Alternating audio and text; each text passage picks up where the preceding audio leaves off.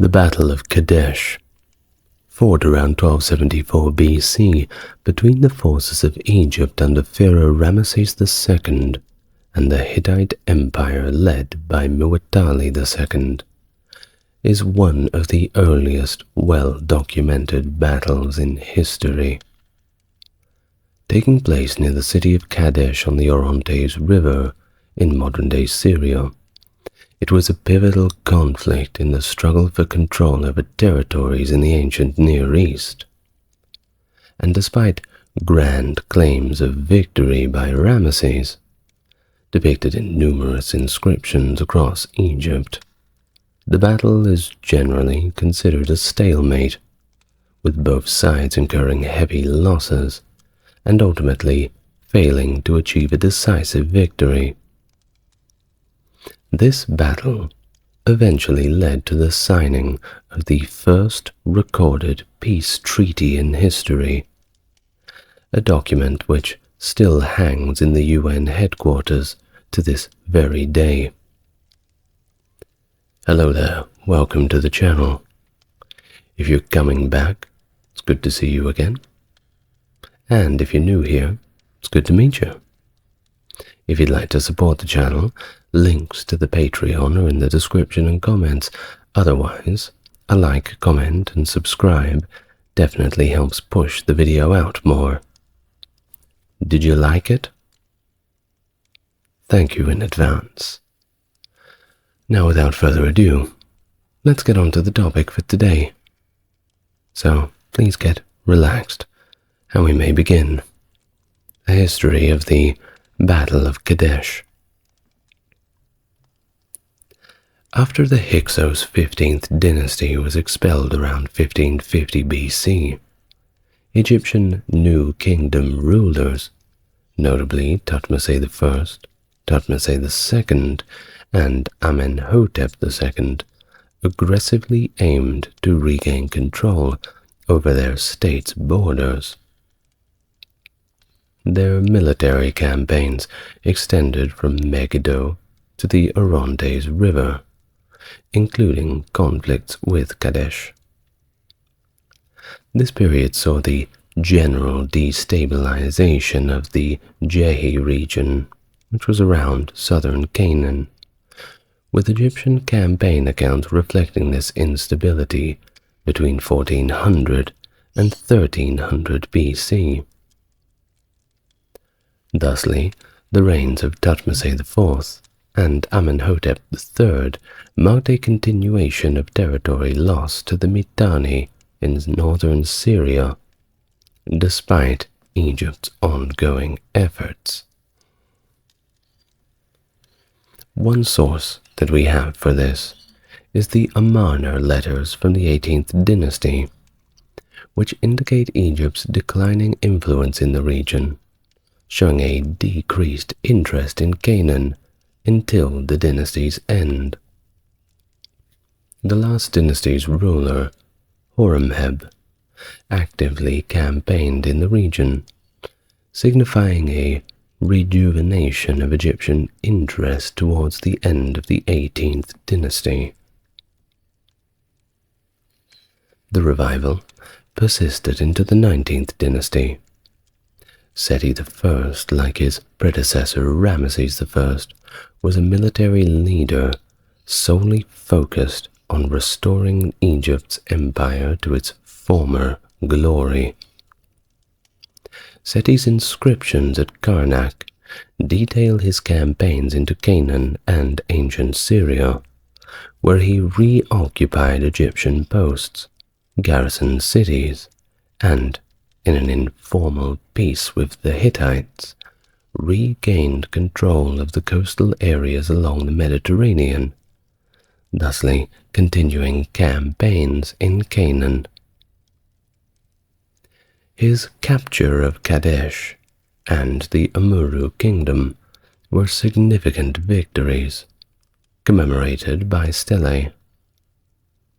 His son and heir to Egypt, Ramesses II, also participated in these military ventures, Historical records do suggest that Ramesses ordered a large quantity of weapons in preparation for his expedition to Kadesh by his 5th regnal year. However, the control over both regions might have reverted to Hittite dominion after some time. The fate of Umuru is a matter of debate. Hittitologists posit that while Umuru could have been once again fallen under Hittite control, it was more likely that it remained a vassal state to the Hittites. Now, if you want a detailed history about the Hittites in general, I've got a video that, yes, is a little bit old and the visuals are a bit different, but it's going strong at about 5,500 views at the moment, so it must be good. If you want to learn about the Hittites in general, then it's probably a good place to start. But today let's just concentrate on the Battle of Kadesh. So leading up to the battle, the initial campaigns of Ramesses II into Canaan played a crucial role, and that's why we have to start there. In the 4th year of his reign, he undertook a northward march into Syria, aiming to either reclaim Amuru or as a strategic move to verify the allegiance of his vassals, and of course, scout the potential battlegrounds. By the spring of the 5th year of his reign, in May 1274, Ramesses set out from his capital, Ramesses, which is modern-day Cantir, advancing beyond the fortress of Tagel and toward the coastal route of Gaza. This campaign to reclaim Amuru was explicitly cited by Muwatalli II, the Hittite ruler, as his reason for moving south to face the Egyptians head-on. Ramesses II commanded an army organized into 4 divisions, and they were named thusly: Amun, Re, Set, and the Tar division, the last of which appears to have been newly established at the time. Of course, these are all named after Egyptian theological terms. Additionally, there was a unit that was referred to as the Ne'arin or Niarin, whose exact nature is not fully clear due to the limited documentation that we have. But we do know a few things. The forces were possibly Canaanite military mercenaries who aligned with the Egyptians, or perhaps they were Egyptian units themselves. Well, either way, Ramesses had stationed these troops in Amuru, ostensibly to maintain control over the port of Sumur. Not Sumer, Sumur. Very different. Now, the role of the Niarin division would prove to be pivotal in the ensuing battle. Notably, the Egyptian army also incorporated Shurden troops as mercenaries, and this marks the first recorded instance of the Shurden serving with the Egyptian military framework. Remember, first recorded. Now, their involvement would grow to be significantly influential, especially in the late Bronze Age, with the Shurden later emerging among the Sea Peoples. Yeah, that's right. Those guys who inflicted widespread devastation across the eastern Mediterranean at the close of the Bronze Age. In fact, many people just simply attribute the end of the Bronze Age to the Sea Peoples entirely, but well, it's a little bit more nuanced than that. Now, there certainly exists a lot of challenges in determining the exact size of the Egyptian chariot force at Kadesh, and it's estimated that it comprised no fewer than 2,000 chariots, which were, of course, distributed among the Amun, Re, Ta, and Set divisions, with each of them most likely commanding around 500 chariots respectively. The estimate might also need to account for the chariots of the Nearin, should they have been distinct from the main Egyptian army. Now, on the opposing side, the Hittites, the King Muwatalli II had rallied several allies, including Ramesses, the king of Aleppo, among others. Ramesses II documented a comprehensive list of 19 allies that Muwatalli had convened at Kadesh.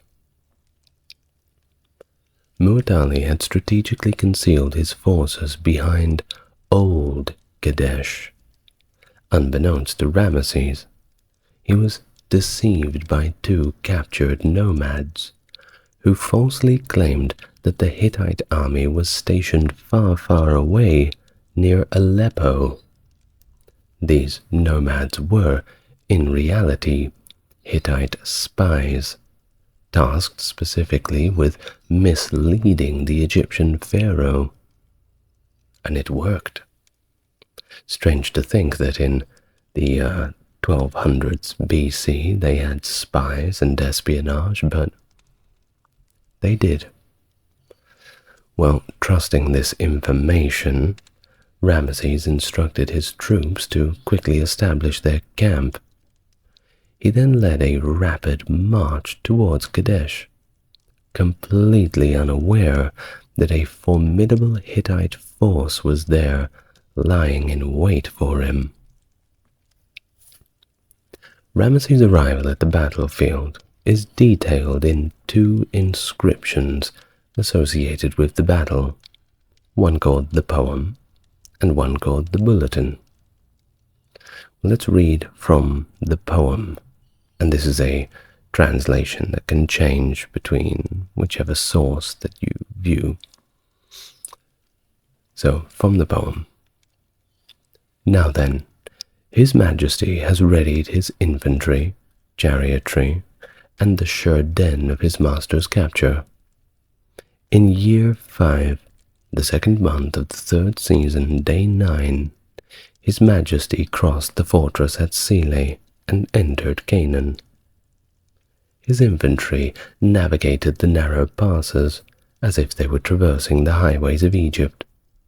Following several days, His Majesty was in Ramesses Meri Ammon, located in the Valley of the Cedar. Proceeding northward, upon reaching the mountainous terrain of Kadesh, His Majesty advanced, and he forded the Orontes River with the lead division of Ammon, named He Gives Victory to User Mat Re Setep En Re. His Majesty approached the town of Kadesh. The division of Ammon followed directly. The division of Re was crossing the ford south of Shabtunah, about 1 eater from His Majesty's position. The division of Ta was positioned south of the town of Arnaim, and the division of Set marched along the road. His Majesty had arranged the foremost ranks of all the army's leaders while they were still on the shore in the land of Umuru. End of the text from the poem source. Now, onto the shorter source of the bulletin. In year 5, in the 3rd month of the 3rd season, day 9, under the majesty of Ramesses II, the Lord moved northward, and His Majesty arrived near the town of Shabtunah. As Ramesses II and the Egyptian vanguard were approximately 12 kilometers from Kadesh near Shabtunah, they encountered two Shasu nomads. These nomads informed His Majesty that the Hittite king was located in the land of Aleppo to the north of Tunip, around 200 kilometers away. So according to the Shasu, the Hittite king was too afraid of the pharaoh to venture south. This misinformation, as aforementioned and stated in his Egyptian records, was an intentional dissemination. Subsequently, an Egyptian scout arrived at the camp with 2 Hittite prisoners in tow. The prisoners were then brought before Ramesses for the interrogation, and the information was given thusly, as from the bulletin. Upon their presentation to the pharaoh, he questioned their identity, to which they responded, "We are servants of the Hittite king, sent to spy on you." Perplexed, Pharaoh then inquired, "Where is the adversary from Hatti?" "I was informed he was in the land of Aleppo." The prisoners from Tunip corrected him, saying, "The king of Hatti is indeed close by, along with the numerous allies who have joined him. They have marshaled their infantry and chariots, armed and ready for warfare. Their numbers surpass the grains of sand on the shore, and indeed they are fully prepared for combat, stationed behind the ancient city of Kadesh." Following the revelation of the Hittite army's proximity, Ramesses convened a meeting with his princes to address the negligence of his governors and officials for failing to accurately report the location of Muwatalli and his forces. During this critical juncture, Ramesses found himself accompanied solely by his bodyguard unit and the division of Amun. In response to the urgent situation, the vizier received instructions to expedite the march of the divisions of Tar and Seth towards the encampment, noting that the division of Re was nearing its arrival at the camp. As discussions with the princes progressed, and orders were given for the Amun division to ready itself for combat, the Hittite chariots launched a surprise attack across the river, targeting the center of the Re division as it advanced towards Ramesses' position. The Re division, caught off guard in open terrain and faced with the very frightening prospect of the chariots, dispersed in chaos, with some retreating towards the Amun camp, albeit hotly pursued by the Hittite charioteers. The assault intensified as the Hittite chariots encircled the north, breaching the Egyptian camp's defenses and breaching the Amun division's shield wall, triggering more panic among its ranks. The effectiveness of the Hittite offensive began to slowly diminish as the chariots navigated the densely packed camp, with some charioteers accidentally crashing into each other and perishing, and if not perishing from the impact, certainly getting stabbed to death as they thrashed around on the ground with broken legs and backs from the fall. Not a good way to go. Well, complete chaos. And in the midst of this chaos, Ramesses portrayed himself as solitary, abandoned by his officers, charioteers, soldiers, shield-bearers, at least according to the Egyptian narrative. Despite being overwhelmed, Ramesses managed to repel the initial wave of attackers and rejoined the Egyptian lines, likening his ferocity in battle to the deity Set, a war god sent to Earth. Pretty cool. Now he recounted dispersing the Hittite chariots encircling him, charging through their ranks with his horses. Whether or not this is what actually happened certainly paints Ramesses as quite a brave character. I suppose it depends on who's doing the writing. Either way, a good bit of propaganda that makes the Egyptians look like the real tough guys. Now confronted with a dire situation, the pharaoh invoked the protection of his deity Amun and took to the offensive, leading the charge with his personal guard, a contingent of chariots from the Amun division, and the remnants of the dispersed Ray division. Ramesses, gallantly at the front of the line, fought back against the Hittite adversaries. You see how this is kind of one-sided, but that's what the Egyptian sources tell us. The Hittite forces, under the impression that they had completely vanquished the Egyptians, engaged in looting the Egyptian encampment, thereby rendering themselves vulnerable to Ramesses' strategic counteroffensive. He successfully repelled the looters, driving them back towards the Orontes River, thereby safeguarding the Egyptian camp from further plunder. During this case, the lighter, more agile Egyptian chariots easily overtook and defeated the more bulky and heavier Hittite chariots, capitalizing on their speed and maneuverability. Of course, the Hittite chariots were great out in the open, but around these tight corners and the uneven ground of the camp, well, they weren't as good as the smaller variants.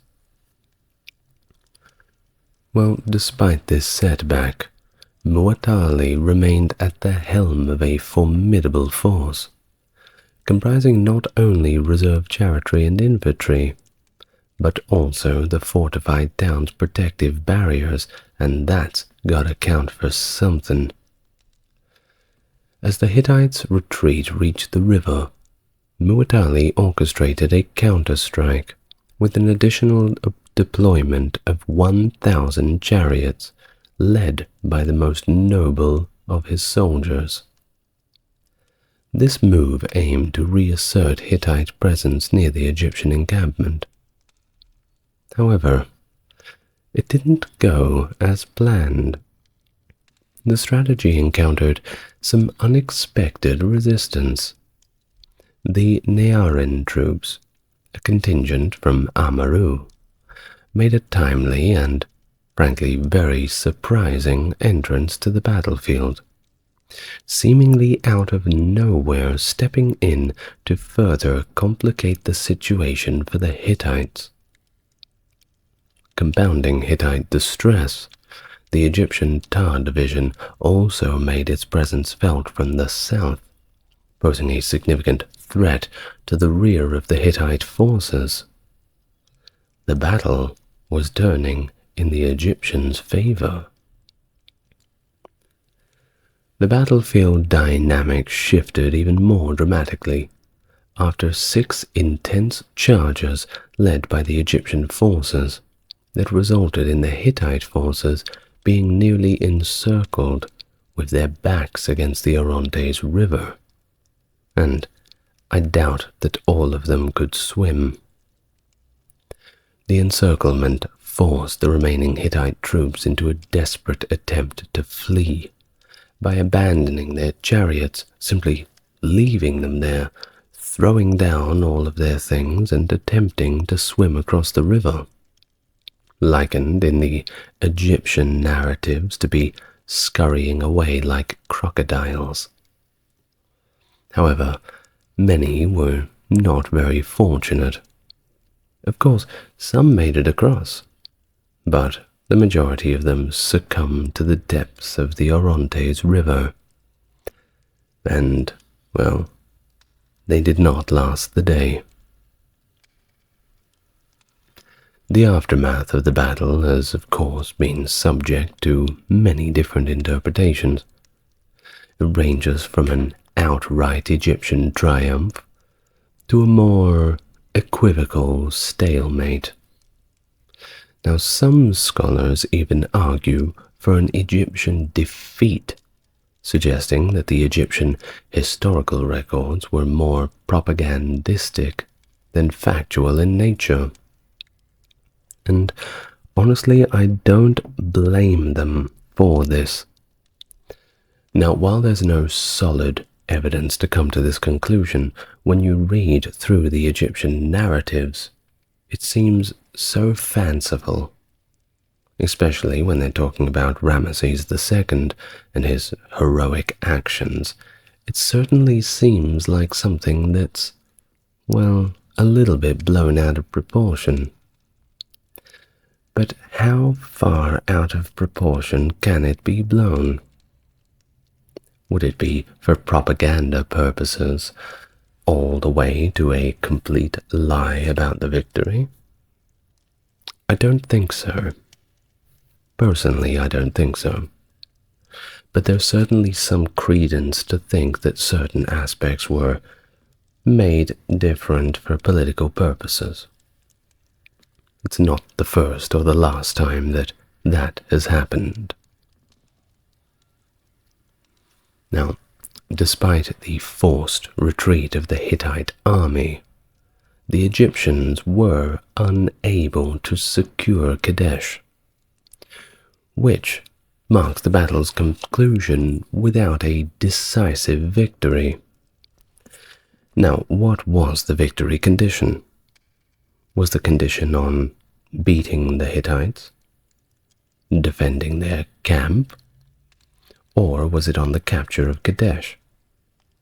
If it is on the latter, then we can't really chalk this one up to an Egyptian victory. And even if we chalk it up to a Hittite victory, which we're not going to do, we could perhaps call it a Pyrrhic victory for both sides. Now, facing the logistical challenges of maintaining a prolonged siege on the fortified city of Kadesh, Ramesses made the strategic decision to simply withdraw his forces, directing them southwards towards Damascus before he himself returned to Egypt. Now, despite not achieving this objective of capturing the city of Kadesh itself, Ramesses declared a personal victory, and he portrayed the retreat as a rout of his adversaries. The assertion, however, is pretty much seen as largely symbolic, highlighting his ability to extricate his forces from a potentially disastrous ambush through the deployment of his innovative, lighter, and frankly faster two-man chariots, which proved to be advantageous against the slower, heavier Hittite chariots. Of course, think of it in this way. If they had used the same chariots during the raid on the camp, then the Hittites, well, it may have been a more even ground, and they may have even managed to capture or kill, in whichever order, Ramesses himself. But that's just speculation now, isn't it? But you know, the Egyptians, they're not the only ones with written records. The Hittites had their own account of it. Contrasting narratives emerged from the Hittite records preserved in Hattusa. That was the Hittite capital, by the way. And of course, the Hittite records suggest a slightly less favorable outcome for the Egyptian forces. Color me surprised. Well, the Hittites suggest that Ramesses' retreat was a consequence of defeat rather than a tactical withdrawal.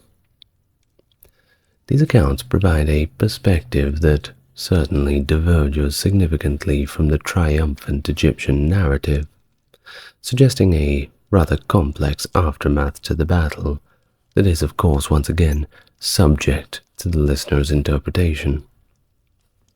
But in terms of modern historians, they genuinely still view the battle's outcome as inconclusive.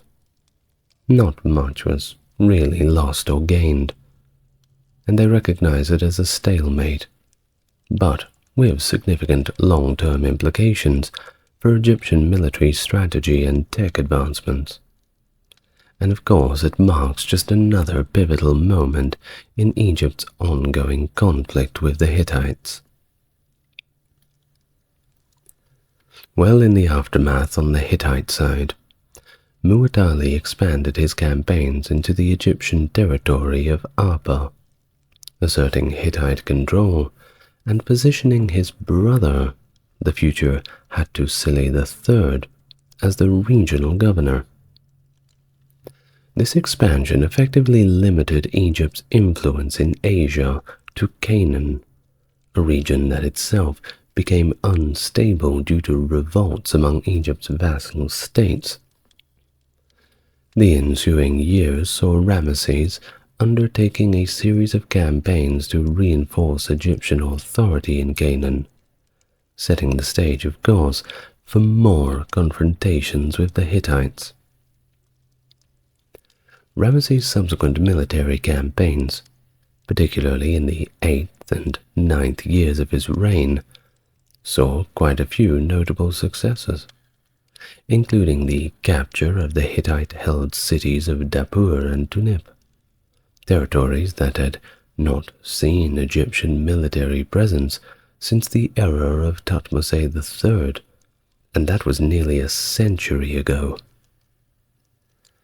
However, the victories were short-lived, as the strategic importance and defensibility of the region between Umuru and Kadesh proved to be more or less untenable, leading to its recapture by Hittite forces shortly thereafter.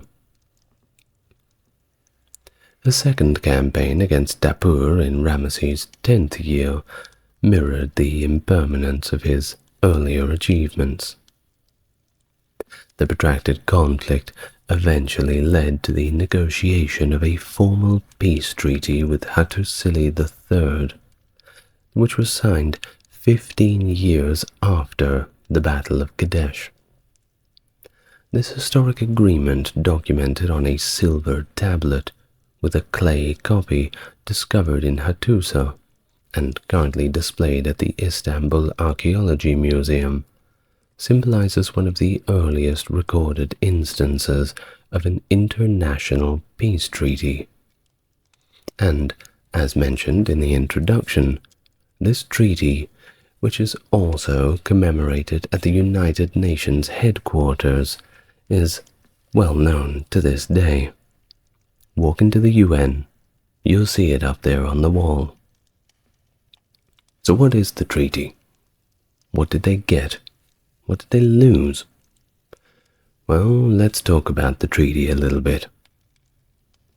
It meticulously outlines pledges of peace and also mutual respect, effectively ending decades of conflict over Syrian territories and establishing a precedent for international peace agreements.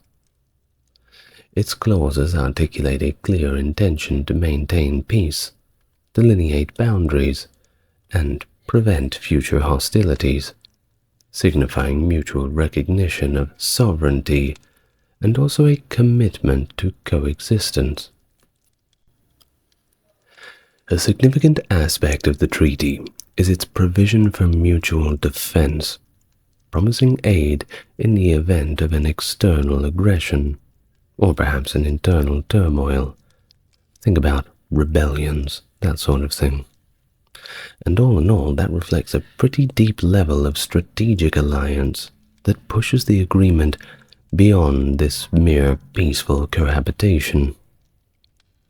This clause of it not only facilitated a defensive pact against common enemies, but it also ensures stability within each empire by discouraging internal dissent and rebellion, thereby strengthening Hattusili's position and securing his dynasty's future. Furthermore, the treaty's emphasis on the extradition of political refugees and dissidents underscores a broader theme of legitimacy and political stability in general, with both empires agreeing to a protocol that prevented the harboring of fugitives who could pose threats to internal security. The invocation of divine witnesses in the treaty reflects another profound role religion played in legitimizing political authority and legal agreements in the ancient world.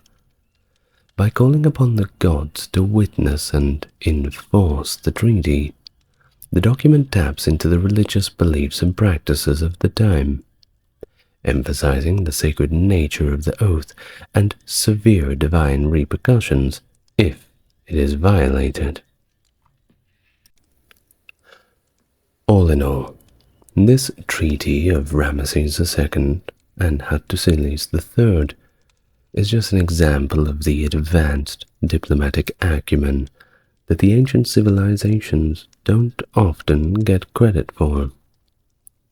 It showcases an ability to negotiate a complex international agreement, also foresight in establishing mechanisms for peace and cooperation, and of course the integration of legal, political, and religious elements into a binding document. So, for Ramesses, the decision to enter into an alliance with the Hittites marked a pragmatic shift in his foreign policy objectives. After years and years of costly and inconclusive military campaigns, which were aimed at reclaiming lost territories in Syria, Ramesses recognized the diminishing prospects of military success, especially against a force as formidable as the Hittites.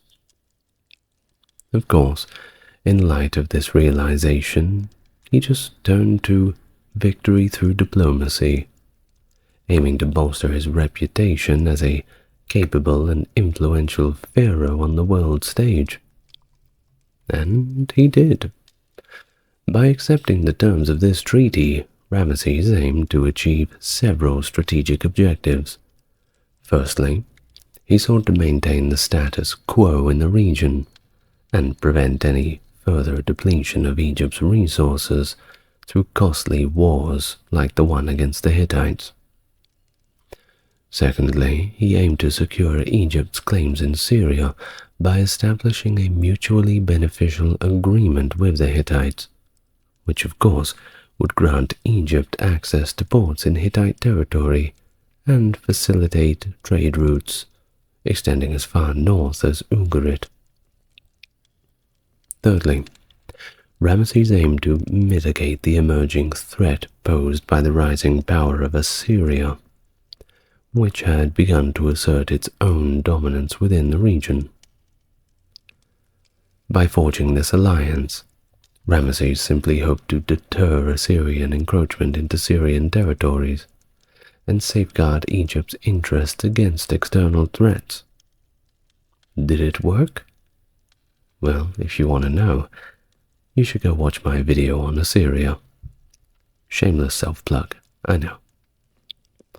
Furthermore, by portraying the treaty as a victory over the Hittites, Ramesses sought to assert his supremacy as the ruler of Egypt and, of course, enhance his political stature among his own subjects.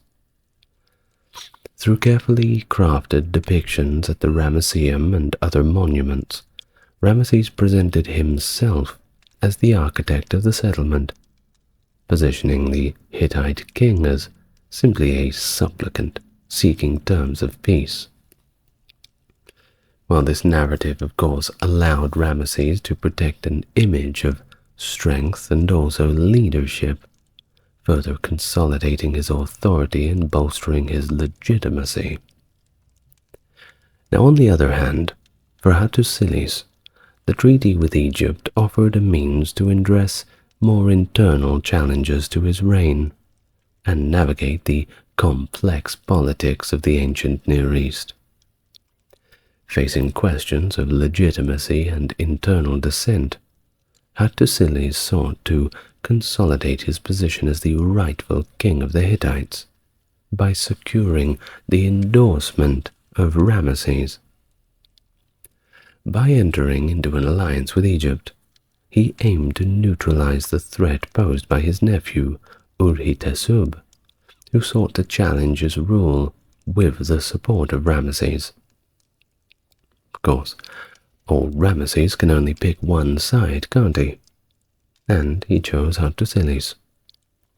Urhi-Tesub knew that if he started up a rebellion, well, he'd have to fight both the Hittites and the Egyptians. And even fighting one of them is quite a tall order. Additionally, Hattusilis also recognized the pressing need to confront the growing threat that was posed by Assyria right on their doorstep, and it had already encroached on Hittite territories in Hanigalbat. The prospect of this further Assyrian aggression prompted Hattusilis to seek the protection of Egypt and forge a defensive alliance against what was quickly becoming a common adversary.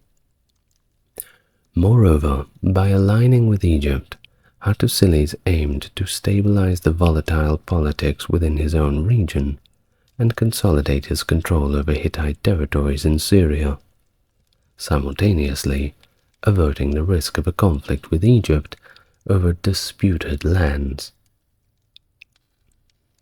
Well, this treaty of Ramesses and Hattusilis was a grand product of strategic calculations, diplomacy, and mutual interest between two powerful empires.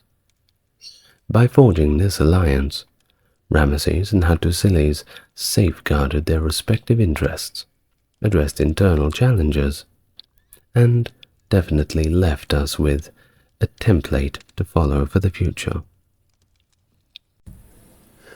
Ramesses II, also known as Ramesses the Great, and for good reason, was one of Egypt's most powerful and celebrated pharaohs, reigning from 1279 to 1213 BC during the New Kingdom's 19th dynasty. His was a reign lasting over 66 years that made him a legendary figure in Egyptian history, known for his ambitious building projects, including the temples of Abu Simbel and the Ramesseum, his mortuary temple. He was also famed for his role in the Battle of Kadesh against the Hittites, often celebrated as one of the largest chariot battles ever fought, and was the earliest well-documented battle in history.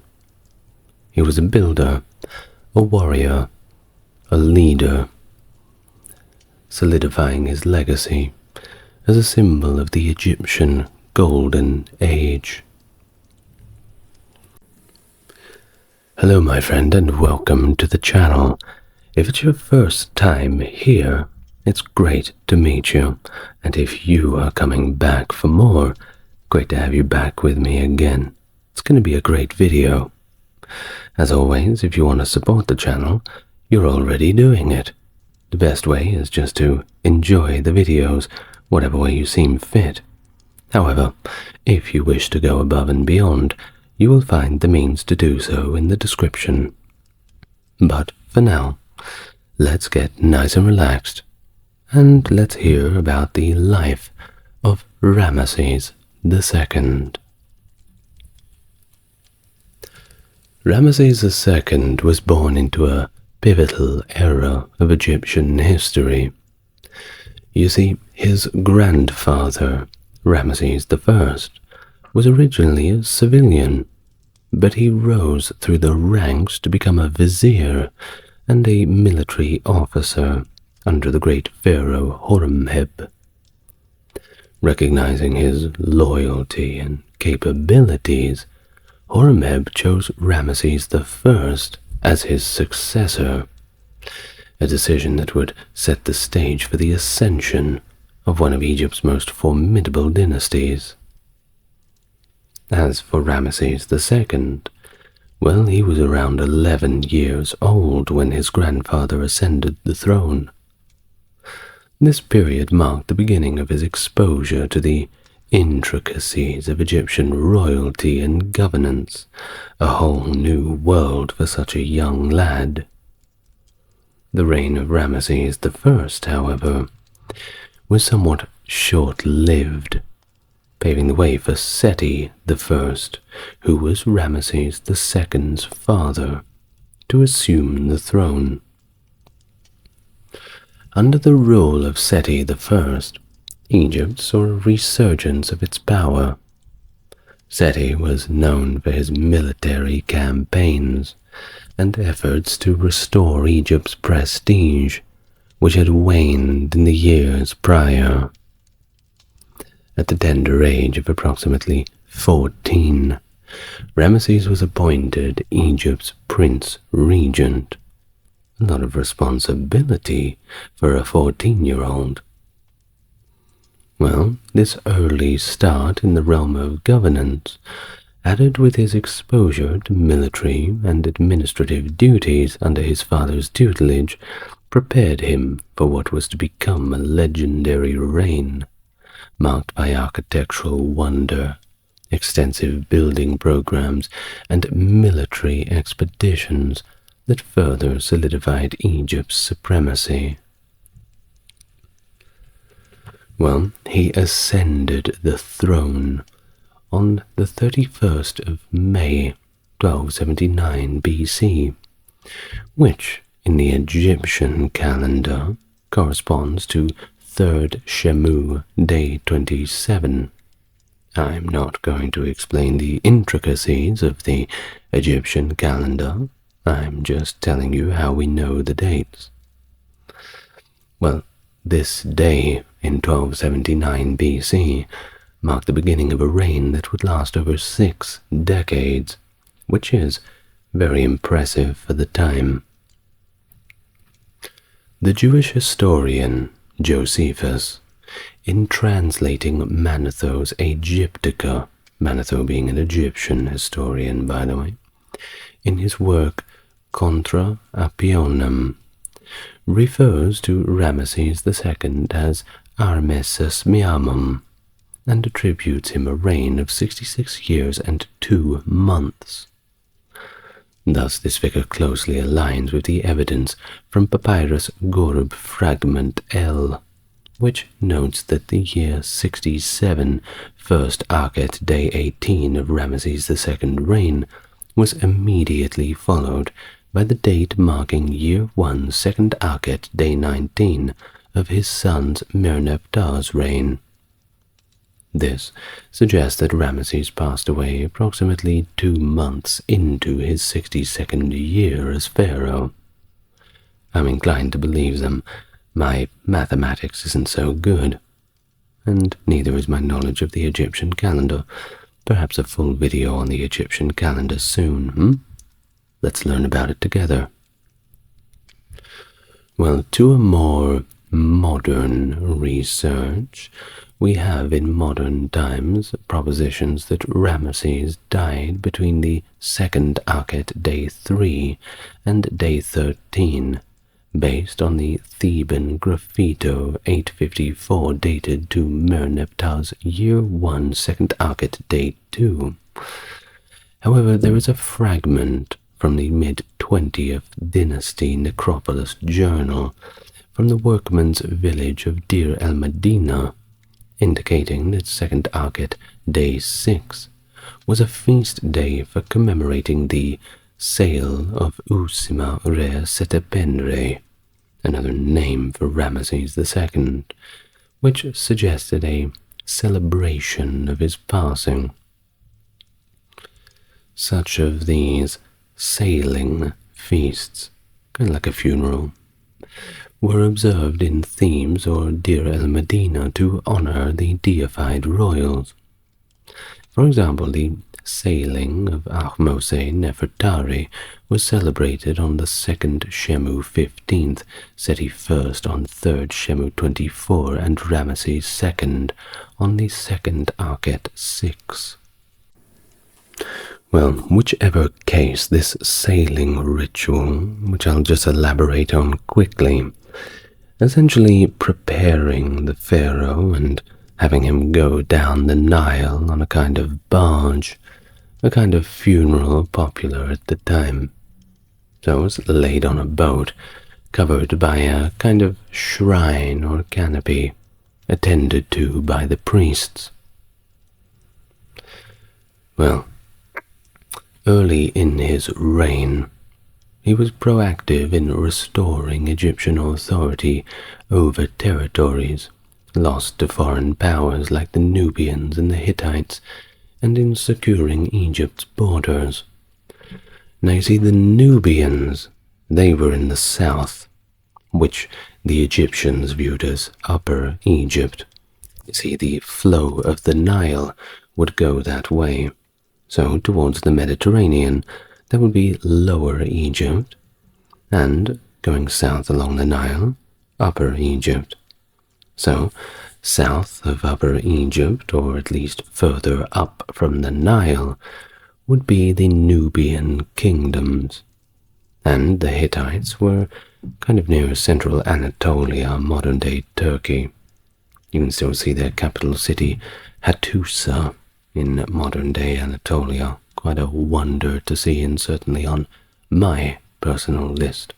Add it to yours. Well, his military campaigns, of course, were not limited to the grand battles like Kadesh, which we will get to later, but they also included skirmishes and, of course, smaller conflicts that all helped to stabilize the region and maintain Egypt's influence. His efforts against the revolts in Nubia and campaigns in Libya further solidified his reputation as this formidable military leader.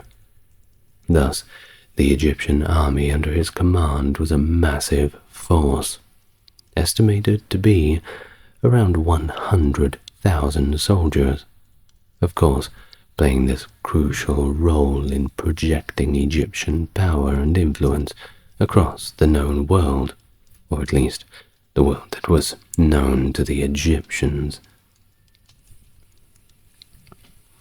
One of these significant early military campaigns that Ramesses faced was the threat from what were known as the Shurden Sea Pirates.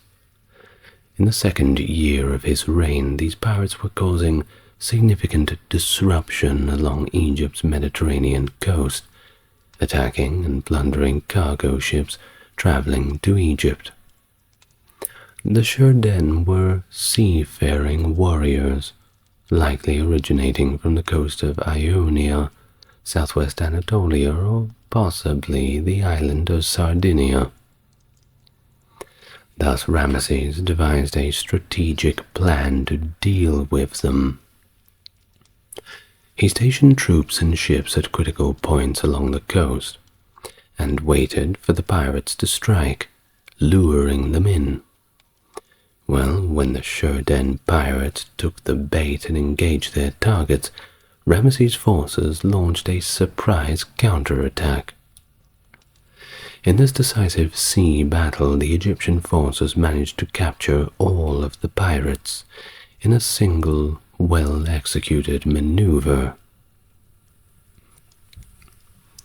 It is a victory that is well documented on a stela from Tanis, which describes the Shurden pirates as having come in their warships from the midst of the sea, and none were able to stand before them.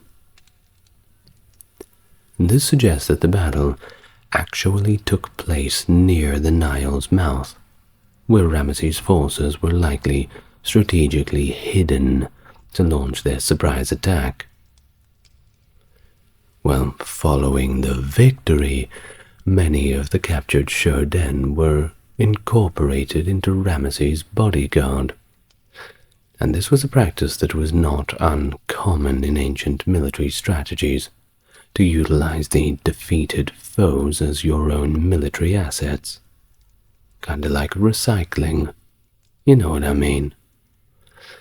While these Shurden gods are easily recognizable in Egyptian inscriptions, notably those depicting the Battle of Kadesh, as they wore distinctive horned helmets with a central spike, round shields, and were armed with naue swords, a type of weapon that underscores their origins from the Aegean or Eastern Mediterranean regions.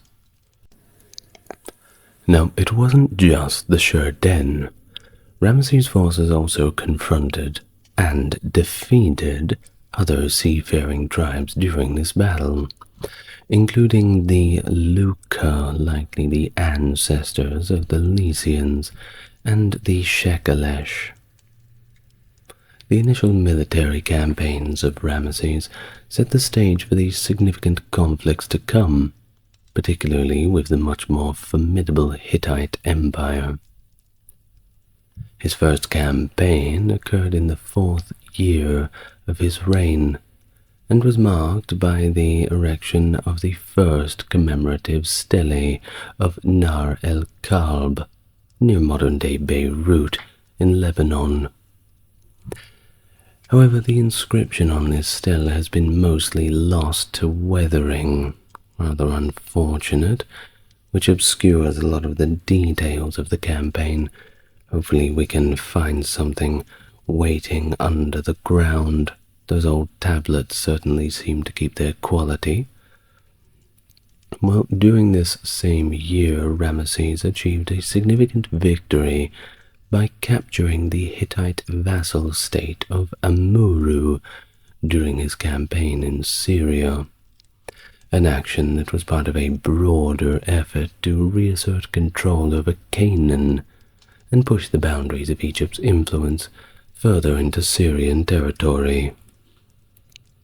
And speaking of which, we find ourselves at the Second Syrian Campaign, and of course, the Battle of Kadesh. Now, the most famous battle was indeed the Battle of Kadesh for Ramesses. It took place in his 5th regnal year. It was a battle that was the culmination of a campaign in Syria against the resurgent forces of the Hittite king Muwatalli II. Ramesses aimed to secure a victory at Kadesh to extend Egypt's frontiers into Syria and emulate the triumph of his father, Seti I, who had entered the city a decade earlier. Thus, to prepare for such a campaign, Ramesses built his new capital, Pi Ramesses, where he established extensive military production facilities. These factories were capable of producing significant quantities of weapons, chariots, and shields, equipping the Egyptian army for the long and difficult campaign ahead.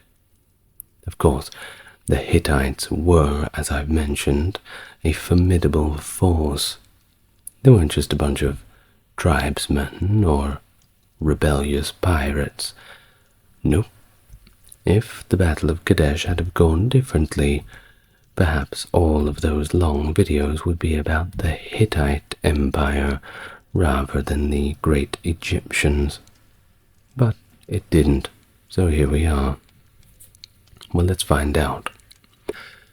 After a month of advancing through Canaan, Ramesses and his forces arrived at Kadesh on the 1st of May, 1274 BC.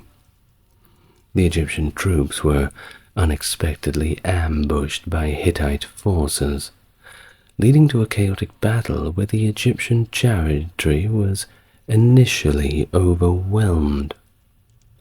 However, reinforcements helped the Egyptians to counterattack and eventually rout the Hittites, who abandoned their chariots and fled across the Orontes River to safety within the walls of Kadesh.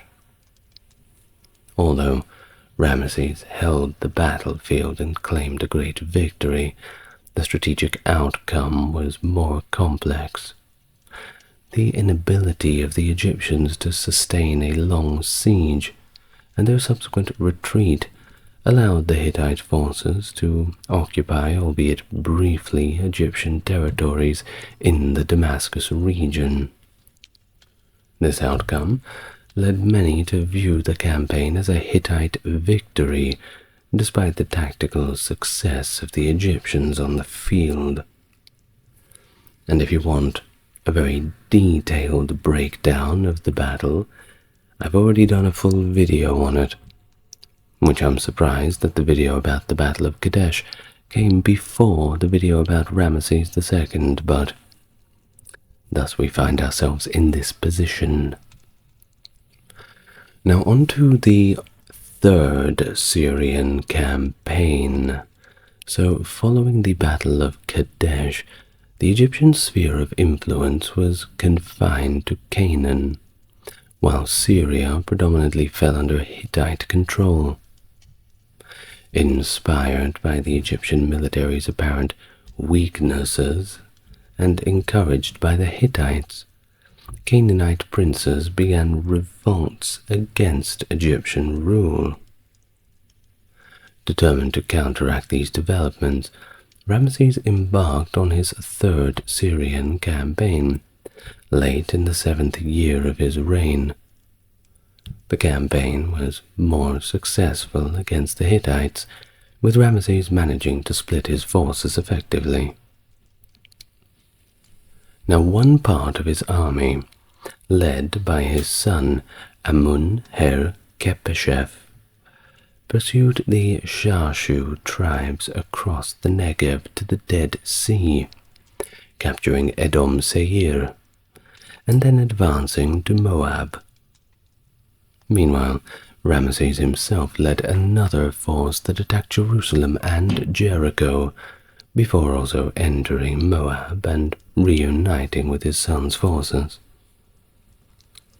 The reunited Egyptian army continued its campaign, capturing key locations such as Hezbon and Damascus, and successfully re-establishing Egypt's influence over the territories around Damascus.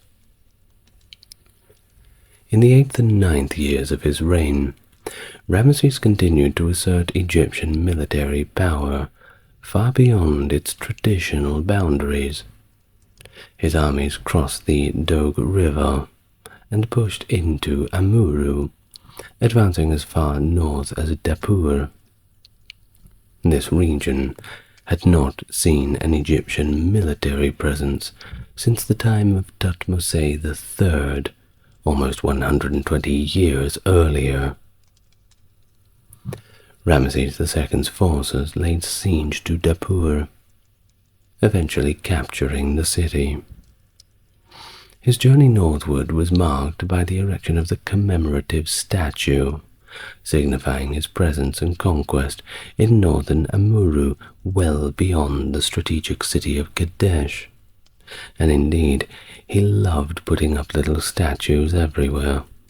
I just wish we had more of them left to see. Sands of time, I'm afraid.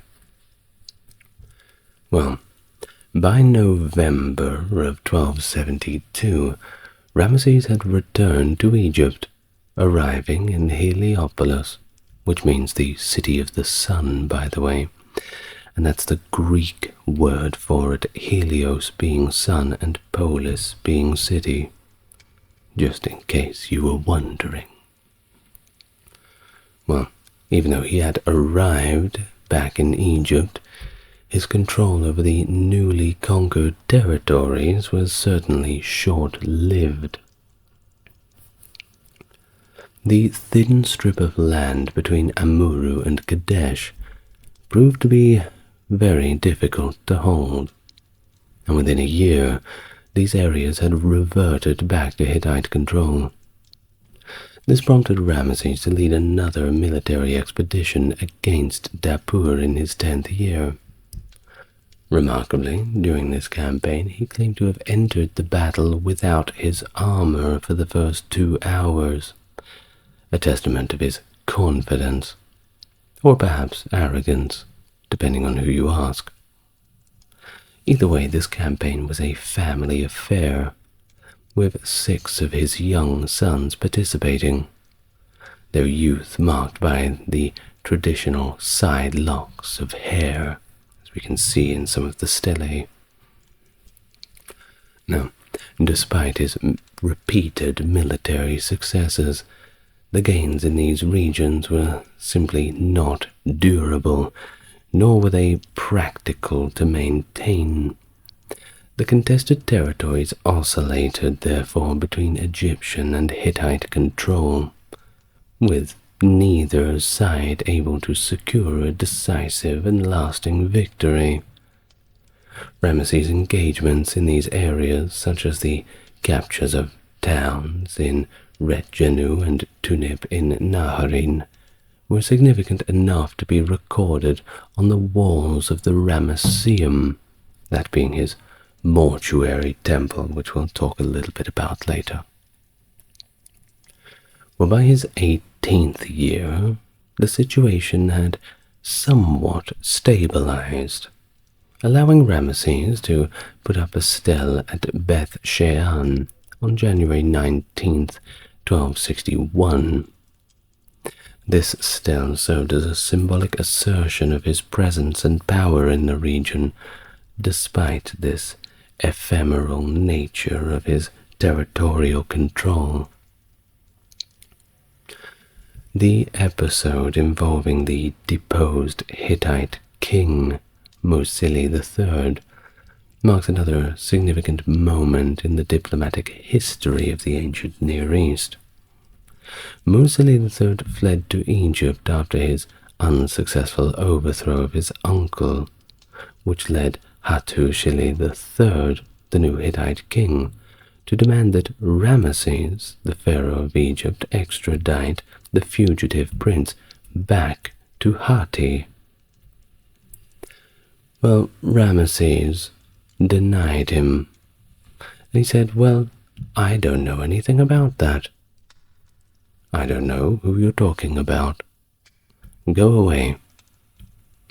Thus, his denial of Muwatalli's presence in Egypt, despite the fact he was obviously there, brought the two empires to the brink of war.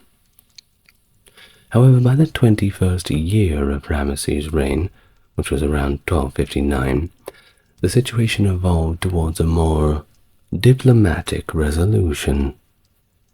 Ramesses and Hattusili agreed to meet at Kadesh, the site of their earlier military standoff, to negotiate a peaceful end to the conflict. And they did. The meeting resulted in the earliest known peace treaty in world history.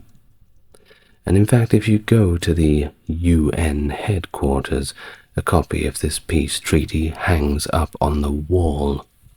It's a very historic document. I wonder if they had have known back in those years when Ramesses had sat down with Hattusili if this would be such an important event. Well, perhaps they did. Who knows? Either way, the peace treaty is notable for several reasons. It was recorded in both Egyptian hieroglyphs and Hittite cuneiform, with both versions largely agreeing on content, though differing slightly in perspective. The Hittite version claims that the Egyptians sought peace, whereas the Egyptian version said that the Hittites were the ones who came to them to ask for peace. Well, it could be either way. Either way, the treaty was engraved on a silver plaque, which was then taken back to Egypt and inscribed into the walls of the temple at Karnak. This preserved text for posterity and signified its importance. Well, the treaty's 18 articles not only called for peace between the two empires, but also emphasized that this peace was mandated by the gods of both lands. And while the treaty did not explicitly define the borders, other documents like the Anastasi A papyrus help infer that the Phoenician coastal towns up to Sumer were under Egyptian control.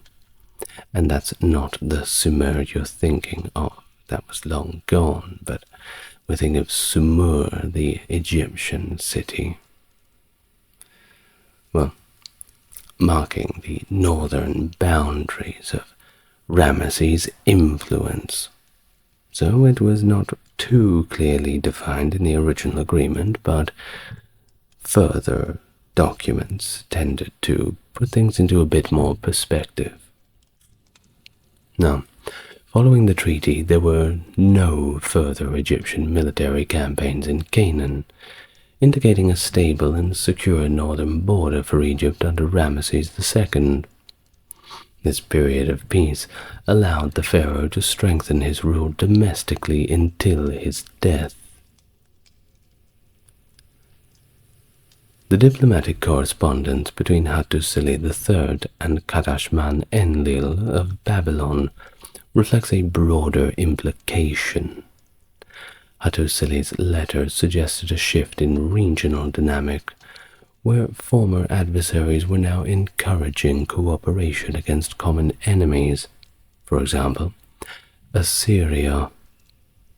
This change was part of a larger pattern where major powers sought stability through diplomacy rather than continued conflict. What a novel idea.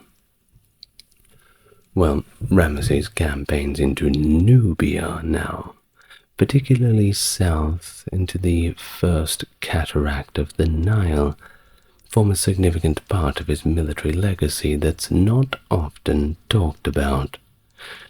Pretty much anything to do with Ramesses lives under the shadow of the Battle of Kadesh and the peace agreement. Well, by the age of 22, he was actively leading military expeditions into Nubian territory, demonstrating an early involvement in Egypt's colonial and military activities.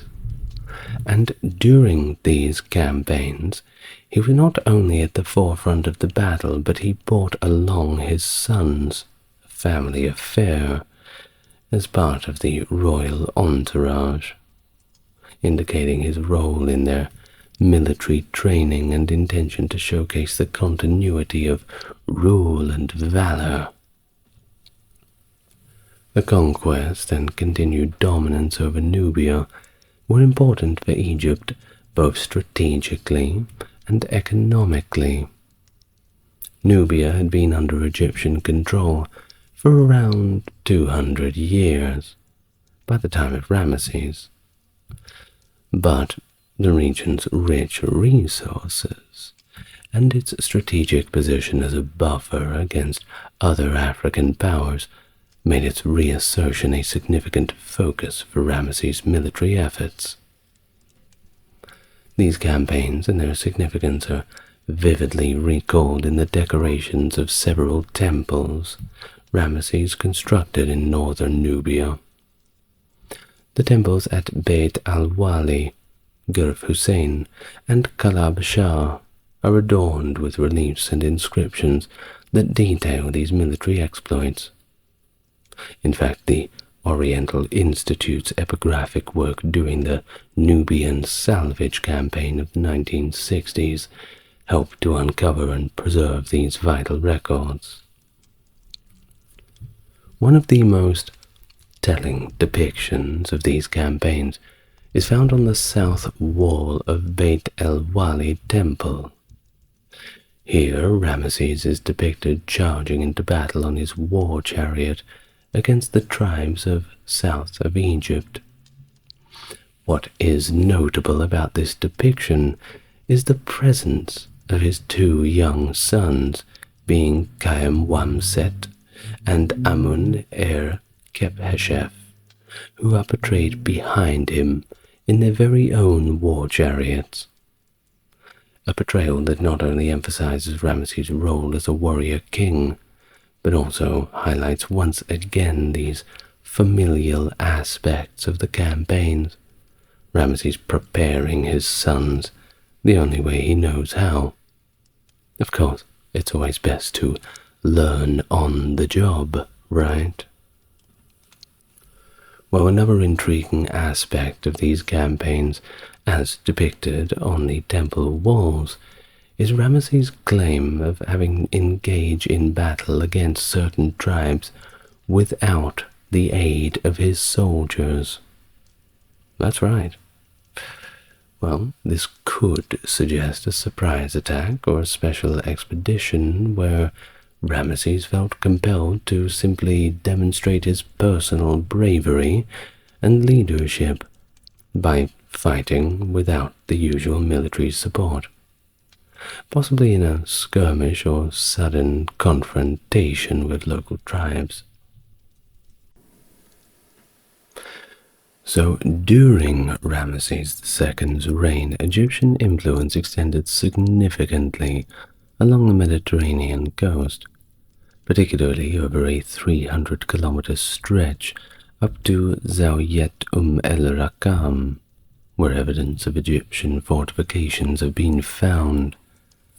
These fortresses, built on what was referred to as Libyan land, indicate that Egypt exerted some degree of control over this region, although the precise military and political circumstances of these fortifications remain somewhat unclear. While detailed records of Ramesses' military campaigns against the Libyans are sparse, various inscriptions hint at his victories over them.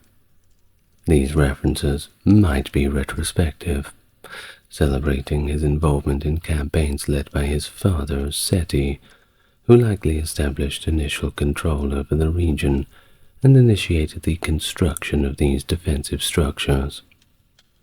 This would mirror Seti's efforts to rebuild and fortify the ways of Horus across the northern Sinai, suggesting a strategic approach to securing Egypt's frontiers. By the 30th year of his reign, Ramesses celebrated his first Sed festival, a jubilee event intended to rejuvenate the pharaoh's strength and honor his rule.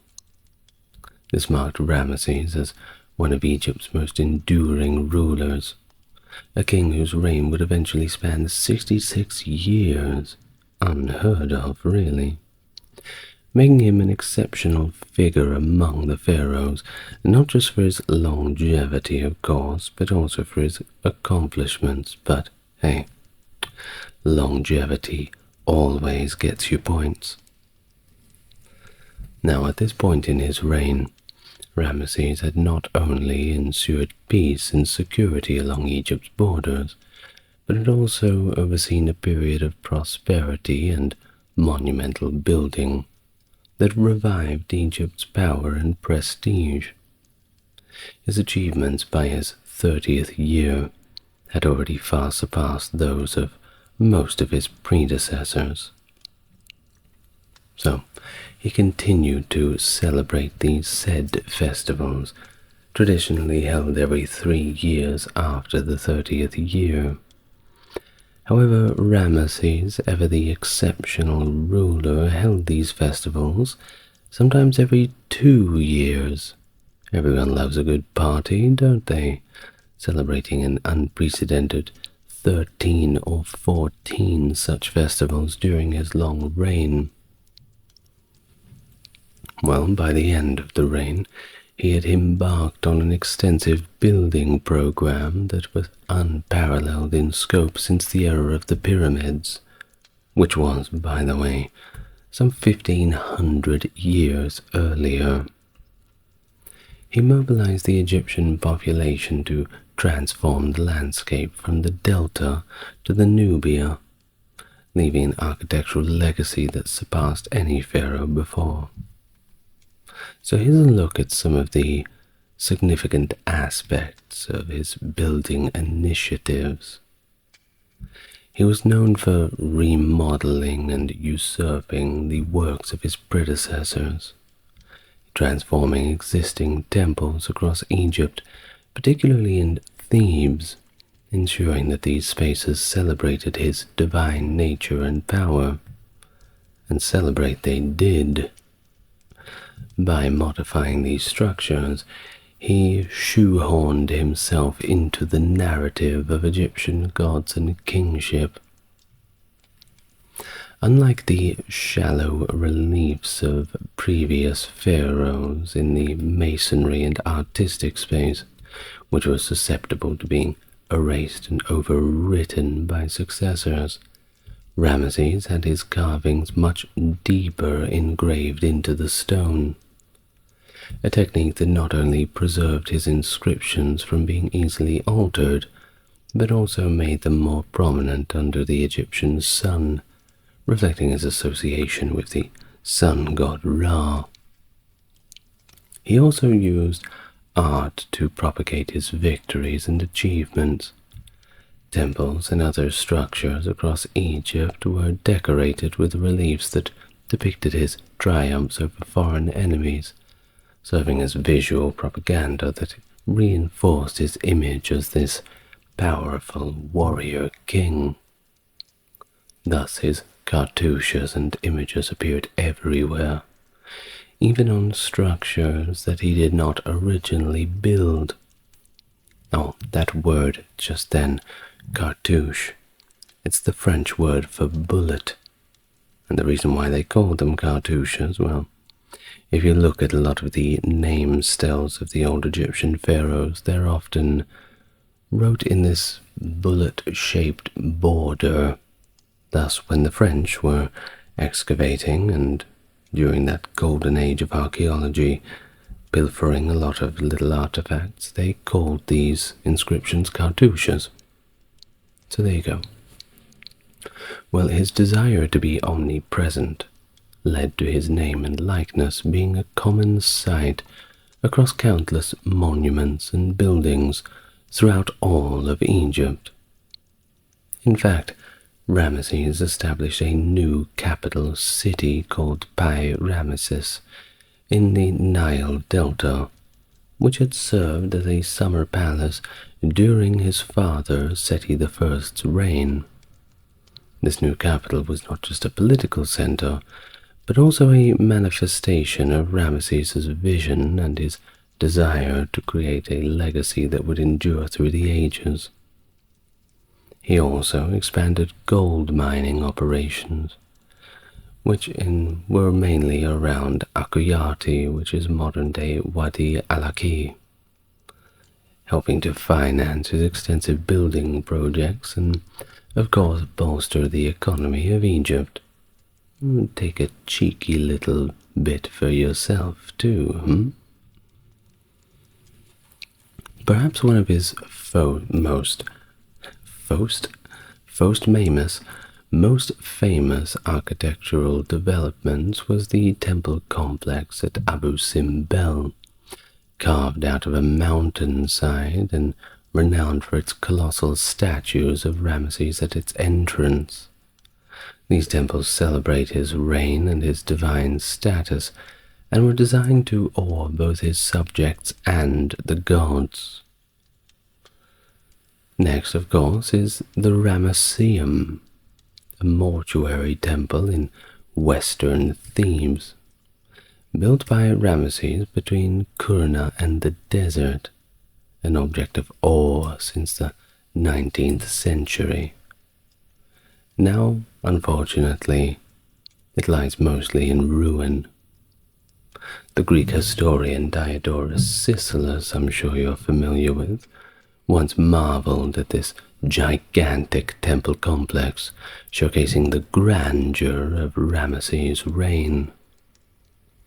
The temple was oriented northwest to southeast and featured a sequence of courts leading up to the main temple area.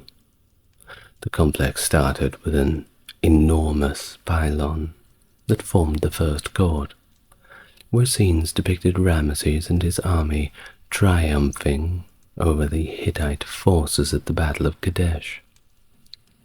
Adjacent to this pylon was of course the royal palace, and at the back stood a colossal statue of Ramesses, though only fragments of the base and torso remain today. The original stood at over 17 meters tall and weighed over 1,000 tons. That's pretty heavy. The second court contained part of the pylon's internal facade and a portion of the osiride portico.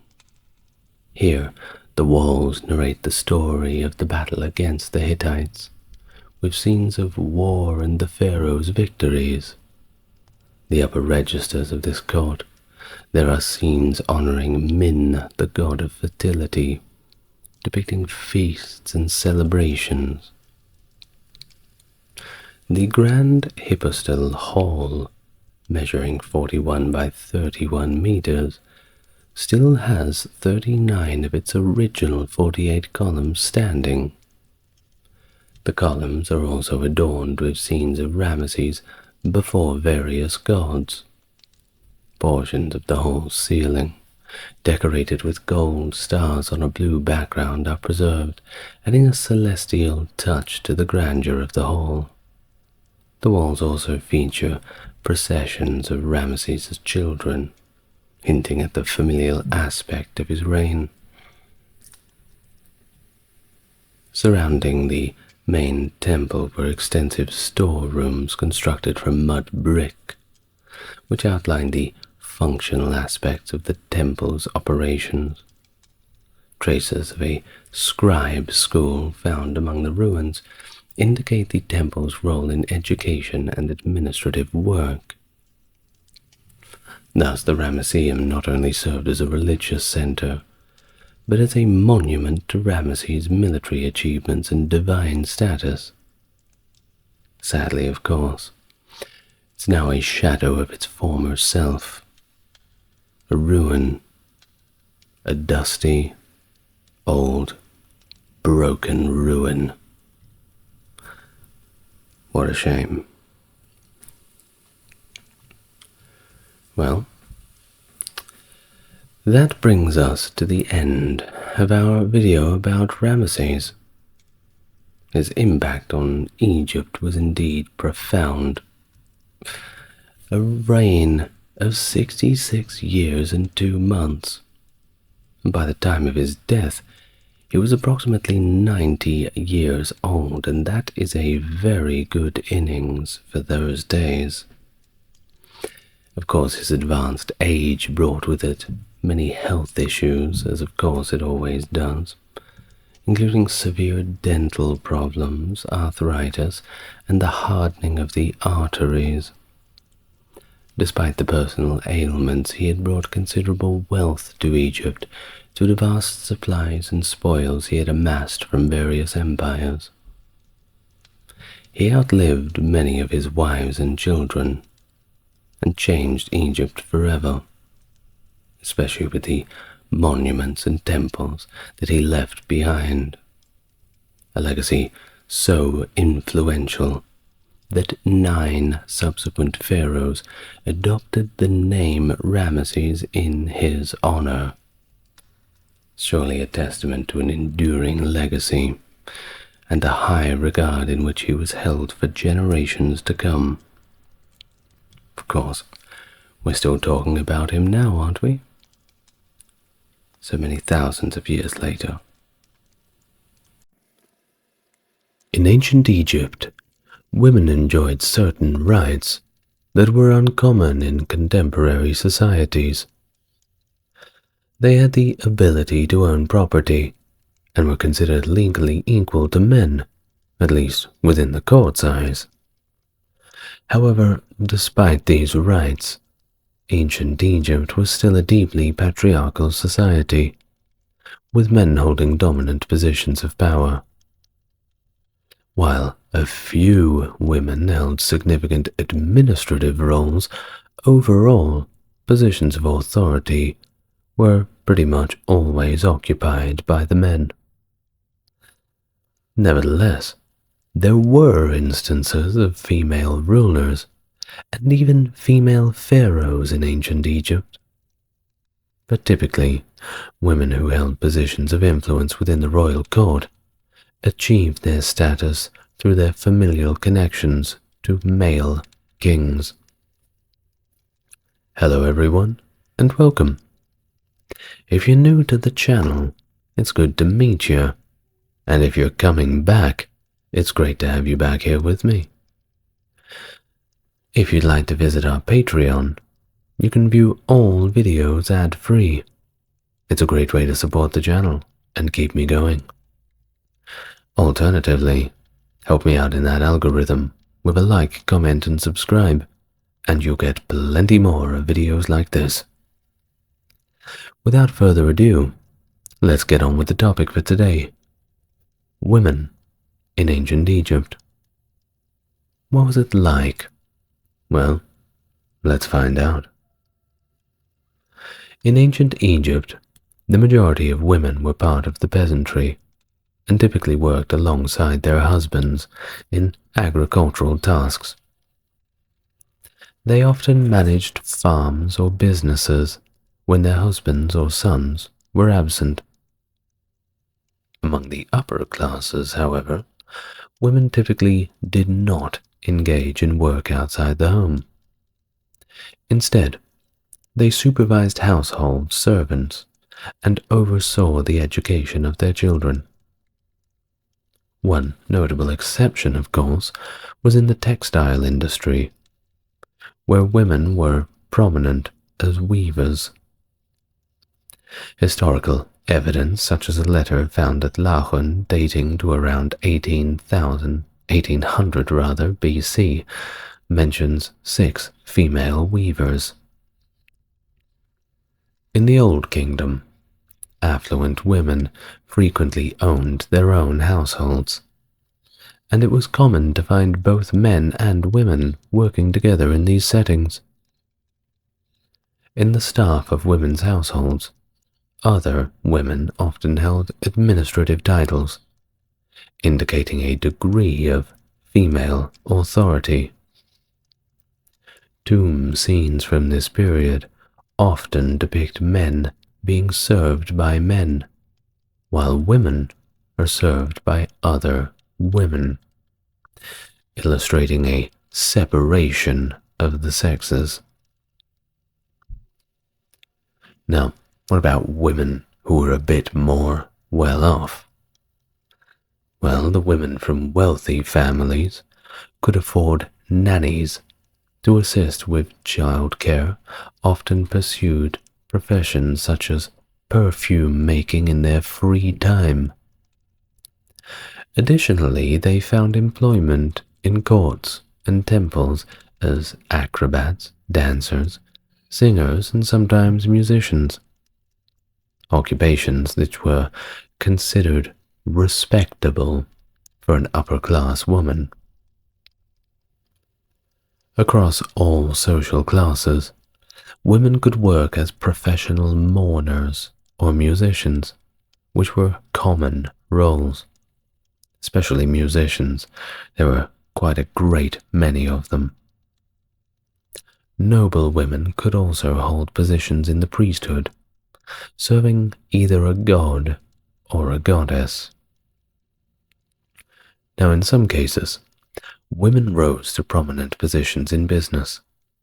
For example, Lady Nennefer of the New Kingdom was known to head up her own company, while Lady Peseshet during the 4th dynasty of Egypt was a notable doctor.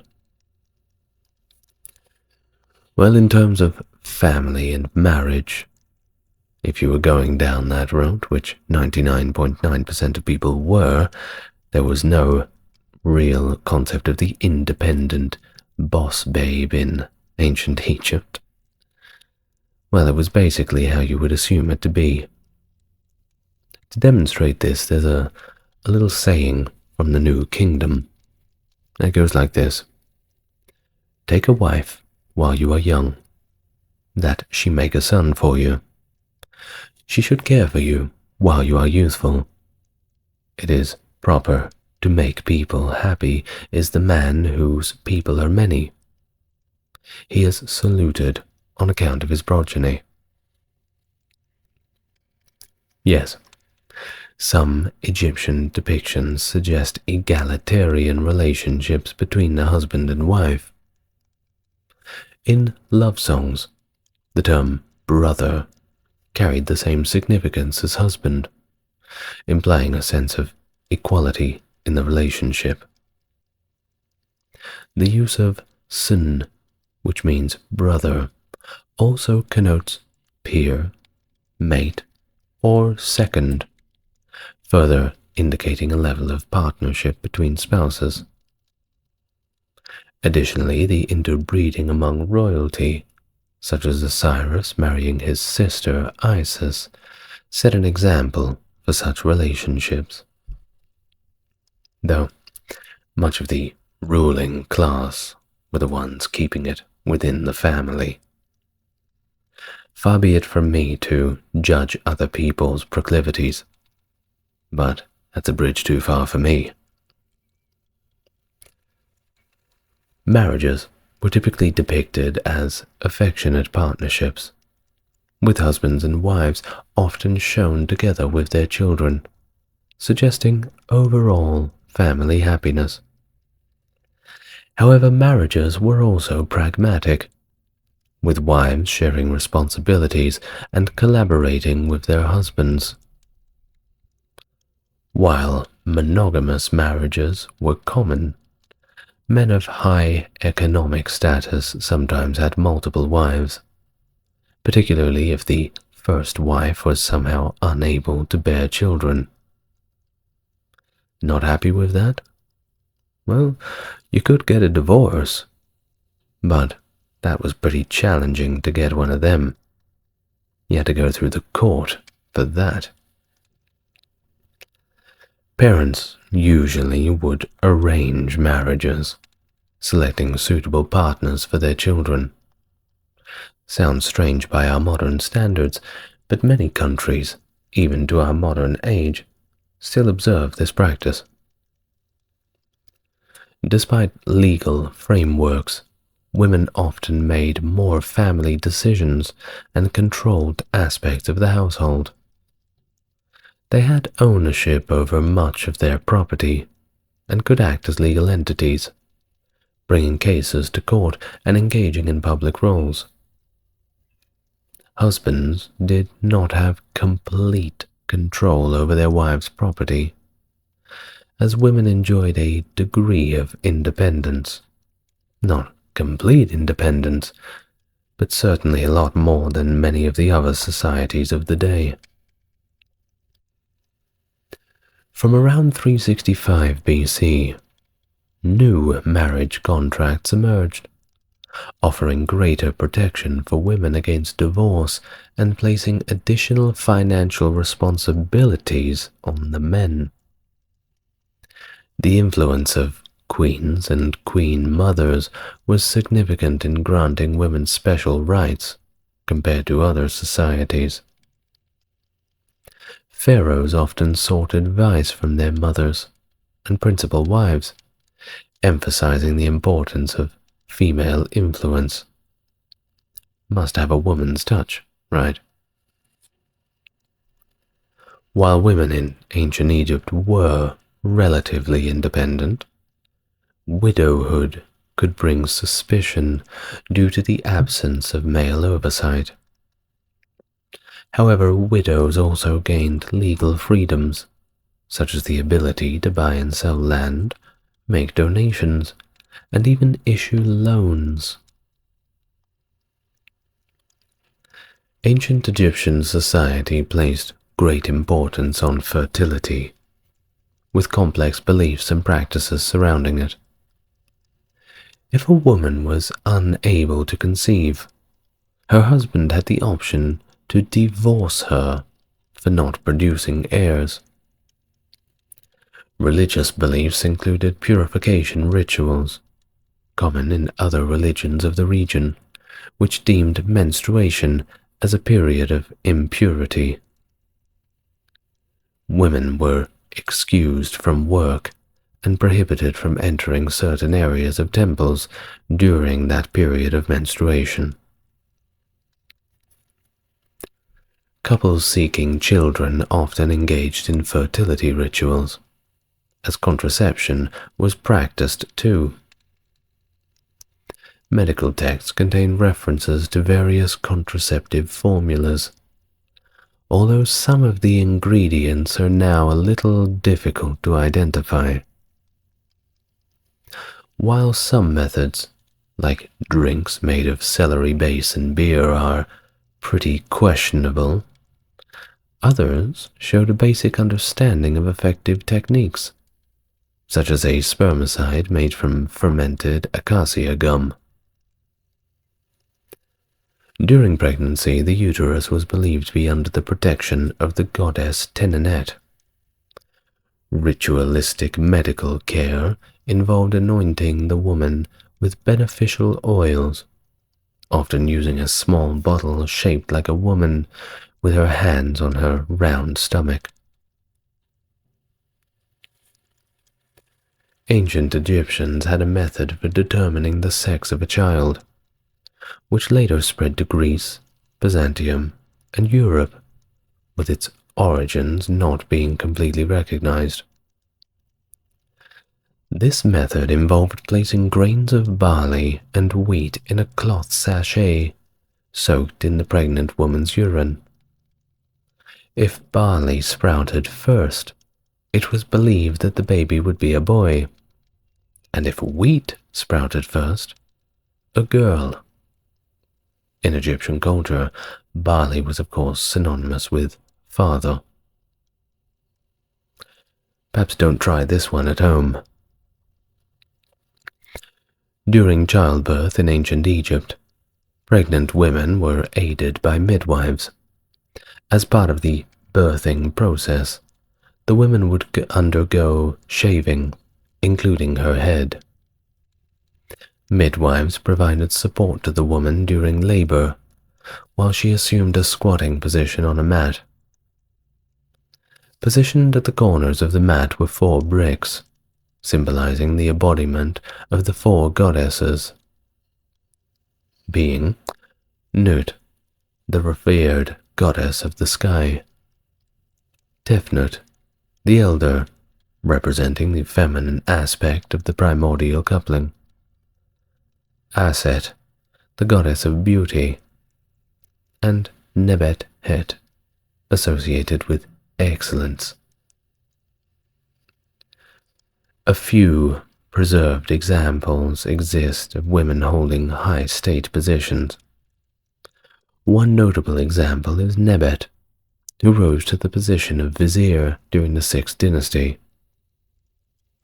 The vizier, by the way, was the highest-ranking state official, second only to the king himself. So, like pretty much every other civilization of the time, ancient Egyptian society was deeply rooted in their religion. The power of the pharaohs was justified through various means, with the ruler believed to be appointed by the gods and possessing divine authority. Traditionally, power was passed from one male to the next, with sons inheriting the throne and serving as heirs to their fathers. In cases where the king lacked a male heir, succession typically passed to male relatives further removed from the king, such as cousins or uncles. Under this system, daughters did not automatically inherit power. However, in Egyptian civilization there were exceptions to this male-centric succession model. Access to the throne was primarily determined by royal blood, which was considered to have divine legitimacy. Yet the divine essence was also believed to be transmitted to the royal spouse, demonstrated by figures like Nefertiti, the wife of Akhenaten. In ancient Egypt, there was a preference for being governed by a woman with royal blood, as this lineage was considered divine according to their own mythology, rather than by a man without royal heritage. During times of succession crises, there were instances where women did assume power. In such cases, the female pharaoh would adopt all the traditional symbols of masculine authority associated with the throne. There are even debates surrounding the sex of certain pharaohs, with some historians suggesting that they may have actually been women. An example from the 18th dynasty illustrates this dynamic. When Amenhotep passed away, his successor, Thutmose I, was not his son, at least not from a secondary wife of the late pharaoh. If Thutmose's first wife, Ames, was related to Amenhotep I, this union would have provided divine legitimacy to the succession. Subsequently, Thutmose II, the son of his second wife, and therefore the half-brother of Princess Hatshepsut, ascended to the throne by marrying her, ensuring the continuation of royal lineage.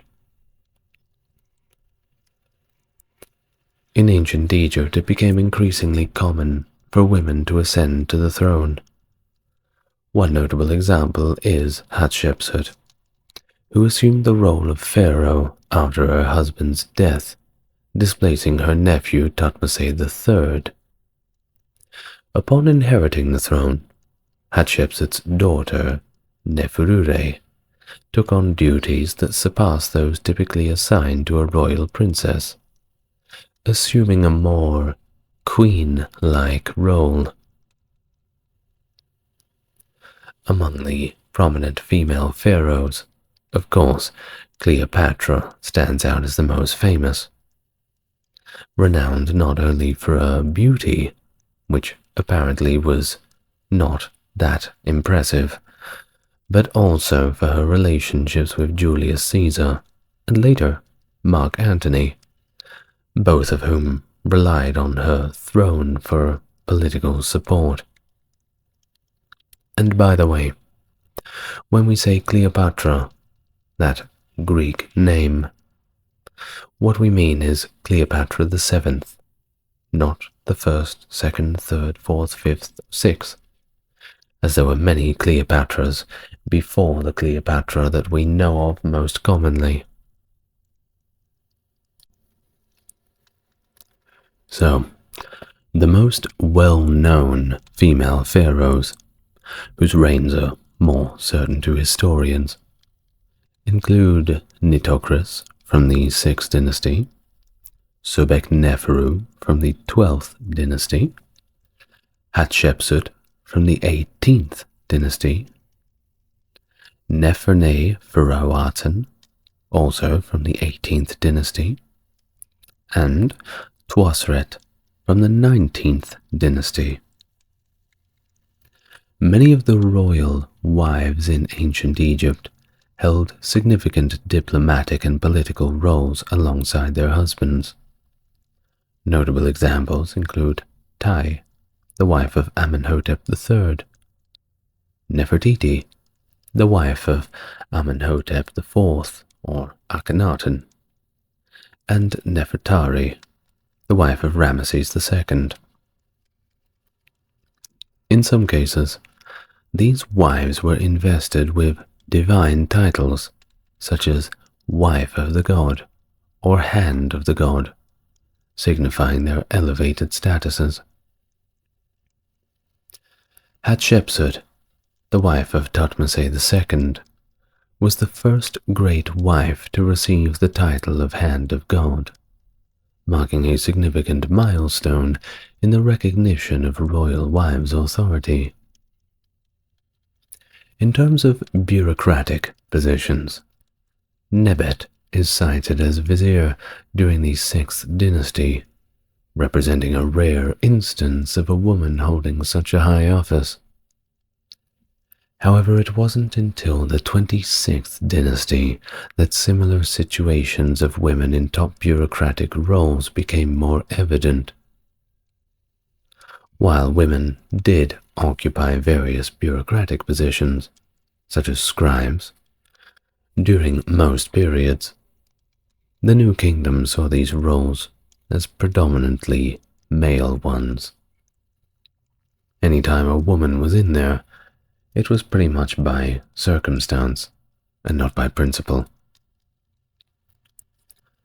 Another notable position held by women in ancient Egypt was that of the divine adoratrice of Amun, granting significant spiritual authority, albeit this was restricted to Thebes. In modern times, there has been a tendency to label the women's quarters within the pharaoh's palace as a harem. Not quite right. This characterization is inaccurate and reflects an anachronistic interpretation. While the women and children of the pharaoh, including his mother, wives, and children, indeed had their own living quarters within the palace of the pharaoh, these quarters barely resembled the concept of a harem as it is understood in later Islamic culture. So you can more or less dismiss those claims. That being said, Egyptian history is certainly very long, very varied, and there is certainly instances of rulers having different proclivities. But we're making a generalization. Contrary to the notion of seclusion and isolation associated with the term harem, royal women in ancient Egypt did not live apart from contact with men or in isolation from the rest of the court. Not at all. Therefore, the usage of the term harem to describe women's quarters in pharaonic Egypt is very misleading, and it stems from incorrect assumptions about ancient Egyptian society being akin to the later Islamic society. Two very, very different things. The literature of ancient Egypt often depicted women in contrasting roles, while painters and sculptors often portrayed women as serene figures with harmonious family settings. Writers sometimes depicted them as the source of misfortune and culpable for sins. In tales such as those recounted by Gaston Maspero in Contes Populaires, women were sometimes portrayed as deceitful and manipulative. For instance, the story of Bitao, a humble farmhand seduced by his brother's wife, illustrates the consequences of such betrayal. She falsely accuses Bitao to her husband, leading to his punishment. However, her deception ultimately results in her own downfall, as her husband discovers her treachery and exacts his revenge. It's crucial to avoid misconstruing these literary portrayals as indicative of women being universally despised or sort of suspected in ancient Egypt. Just as women were sometimes depicted in an unflattering light, so too were men, including pharaohs, by the way, portrayed as sometimes stubborn and whimsical characters, a kind of old man archetype stuck in his own ways. Nevertheless, there were sentiments advocating for the cherishing of wives and women in general. Ptahhotep, from the 3rd dynasty of Egypt, expressed such sentiments in a very sweet maxim found in the Papyrus Priest. I quote, and this is Ptahhotep talking here, "You must love your wife with all your heart. Make her heart happy as long as you live. No, can't disagree with that. Now, what about the art? Well, in ancient Egyptian art, women were rarely depicted as aging or wrinkled, as there were, of course, societal standards of beauty to uphold. They were typically portrayed as slender and beautiful, partly because such representations were believed to endure in the afterlife. Egyptian art, while not realistic, reflected the importance placed on perception and image. After all, Egyptian women, and sometimes Egyptian men, were some of the first in the world to utilize makeup and certain cosmetic products. So, of course, they would have such proclivities to make themselves look as good as possible. Pregnant women, or those who had given birth, were actually seldom depicted, unlike men who could be shown as athletic or elderly, depending on the desired image. During the Third Intermediate Period, scholars note a shift in artistic representations of women. A more rounded body type emerged, characterized by a larger mid-area and a thicker physique. This depiction no longer necessarily signified aging. Additionally, there was a prescribed type to follow, linking women and children to their husbands and fathers. Now, one interesting period was the Amarna period under Akhenaten, which saw significant changes in the general artistic style. Notably, Akhenaten's wife, Nefertiti, and their children were depicted with a body type resembling his own, which, by the way, was very unusual. It's said that he had some kind of disease. I can't quite remember the name. Aphorism? Ah, that's it. Marfan syndrome. Excuse my memory for faltering for a moment there. But it was said that the Pharaoh Akhenaten had Marfan syndrome, which gave him a very distinct look. You may want to go and Google that one. You'll see what I mean. Well, some depictions show Nefertiti with a body similar to Akhenaten's, and this makes them difficult to distinguish, while others portray her with a more traditional feminine form. Also, this Amarna artwork, it showed the first time where the pharaoh and his wife and children were depicted in a traditional family sense. There's a very famous artwork of Nefertiti and Akhenaten with their three daughters, the daughters playing around and climbing up onto their mother's shoulders. A very natural scene as they sit around the dinner table, quite ahead of its time, and quite a departure from the godlike pharaoh who was usually depicted as such in this situation that was a daily occurrence for most of the Egyptians.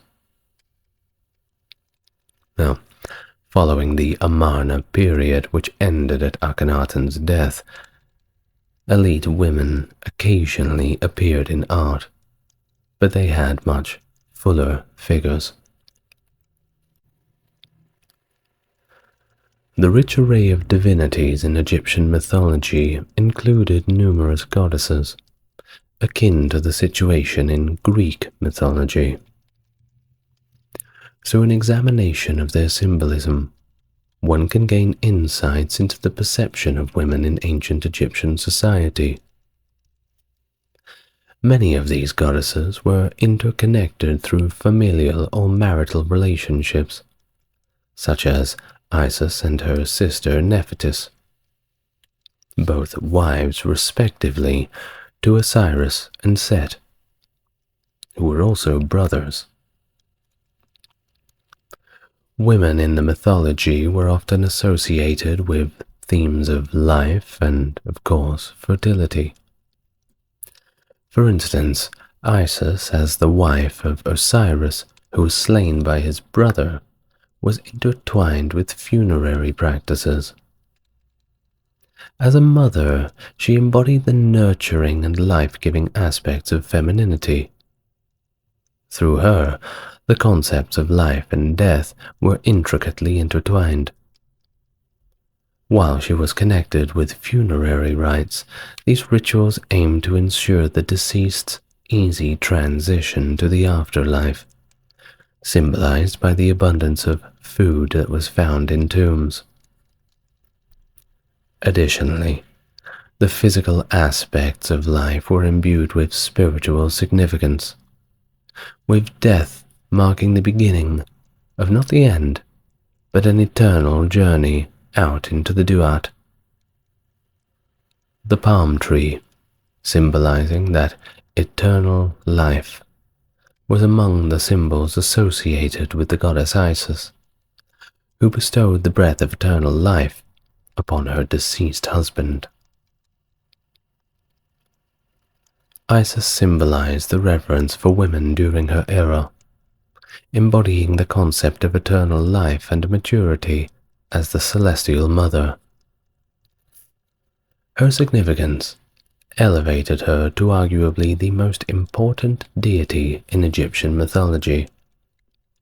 Her influence, therefore, transcended borders, extending to various civilizations where she was worshipped under different names. Notably, she became quite popular in the Roman Empire, though they made her into their own vision to suit their own proclivities.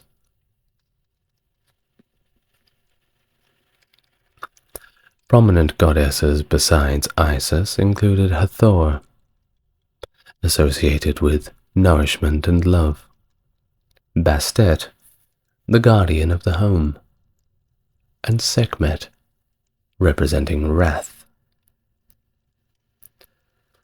Women had also the opportunity to become priests, or rather priestesses, although the eligibility always varied on the specific cult of each deity and temple. There was no universal rule governing women's rights to priesthood, leading to discrepancies where women might be accepted as priests in one temple, but not in another. Granted, this wasn't because they were women. This was merely because every temple had its own rules. Sometimes it would be left up to the discretion of the high priest of that temple, who would, of course, sometimes prefer not to have women knocking about with the men. But the situation for men was somewhat mirrored for this. There was no real logic to the rules between the temples, and they tended to run pretty much independently from one another from city to city. Now, one notable priesthood for women was the priestess of Hathor, or prophetess of Hathor, a title held by the priestess of the goddess Hathor in the temple of Dendera. Another prestigious role was that of the god's wife of Amun, the highest-ranking priestess within the Amun cult. Initially associated with royalty, particularly kings' wives or mothers, this title held significant importance. This was the big one. Notably, Ahmose Nefertari, wife of Ahmose I, and later Hatshepsut, used this title alongside or in place of the title of king's principal wife, highlighting its significance. During the Nubian or Sate period, women holding this title constructed their own chapels and mortuary temples. Additionally, they held other titles, such as Divine Adorer or God's Hand. Unlike in some other cultures, the concept of chastity was not really relevant to religious roles of women in ancient Egyptian society.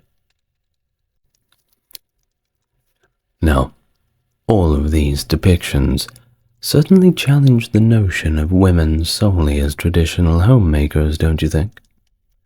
It showcases their contributions to society in diverse and sometimes unconventional ways. Scenes from weaving workshops and tomb inscriptions detailing women's professional roles indicate a range of responsibilities that went from political, religious, and funerary domains, all the way down to the people who made the clothes. Some titles inscribed on tombs were honorary, serving to commemorate and honor women after their passing, with examples including overseer of female physicians, judge and vizier, director of the dining hall, and overseer of funerary priests. Contrary to popular belief, religious positions were not exclusive to noble women, as evidenced by the aforementioned priestesses of major goddesses, holding humble titles such as tenant farmer. The decline in the visibility of women in positions of authority from the Old Kingdom to the Middle Kingdom suggests a shift in political and societal norms. However, during the New Kingdom, texts indicate that women enjoyed legal autonomy, being able to acquire and inherit land independently without any male consent. In Egyptian art, they were always depicted in different forms and sizes, with their status and wealth often reflected in the scale of their statues. Idealized portrayals were significant, as the Egyptians believed those representations would endure into the afterlife. Of course, the mother held a preeminent role in Egyptian society, with men often commemorating their mothers on monuments and in literature. The size and grandeur of tombs were indicative of the deceased's importance, with some queens of early dynasties having tombs as grand or even grander of those of their husbands. For instance, the pair statue of Amenhotep III and Queen Tai in the Cairo Museum portrays the queen as equal in stature to the king, emphasizing her significance. Queen Hatshepsut took steps to assert her authority by documenting her divine birth to legitimize her rule as pharaoh, highlighting the importance of lineage and divine approval in ancient Egyptian governance. Media, an ancient Persian kingdom, emerged as a cohesive state all the way back in the late 7th century BC. Known for their unique skills in horse breeding, the Medes played a crucial role in the downfall of the Assyrian Empire through alliances with other powers, including the Babylonians.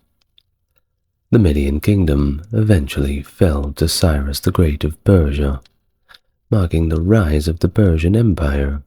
However, its legacy lived on through the administrative and cultural contributions that it left behind for the Persian system. No one really talks about the Medes anymore, and they're one of those forgotten civilizations.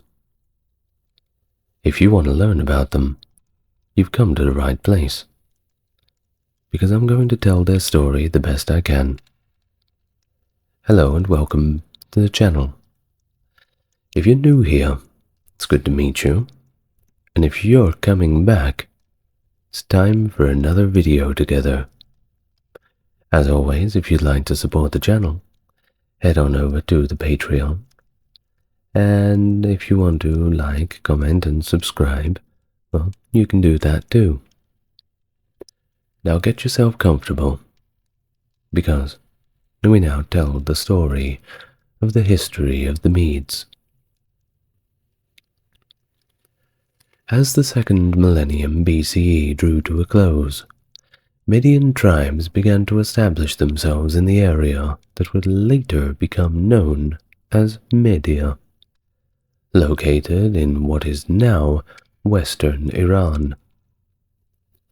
By the 9th century BCE, this region had caught the attention of the Assyrians, who frequently launched invasions and conducted raids across the area. This area of northwest Iran was dotted with numerous small principalities at the time. It was in 834 BCE that the Assyrian texts first recorded mention of the Medes, during the reign of Shalmaneser III, who encountered the Medes in the Hamadan plain following a military expedition. The Medes at this time were organized into various small groups led by tribal chiefs, and although the Assyrians did manage to subdue several of these leaders, they never really conquered the Median lands fully. One notable conflict occurred in 815, when Shamshi-Adad V led a campaign against the kingdom of Sagbita, deemed the royal city of the Median chief Hane-Shuruka. This assault resulted in significant destruction and loss of life, with Assyria imposing a tribute on the Median tribes henceforth, demanding horses, cattle, and the handicrafts that they had realized the Medes were so good at. The focus on Assyrian military efforts began to shift towards Media, influenced by the Urartian expansion around Lake Urmia. But despite all their efforts, and they were trying, the Assyrians failed to stop the group called the Urartians, and even allied with Mycenae against Urartu, marking a period of unsuccessful campaigns led by Adad-Ninari III against the Medes, which in turn contributed to a burgeoning political crisis within Assyria. Later, under the leadership of Tiglath-Pileser III, Assyria initiated the organization of provinces in the conquered territories, aiming to secure a steady income and a foothold for further expansion. This strategy brought the Assyrian Empire closer to the heart of Media, establishing new provinces and demanding tribute from the Median and Minoan rulers. Tiglath-Pileser's campaigns extended deep into the Median territory, resulting in imposition of tribute on the Medes and the deportation of thousands from northwest Iran to regions as far away as Phoenicia and Syria. During the reign of Sargon II, from 722 to 705, the Assyrian Empire's influence in Media reached unprecedented heights.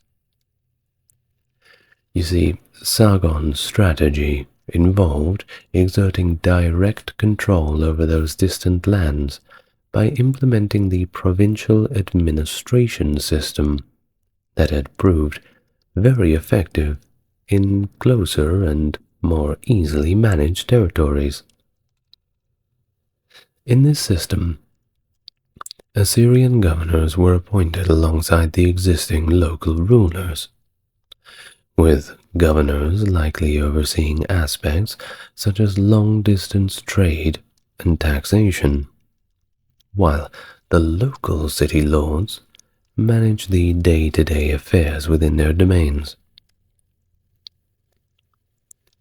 In 716, Sargon established the centers of the new Assyrian provinces at Harhar and Kishasim, incorporating additional territories from western Media, including Sagbita. These provinces, in their tongue, were named Kar Sarukin and Kar Nergal. Now, this leads us on to Sargon's successor, Sennacherib, who ruled from 704 to 681 BC. And he actually adopted a less aggressive stance in the region, indicating a possible stabilization of Assyrian control over these new provinces of Kar-Nergal and Kar-Sarukin, post-713 BC at least.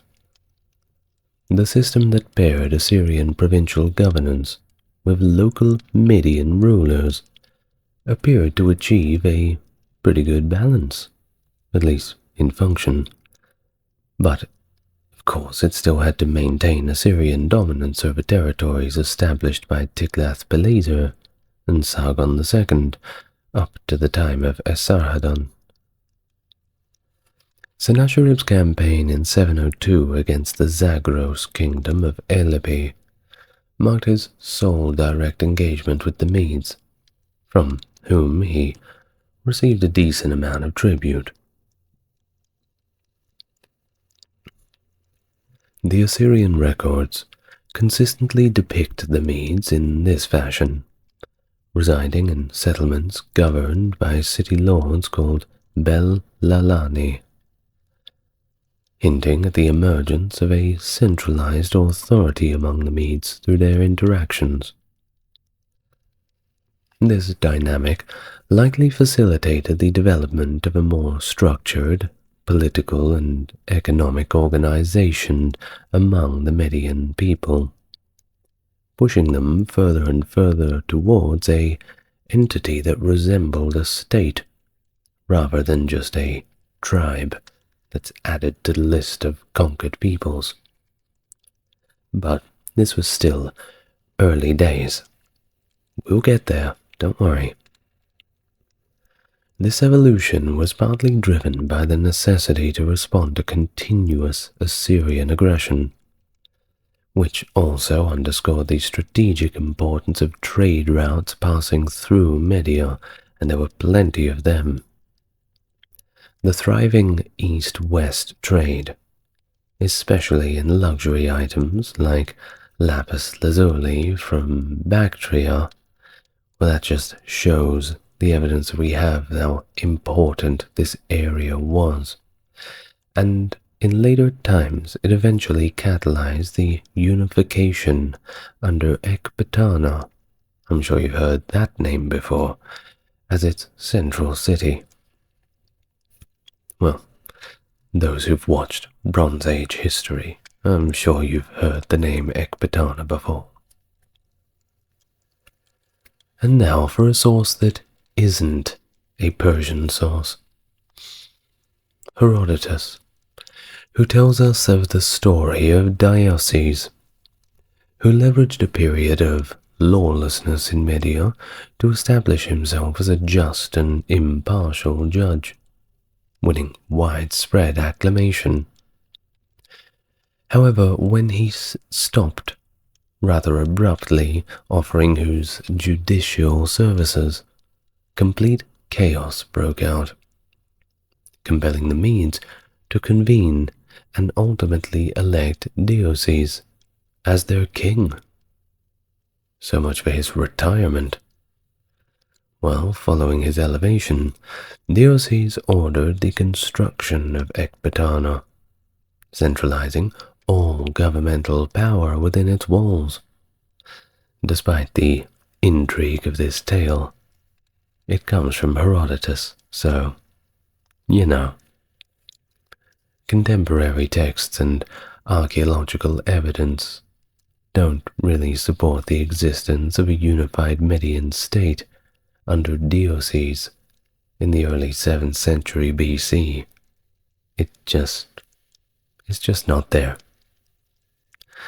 And like a lot of stuff you read in Herodotus, it's likely more of a legend than a history. But it is a fun one. And if it's fun, it goes in the video. Now in contrast, Ctesias, another source that wasn't Persian, offers a narrative about Arbaces, a Mede who rose through the ranks of the Assyrian army to become the governor of all of the Medes. Sensing the Assyrian king Sardanapalus' vulnerability, Arbaces, along with his ally Belesys, a Babylonian, staged a rebellion that led to the foundations of the Median kingdom. Although Assyrian records do not mention individuals like Arbaces or, in fact, Deioces, these names were actually pretty common at the time and can't really be definitively linked to figures described by Greek historians. Think of these two names, Deioces and Arbaces, as David and Aaron. If you were going to say, oh, you're from London, oh, do you know Daniel? It's kind of like this. Very common names. Now the stories of Herodotus and Ctesias diverge significantly from Near Eastern sources, which once again just casts a little bit more doubt on their historical accuracy. Now, onto the reign of Esarhaddon, which saw several forays into Iranian lands, though these expeditions were less consequential than those of his predecessors. Around 676, and before 672, he received tribute from city lords of Partuka, and Ura-Kazabarna, who sought Assyrian support against their rivals. Esarhaddon's campaign reached as far as the Caspian Sea, and even all the way to the Salt Desert near Mount Bikni. His diplomatic efforts, including securing oaths of loyalty in 672 from various Median chiefs, aimed at ensuring their allegiance to the Assyrian throne. This pact, interpreted by some as a vassal treaty, may have originated from the internal Median conflicts and the strategic positioning of Median warriors within the palace guard of Assyria. These Median chiefs pledged their loyalty to Esarhaddon and his heir, Ashurbanipal. These are some big names, huh? Doing my best. Now, during Esarhaddon's rule, Assyrian textual sources depict a highly volatile situation along the empire's eastern frontiers. After 713 BC, although it was customary for Assyrian governors to venture into the Zagros provinces to collect tribute, such missions became a little bit risky under Esarhaddon's administration. This increased danger was not just due to traditional foes like the Medes and Minoans, but also because of the presence of new threats such as the Cimmerians and Scythians within Iran. A significant concern of Assyria was Kashtaritu, the city lord of Karkashi. His name frequently appears in oracle inquiries related to Median affairs, highlighting him as a political figure of considerable sway. Esarhaddon was particularly anxious about Kashtaritu's potential alliances with other Median city lords, and, of course, his capacity to launch assaults on Assyrian strongholds. Now, that being said, the historical records remain a little silent on whether the conflicts with Kashtaritu were resolved peacefully or through military means, and that suggests perhaps an unfavorable outcome for Assyria. Think about it. They'll only show you the highlight reel, right? And unfortunately for Assyria, well, all their other victories were always written down. Very keen to tell people about the times they win, not so keen to talk about it when they lose.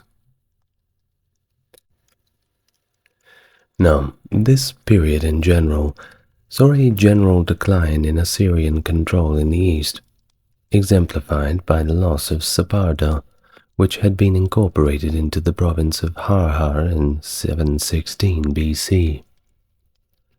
Dusani, the city lord of Saparta, along with Kashtaritu, were noted as adversaries of Assyria in various oracle queries, indicating Assyria's diminishing grip on these far-flung provinces. And now, to a more familiar name. Under Ashurbanipal, who reigned from 668 to 630, references to the Medes in Assyrian sources drastically reduce. His annals, these annals of Ashurbanipal, mention the defeat and capture of 3 rebelling Median city lords during his 5th campaign in 656, marking the last recorded mention of the Medes in Assyrian historical records. The description of these leaders as city lords suggests that the Median political structure had remained at least somewhat consistent since the 8th century, though it remains pretty unclear whether the Assyrian provinces in the Zagros, such as Parsva, Bit-Hamban, Kishusim, and Harhar, that Kishusim and Harhar are references in Kar-Nagal and Kar-Sarukin respectively, remained under Assyrian dominion during Ashurbanipal's reign. Although Assyrian texts from this period later do not extensively mention the Iranians, implying a possible decrease in Assyrian interest or concern for them, the gradual loss of control over the Zagros province may have paved the way for the emergence of a unified Median state.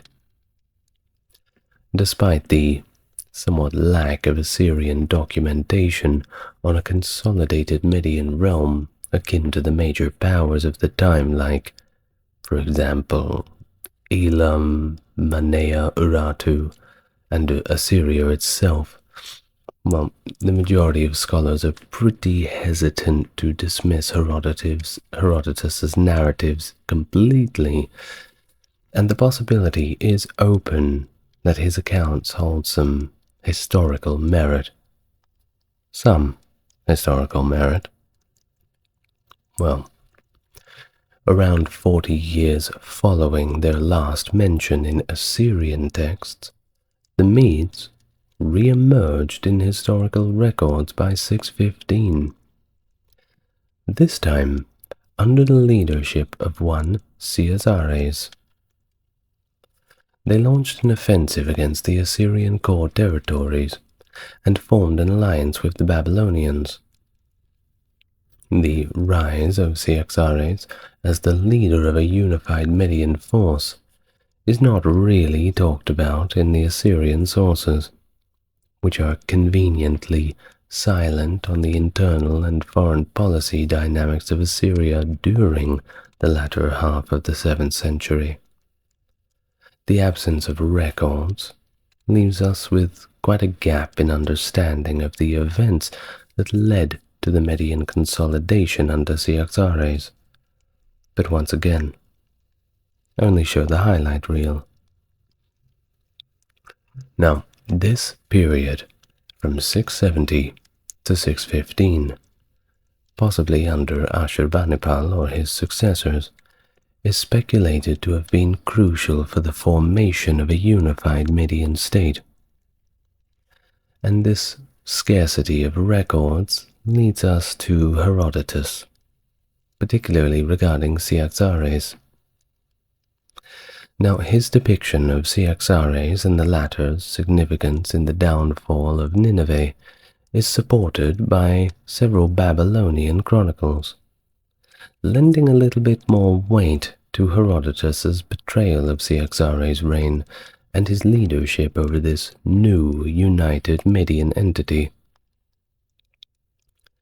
Herodotus also recounts that Deoxys was succeeded by his son Phraortes, suggesting a possible misalignment in the sequence of events or the conflation of achievements across reigns.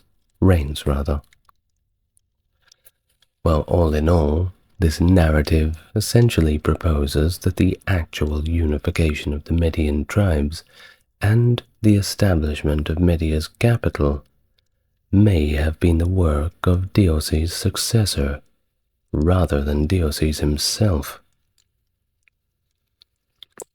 While Phraortes has been associated by some with Kashtarito, that figure evolved in the revolt against the Assyrians in 672, timelines are a little bit hazy, and they unfortunately don't leave us with any coins to show the reigns of certain kings, which is usually the easiest way of getting the things right. Oh well, maybe we'll find something later on. Now, the consensus at least, as of 2024, among some historians, suggests that it was under Cyaxares, purportedly the son of Phraortes, that the Medes had unified, with the reign beginning in 625. Around that time, the Syrian state was facing a whole lot of difficulties, and continued to do so from 627 onwards, and the Medes took the advantages that they could, and it seems that they were somewhat solidified after 631. Now, this period for Assyria was marked by instability in both domestic and Babylonian fronts, and it was only the most prudent decision that the Medes would consolidate power in the vacuum that was quickly forming. Now, on to a different geographical setting. In ancient times, the expansive regions of the north of the Black and Caspian Seas were populated by the Scythians, and I've done a whole video on them if you want to go watch it. But in the late 8th and 7th centuries BC, these nomadic warriors decided to venture from the Caspian Sea and Black Sea areas into western Iran, which of course significantly influenced the course of the region's history during the Iron Age. Now, this era, particularly the involvement of the Scythians in western Iran's plateau, is noted as a very important time. Herodotus mentions a period of Scythian dominance, which ostensibly occurred within the Median dynasty's lineage. However, once again, the exact timing of this interregnum is debatable, with estimates ranging from 635 to 615, and some people more putting it around 653 to around 620. Once again, we wait for further confirmation. Now Herodotus narrates that Phraates, a Median king, had launched his unsuccessful attack against Assyria, during which he and a large portion of the army were killed. Following this, his successor Cyaxares sought to avenge his father by laying siege to Nineveh, at the time the Assyrian capital. But they were thwarted. By who? Well, the Scythians, of course. A Scythian force led by Madies, resulting in the Medes' defeat. And the Scythians, of course, seized control over the region. The Scythians' rule was marked by a great deal of harshness and heavy taxation, leading Cyaxares to strategize their overthrow by inviting the Scythian leaders to dinner. And when they got there, he made sure they ate and drank as much as possible. Especially drank as much as possible, because his plan was to get them all drunk and then kill them all, killed to death. And it worked. And as with all great plans for revolution, rivers of blood followed by eternal paradise. Good job, Cyaxares. Now, the narrative suggests that the Scythians' rule was somewhat transient, and they possibly ended due to their voluntary withdrawal, or perhaps simply their absorption into a growing Median confederation.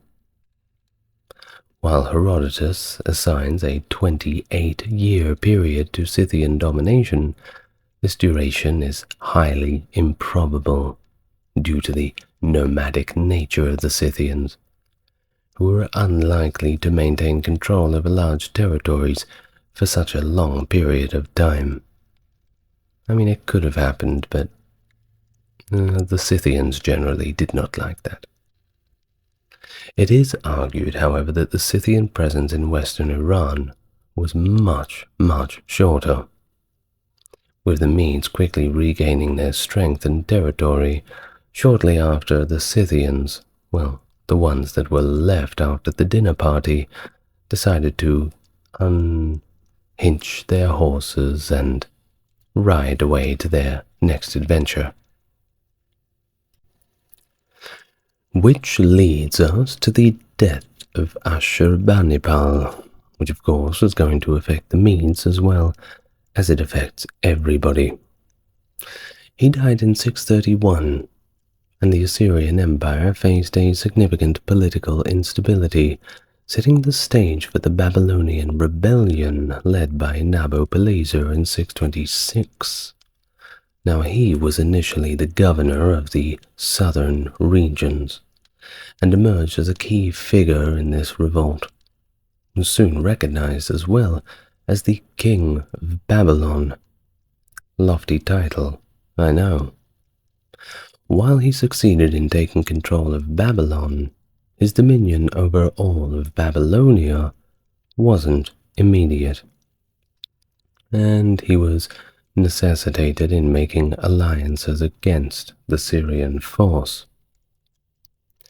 Now Herodotus mentions the death of the Median king Phraates around this time, 625, during an unsuccessful attack on Assyria. What does that mean? Well, that hints that there was Median-Assyrian conflicts at this time, and they could have been allied with Babylon. But these specific details on the Medes' relationships with the Assyrians at this time, or their geographical positioning relative to the Assyrian heartland, remains a little sparse. Now, by 616, the Babylonians had scored significant victories against the Assyrians, whether they had help from the Medes or not, but it does suggest, and it looks fairly fairly obvious that they had coordination with them. The mention of the Medes near Arava in 615 hints at a collaborative stance between the Medes and Babylonians, implying a strategic approach towards the Assyrian strongholds. And they were big. There were some serious fortresses for the time, but give them the credit that was due. Now the pivotal moment came in 614, when the Medes under Cyaxares launched a successful campaign against Assyria, capturing key cities before a joint effort with the Babylonians aimed at Assur. This period of cooperation included a formal alliance between Nabopolassar and Cyaxares, reportedly sealed by the marriage of Cyaxares' daughter Amytis to Nebuchadnezzar II, who was Nabopolassar's son.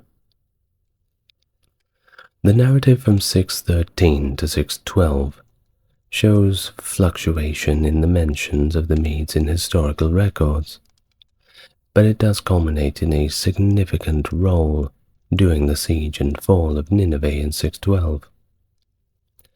Post-Nineveh, while the Medes did return to their land, the Babylonians weren't done partying yet, and they continued the campaigns, eventually even securing a defensive victory against the Assyrians and the Egyptians at Carchemish in 605 BC. Once again, the extent of Median involvement in this final defeat remains unclear, and if there was anyone saying that there was Median involvement, it is perhaps due to a little bit of speculation. So what happened when Assyria fell? Well, the aftermath saw most of its territories immediately come under Babylonian control, challenging earlier views that the Medes and Babylonians divided Assyrian lands equally. There is evidence, including the Babylonian Chronicle, suggesting that the Medes did take control of the regions primarily in Zagros, with subsequent narratives indicating possible Median dominance in Haran. And by the late 7th century, the Medes had evolved into a formidable political entity, underscored by their joint conquest with Babylon. The nature of the Median political organization during this period still remains a little bit debatable. We don't quite have enough evidence to really say for sure. While some argue for a sophisticated empire modeled after Assyrian imperial structures, others suggest that the Medes were a significant military force, without much of a development for state institutions. This debate centers around the time from the fall of Nineveh in 612 up to the Persian conquest of Ecbatana in 550. Sorry about the spoilers. A period where the Median Empire's existence is inferred, but once again poorly documented.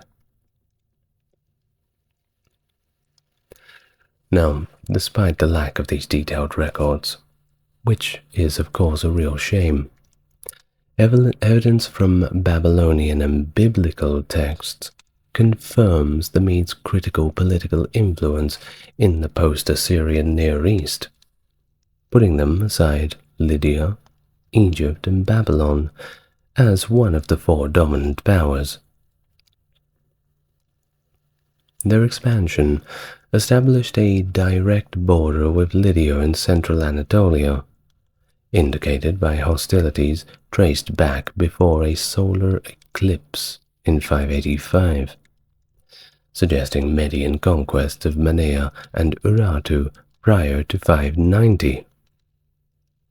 The possibility that the Medes, rather than the Babylonians, attacked Urartu around 609 is supported by some interpretations of the Babylonian Chronicle, and hints at a coordinated effort with Babylon to extend Median influence into Anatolia itself.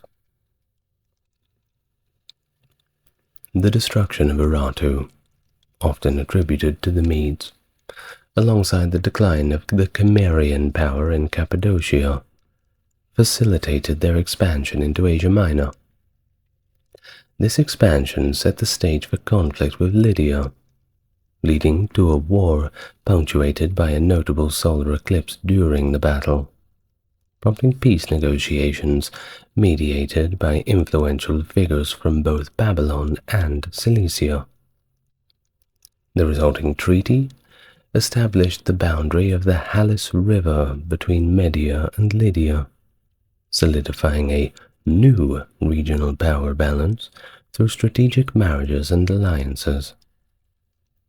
Herodotus suggests that under Cyaxares' leadership, the Medes extended their control across a vast region, conquering territories as diverse as Cappadocia and Urartu, along with various peoples and tribes in the area, potentially including the Tiberane, Macrones, Mushki, and the Mares, along with a few other smaller tribes. Now, following Cyaxares' death and the peace treaty with Lydia, Astyages ascended to the throne. His reign is even less documented than his predecessors. Sorry, what do you want me to tell you? It's marked, though, by significant family alliances through his marriage to Aryenis and his sister Amytis's marriage to Nebuchadnezzar II of Babylon. These connections, however, did not preclude tensions with Babylon, as suggested by expectations of a Median invasion in the 590s reflected in Jeremiah's speeches. Old Testament stuff, yeah. Now, Astyages' reign also saw the significant marital alliance with the Achaemenid dynasty, through the marriage of his daughter Mandane to Cambyses I, potentially connecting him to Cyrus the Great. We'll get back to him later. Efforts to consolidate and centralize Median power during Astyages' rule might have faced opposition from the tribal nobility, contributing to the kingdom's vulnerability. And furthermore, Astyages' military campaigns, including those against the Caduceans and the Sacae, underscore this ongoing challenge from both nomadic and settled adversaries, and it suggests the Medes had maintained a defensive posture along their northern borders near the Caspian Sea.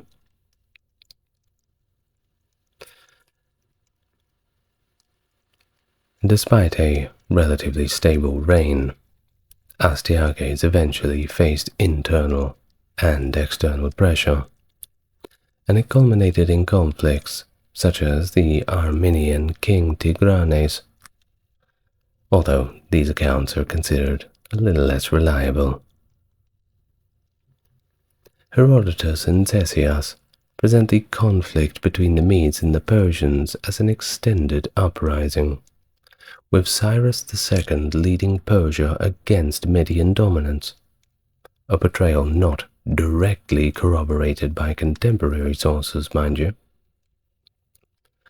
The Nabonidus Chronicle, a closer to the event account, records that in 550, Astyages launched a campaign against Cyrus specifically for conquest.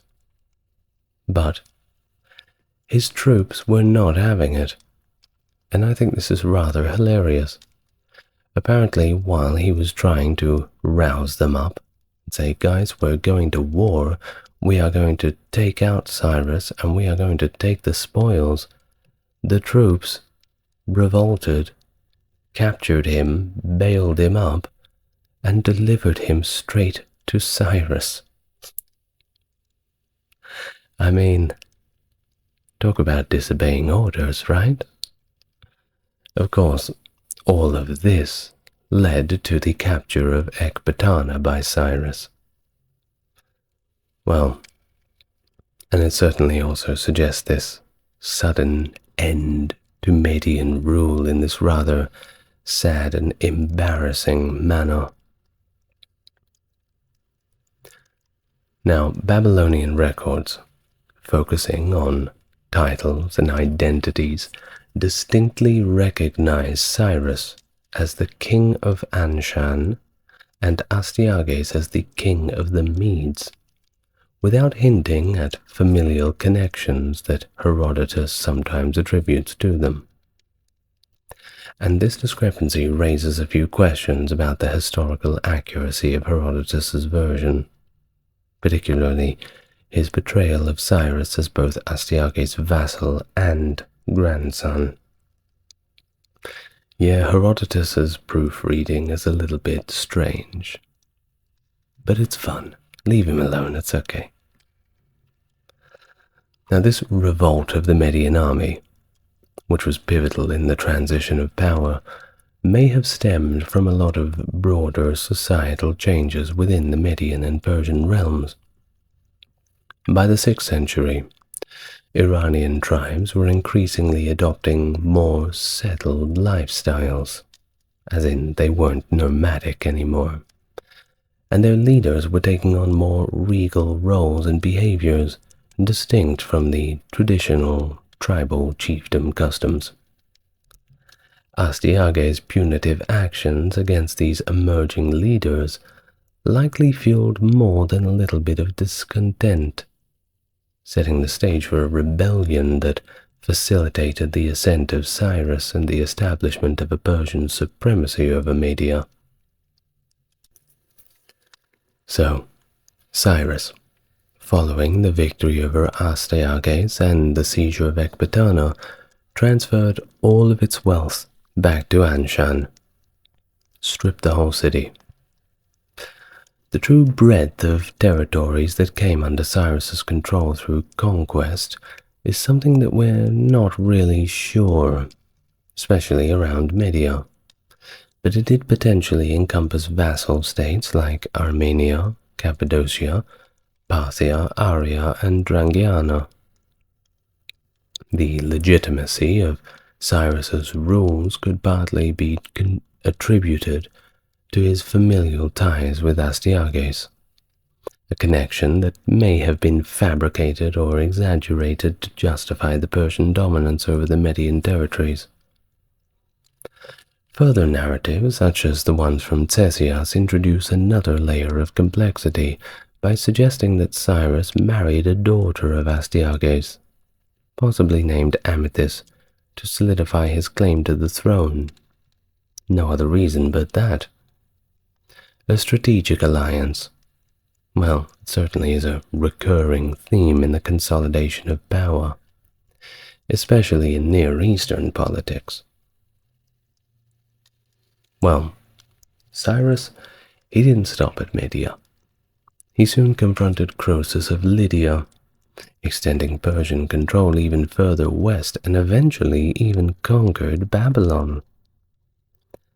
The rapid succession of conquests sort of lends to his namesake, and it highlights his formidable leadership and a good deal of military skill. He was not messing around. In the aftermath of all of these conquests, the Medians were still around, and they enjoyed a pretty prominent status within the Achaemenid Empire, albeit not as independent as they used to be. They weren't just a major province, but they were also the favored residents for the Persian kings. But all the privilege of that position didn't prevent the internal unrest. The beginning of Darius the Great's reign was marked by widespread revolts across the empire, including a significant one in Media, led by a pretender also named Phraortes, who claimed descent from Cyaxares. Despite all the initial successes, Phraortes was quelled by Darius, and it culminated in his rather violent execution. This, of course, discouraged other people from having any bright ideas of their own. But it was this revolt that was among the last major challenges to Achaemenid authority. The final frenzied swing from the Medians. Well, thank you very much for listening. All of the strategic and cultural significance indeed endured beyond the empire, but it was pretty much melded into the Seleucid and Parthian empires. I don't think I've done a video on the Seleucids yet. I should do that. Did we have fun? That's the end of the history of Media. The Minoans were an ancient civilization that flourished on the island of Crete during the Aegean Bronze Age, approximately 2600 to 1100 BC. Renowned for their vibrant cities and palaces, such as the famous Knossos, the Minoans are considered Europe's first advanced civilization. They developed a sophisticated society with impressive artistic achievements, characterized by intricate frescoes and pottery, which depict a deep connection with nature and also maritime activities. They were also known for their unique writing systems, nowadays referred to as Linear A and Linear B, with the latter being deciphered as an early form of Greek.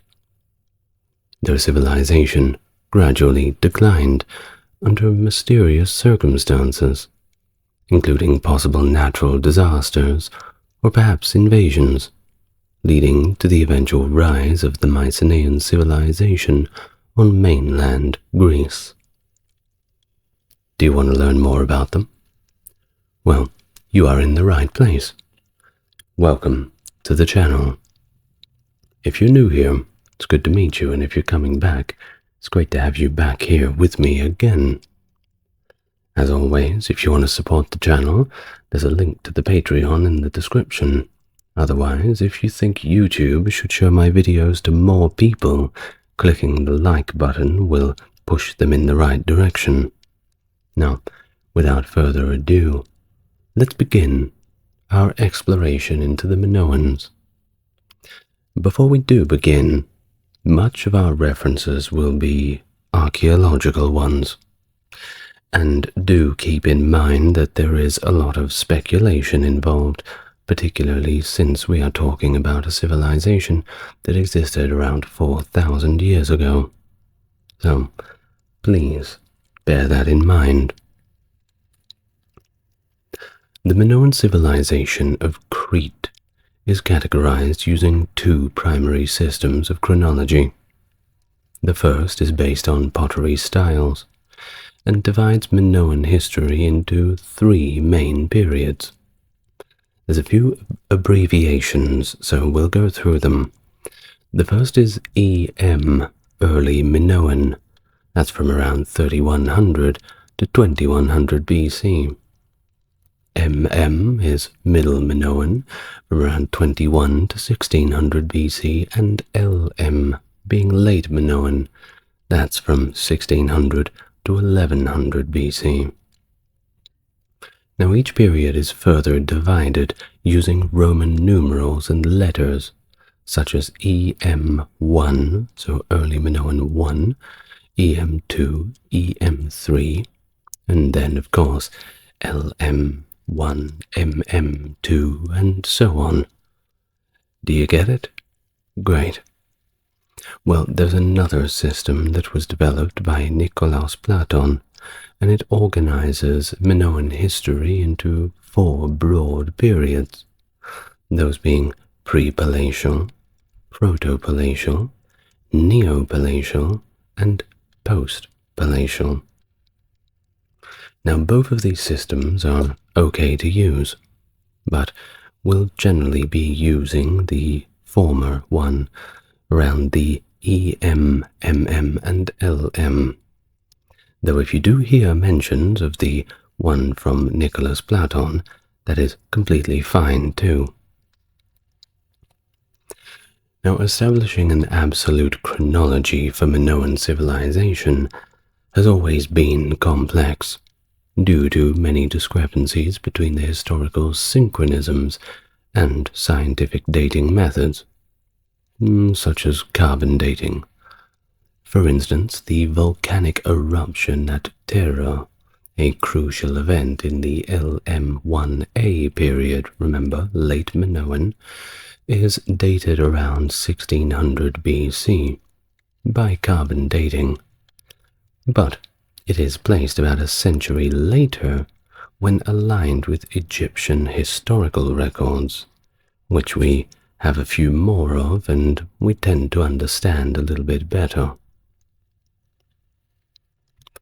Now, we have mentioned the early Minoan periods being from 31 to 2100 BC. Of course, that is true. However, the origins of the Minoans trace all the way back to around 7000 BC, with the first anatomically modern humans on Crete. Evidence points to significant cultural influences and possibly migrations from Anatolia or the Levant, both rather close by. So, early Minoan periods saw the development from Neolithic farming, Neolithic being New Stone Age, New Stone, farming communities to more structured urban settlements. EM1, around 3100 to 2650, introduced the first painted ceramics, and by EM2, being from 2650 to 2200, Minoans engaged in significant trade with not only Egypt, but also Syria, and this is marked as well by the emergence of masted ships. The period also saw the start of monumental building projects that prefigured later palaces, and indeed the Minoans were very famous for their palaces. Now, the Middle Minoan period is defined by the emergence of proto-palatial society, using Nicholas's terminology. MM1, around 2100 to 1875, seems to have witnessed a rapid population growth, and along with it, major construction, including the initial palace structures at famous sites like Knossos. MM2, 1875 to 1700, introduced Minoan writing systems, such as Cretan hieroglyphic and Linear A. MM3, running from 1700 to 1600, continued these developments, and also included the rebuilding of palaces after seismic destructions. Indeed, we have plenty of evidence for earthquakes. Now, the Neo-Palatial period, from 1750 to 1450, is characterized by architectural innovations and widespread adoption of Linear A writing system, indicating the peak of Minoan cultural influence across the Aegean and also on mainland Greece, and that will become very important. During the late Minoan period, that was from 1700 to 1075 BC, so quite a broad time spectrum, Minoan civilization experienced significant developments and upheavals that culminated in profound social changes. This era is particularly renowned for producing some of the most iconic Minoan artifacts, such as the snake goddess figurines, the La Parisienne fresco, and the vibrant marine-style pottery, and there's plenty of it. Now, late Minoan I, that's 1700 to 1470, marked a continuation of the prosperous neo-palatial culture. Yet it was also defined by the catastrophic eruption of the Terra volcano, which happened around 1600 BC. This eruption, one of the largest volcanic events in recorded history, devastated the Cycladic settlement of Akrotiri and impacted several sites in northeastern Crete. Despite these disruptions, other regions, notably around Knossos, witnessed a flurry of construction, flourishing trade, and cultural flowering post-eruption during the LM1B period, circa 1625 to 1470. Now, late Minoan 1B ended with widespread destructions across Crete, signaling the collapse and breakdown of Neo-Palatial society. These destructions, however, appear strategic, targeting specific areas while sparing others, such as the preservation of the palace at Knossos amidst the burning of the town. The reason behind these destructions has been widely debated, and there's no real solid theory. But between the contemporary, well, not contemporary, but somewhat later Bronze Age sources and our modern sources, all speculation, but making an educated guess to Mycenaean invasion, internal conflict, or perhaps simply the residual effects of the Terra eruption. We're yet to find anything really conclusive, but one of those three. I suppose it's a roll of the dice. Now, late Minoan II, that was from 1470 to 1420, is less well represented in archaeological findings, and is generally perceived as a period of decline, with fewer records of substantial achievements or any real developments at all. Well, of course, that changes in late Minoan III from 1420 to 1075, which witnessed dramatic shifts, including the rise of the Mycenaean Greek as the administrative language and increased influence from the Greek mainland, indicating the ascendancy of a Greek-speaking elite ruling class.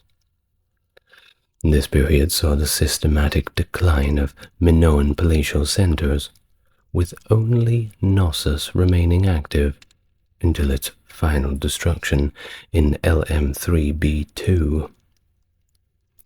The societal collapse continued into LM3C between 1200 and 1075, part of the broader late Bronze Age collapse, during which the Minoans retreated from coastal areas to more easily defensible mountainous locations. These communities maintained elements of Minoan culture into the early Iron Age, despite the overall fragmentation of their civilization. Crete's diverse climate zones and varied elevations provided a range of natural resources, but the island's lack of metal deposits likely propelled the Minoans to establish extensive trade networks. Seismic activity is, of course, a notable feature of the island, with many archaeological sites showing very strong evidence of earthquake damage. The distribution of Minoan sites is primarily concentrated in central and eastern Crete, with fewer sites in the less accessible western parts. Now, speaking of sites, there was more than just the main city of Knossos. In fact, there's quite a lot of different sites that are of interest. I'm just going to mention the top 5. The first, of course, being the city of Knossos, if we may use that terminology. It is the largest Bronze Age archaeological site on the island of Crete, notable for its size and historical significance. Its population varied significantly over time, and of course it peaked during the height of Minoan civilization. The next is Phaistos. It's known as the second largest palatial structure on the island, and it gives us some valuable insights into Minoan architecture and society, along with Hagia Triada, an important town and administrative center not far from the aforementioned Phaistos, renowned for the substantial number of Linear A tablets that are discovered there. Next up is Komos, a harbor town serving Phaistos and Hagia Triada, featuring civic buildings that reflect palatial architectural styles. And then, of course, Malia, known for its palatial ruins, providing us with a glimpse into the proto-palatial period of Minoan civilization. Of course, as I said, there's many more, but this was where the bulk of the activity was going on. I'm not going to go through every single one of them. Why will I not go through every one? Because I just won't. Anyway, moving on. The Minoans, primarily based on Crete, were heavily engaged in trade, establishing cultural contacts across the Mediterranean. This, of course, included all the big players of the time. You're talking Egypt, Cyprus, the Levant, and Anatolia. That's kind of central Turkey. Their influence is evident in the discovery of Minoan-style frescoes in elite residences at Avaris in Egypt and Tel Kabri, reflecting a far-reaching scope of their trade and cultural exchange.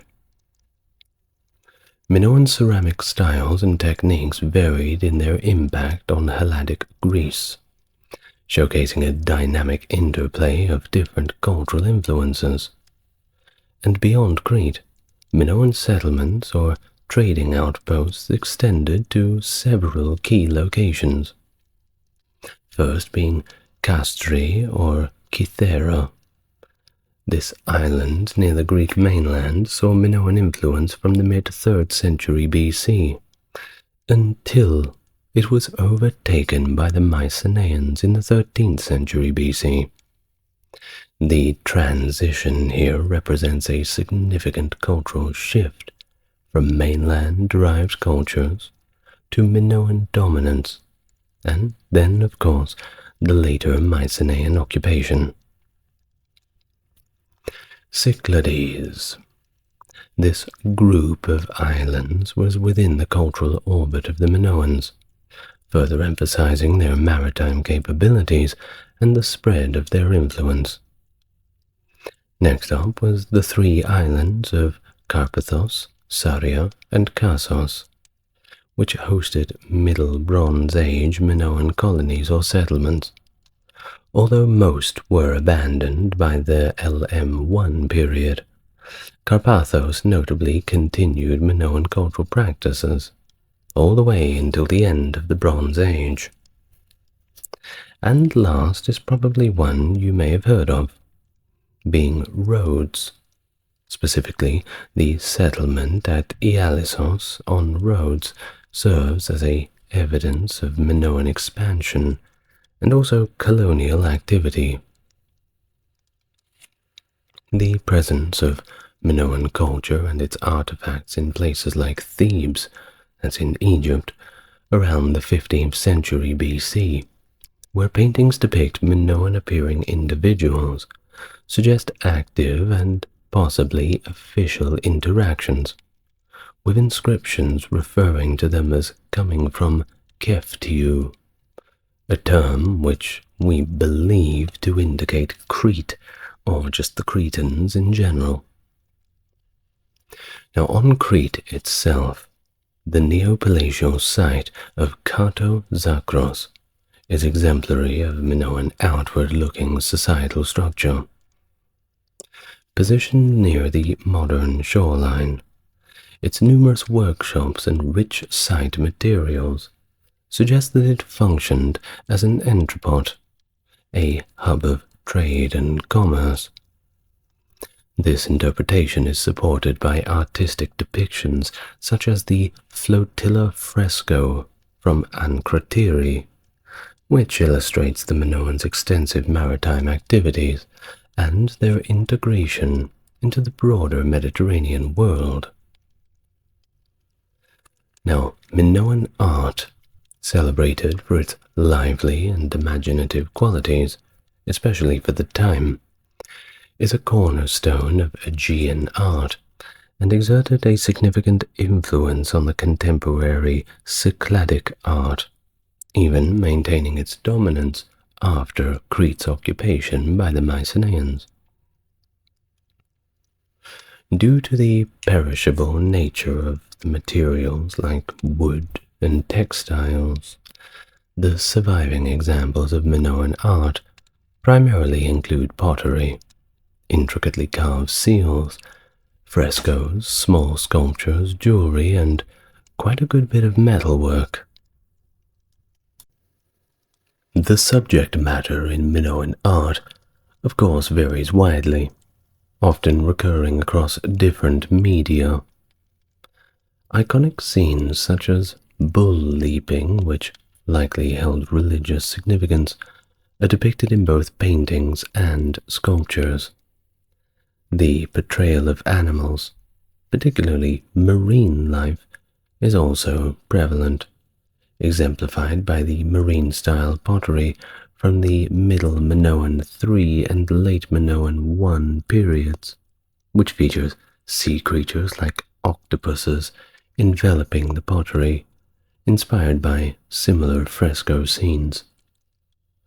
Minoan art also includes representations of hunting, warfare, and equestrian scenes, especially in later periods, and was likely to cater to Mycenaean tastes, or perhaps simply just under Mycenaean influence. Unlike the precision of Egyptian art, Minoan depictions are a lot less naturalistic, often sacrificing accuracy for dynamism, resulting in figures that are vibrant, yet sometimes anatomically vague. One notable aspect of Minoan art is its frequent depiction of female figures, a contrast to the predominantly male representations in many other ancient cultures. However, this brought about the notion that Minoan religion was solely matriarchal, but this is not really the case. Of course, that was believed for a while, but it's been somewhat revised. Perhaps we'll find something that makes us think again about that. Well, figures typically adhere to the Egyptian convention of portraying heads and legs in profile, while presenting torsos frontally, though Minoan art exaggerates certain features like male waists and the female chest. Landscape painting in Minoan art generally involves floral and faunal elements, framing or interspersed within a scene. There is a distinctive stylistic convention where environments are depicted as viewed from above, yet individual elements are shown in profile. This unique perspective is also evident in the seascapes that accompany scenes of fish and boats, providing expansive backdrops that are unusual for the time. The Heraklion Archaeological Museum near Knossos hosts the most extensive collection of Minoan art, offering a comprehensive view of the artistic achievements of this ancient civilization. And if it's not on your list, well, it's certainly on mine. Throughout the history of Crete, a variety of pottery styles and production techniques can be observed, reflecting changes in taste and also power structures. Early Minoan ceramics were distinguished by their decorative patterns, including spirals, triangles, and fish bones, with regional variations pointing to shifts in societal dynamics. Accompanying these ceramics were numerous small terracotta figurines. As the Middle Minoan period unfolded, the designs of pottery began to become more naturalistic, featuring motifs like fish, squid, birds, and lilies. However, depictions of human figurines remained extremely rare throughout Minoan ceramics, contrasting sharply with later ancient Greek vase painting, where human portrayals were very common. Minoan jewelry, predominantly found in graves, initially had a focus on hair ornaments and diadems for women, crafted primarily from hammered gold. As time progressed, gold began to become a little bit more hard to come by, and jewelry designs included necklaces, bracelets, and rings, often incorporating beadwork and intricate designs seen in frescoes.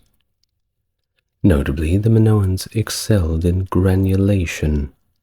That's a technique exemplified by the Malia pendant, which depicts bees on a honeycomb. Therefore, metalwork in Crete was fairly sophisticated for the time, with the Minoans creating elaborate weapons and tools from imported gold and copper. Although fine bronze weapons like swords and daggers have been found, they are less common than in Mycenae and Greece, where warrior burials frequently included richly decorated weapons. Minoan daggers, often with gold hilts and decorative inlays, showcase the height of their metalworking skills. The production of metal vessels in Crete spanned from the early Minoan II period to the late Minoan III B and C period, with early examples likely made exclusively from precious metals, and later items from bronze. These vessels, which ranged from cups to large cauldrons, and even elaborate lamps, suggest a continuity in craft that extended into the Mycenaean culture, evidenced by the presence of Minoan-style metalwork in Mycenaean contexts. This implies either direct imports from Crete or the influence of Minoan craftsmen on the mainland. Well, it wasn't all just artwork. I had to do a little bit of quote-unquote real work from now and then. Thus, the Minoans had a diverse agricultural system, raising cattle, sheep, pigs, and goats, and of course cultivating crops like wheat, barley, vetch, and chickpeas. They grew a variety of fruits, including grapes, figs, and olives, and possibly used poppies for seed and opium. Bee domestication highlights their versatility in farming and food production. The island's native flora included vegetables like lettuce, celery, asparagus, and carrots, along with native pear, quince, and olive trees. The Minoans introduced date palms and cats from Egypt, enhancing their agricultural and environmental management. Pomegranates were adopted from the Near East, enriching their diet, although citrus fruits like lemons and oranges were not incorporated. Now, the Minoans practiced polyculture, That's a sustainable farming method that supports soil fertility and reduces crop failure risks. This diet, of course, led to population growth, supported by a robust agricultural system evidenced by linear B tablets that documented the management of orchards and secondary products like olive oil and wine, which were central to their diet but also their economy. Of course, they live on an island, so seafood played a big role in their diet too. But the primary focus was on the agriculture on land, as suggested in the presence of marine life, in art and poetry. Like the LM3C octopus stirrup jar. The importance of seafood is further indicated by the remains of edible mollusks found at sites, although it seems to have been secondary to staple foods, which I would have thought the main food was seafood on an island like Crete, but maybe they didn't like it as much, I don't know. Of course, wild game, such as deer and boar, were also popular, but their role in the diet is debated, especially concerning the use of now extinct Cretan megafauna. Artistic representations, like the Harvester's Vase and the Sacred Grove fresco, possibly depict agricultural festivals and celebrate soil fertility. Storage facilities in palace compounds, such as those at Phaistos and Knossos, suggest these sites also served as redistribution centers for produce, supporting a class of administrators, craftsmen, and religious officials who were not involved in direct agricultural labor. This specialization indicates an advanced societal structure capable of supporting various professional and administrative roles. Of course, if you're going to be farming, you're going to need tools. And Minoan tools evolved from simple wood or bone to more sophisticated bronze implements with oval-shaped holes in tool heads to prevent spinning on handles, showing innovation in tool making. These tools, including axes, sickles, and chisels, facilitated their agricultural practices and contributed to the efficiency of their farming and craft production. Thriving from their strategic position in the Mediterranean, they developed a robust network for international trade that extended across Egypt, Mesopotamia, Anatolia, Cyprus, Syria, and even all the way to the Iberian Peninsula, that's over in Spain and Portugal. This extensive trade network was pivotal for the exchange of goods such as ceramics, copper, tin, gold, and ivory. Minoan craftsmanship in pottery, particularly the distinctive Kamares ware and the later marine-style pottery, was highly valued and widely distributed across these regions.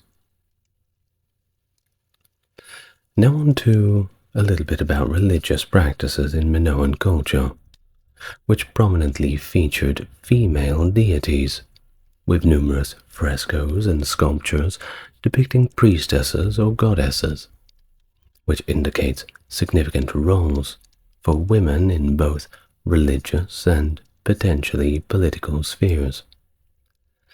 This, of course, is one of the reasons why scholars consider the possibility of a primarily matriarchal society, or at least one where women held considerable power, or at least they had the opportunity to. The concept of a palace economy is central to the understanding of Minoan society. The palaces, such as those at Knossos, Phaistos, and Mallia, were not just royal residences. but also administrative hubs where agricultural produce and goods were collected for redistribution. These palaces were integral to managing the internal economy and possibly played roles in coordinating trade and crafts. The political structure of Minoan Crete remains less understood due to the undeciphered linear A script, which keeps many of its aspects of the administrative and ceremonial life pretty obscure. While earlier theories posited a monarchical system, possibly centered at Knossos, more recent interpretations suggest a more complex scenario involving powerful elite families or clans who might have controlled different regions of Crete through their respective palaces. This shift from a singular monarchical system to a more distributed power structure may explain the absence of clear kingly figures in Minoan iconography, which of course contrasts with the explicit representations of rulers in contemporary civilizations like Egypt and Mesopotamia. Indeed, I think that this may be the explanation. Now what about women? What do we know about them in Minoan society?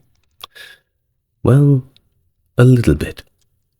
Not much, but a little bit. What we have primarily comes from art and some of the deciphered linear B tablets. Of course, we have plenty of linear A tablets, but we don't know how to read them, which leads one to think that perhaps there is some kind of Rosetta Stone-like tablet underground somewhere that perhaps holds the key to unlocking those secrets. But as of the 13th of April 2024, we are yet to find one, so keep looking, I suppose. Now, in artistic depictions, men and women were distinguished by skin color, actually. Men were shown with darker skin, and women were shown with lighter skin. Women's clothing evolved to become more elaborate over time as represented in the art, emphasizing on displaying the more sexual characteristics. This is evident from the portrayal of women's garments that often featured low necklines to expose cleavage, or even give away the whole show. Both genders were of course depicted with slim waists, a feature accentuated in the attire of the time. Now, Minoan art categorizes women into different societal roles, as the following were elite women, common women, and servants. And, of course, there were those who were engaged in religious activity who were a category unto their own. Elite women were portrayed as significantly larger than those of lower status, highlighting their higher social standing. Women's roles in society were primarily centered around household management and childcare, with older men possibly taking on responsibilities of managing the household and mentoring the younger women. There is also evidence that women participated in crafts, such as ceramics and textiles, not just your normal weaving and pottery sort of thing. Now, interestingly, while women were often depicted in roles associated with childcare, pregnant women and scenes of childbirth are conspicuously completely absent in Minoan art, at least what we have discovered so far, suggesting that these aspects of women's lives were either considered socially sacred or somewhat sensitive topics, and thus kept predominantly as private affairs. Archaeological findings indicate that childbirth was, of course, a perilous ordeal, with numerous skeletal remains of pregnant women suggesting high mortality rates during pregnancy and childbirth. Of course, this was not something that was unique to the Minoans, but just generally the kind of situation you would face in the Bronze Age. The remains often include fetal bones, highlighting the commonality of death during childbirth, with mothers buried alongside their newly born and quickly diminished children. Do not want to say those two words in the same sentence. Now, additionally, evidence suggests that nursing women also faced significant health risks due to the intense nutritional demands of breastfeeding, which of course could lead to malnourishment and death. Well, moving away from that, let's think about what kind of clothing the Minoans would dress themselves in. The Minoans made extensive use of sheep wool for their textiles, which were likely a significant part of their economy, possibly even a major export. Now, linen was there as well, but it was considerably less common, and it was possibly imported from Egypt or perhaps cultivated locally on Crete. There's no definitive evidence for the use of silk, though it cannot be completely ruled out, at least not yet. Minoan clothing styles, as depicted in art, show a distinct fashion sensibility. Men, if they were poor, typically wore loincloths, or more elaborate robes or kilts, which could actually be quite long. Women's attire consisted of long dresses with short sleeves and layered flounced skirts, designed to emphasize a slim waist, a style detail often exaggerated in artistic depictions. Both men and women wore thick belts or girdles around the waist to highlight this feature, kinda like those weightlifting belts you see when you're doing deadlifts. You know the ones, the gym belt.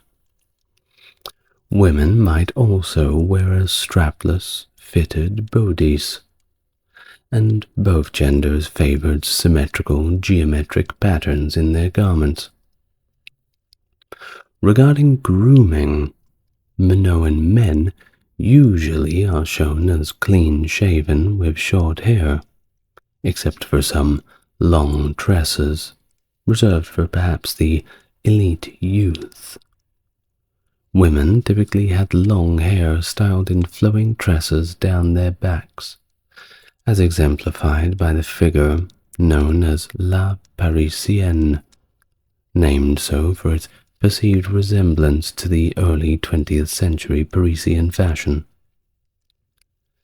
Children are often depicted with shaved heads, save for a few locks, until they approach the years of maturity, as seen in artistic representations like the Acrotiri boxer fresco.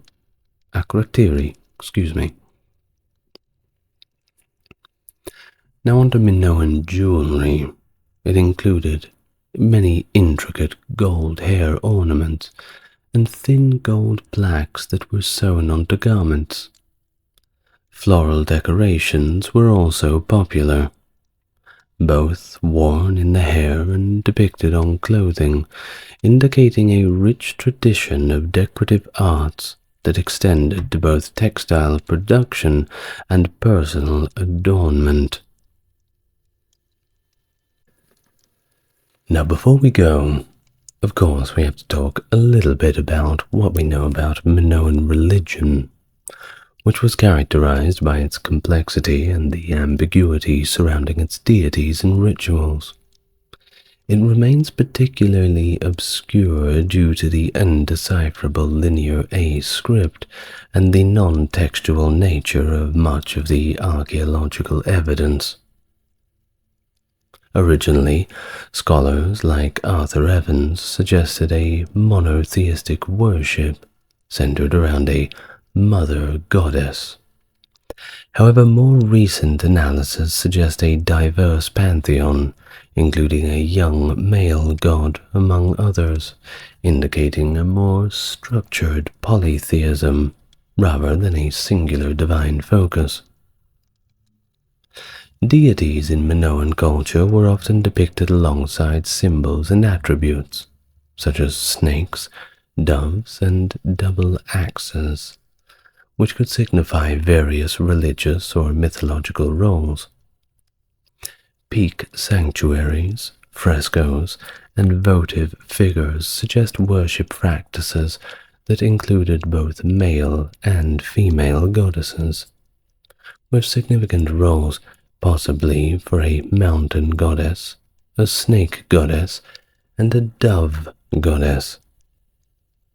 Of course, these figures may have represented or been associated with nature, fertility, household protection, and animal husbandry.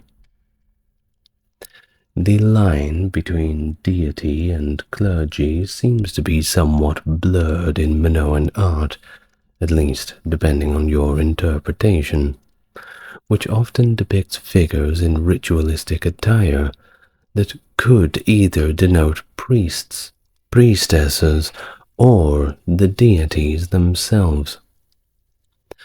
Religious practices likely involve significant ritual activities as suggested by artifacts such as the labrys, and ceremonial structures like the horns of consecration. The labrys, by the way, is those double axes that we've mentioned, the ones that are often depicted, the symbols alongside the deities in the artworks.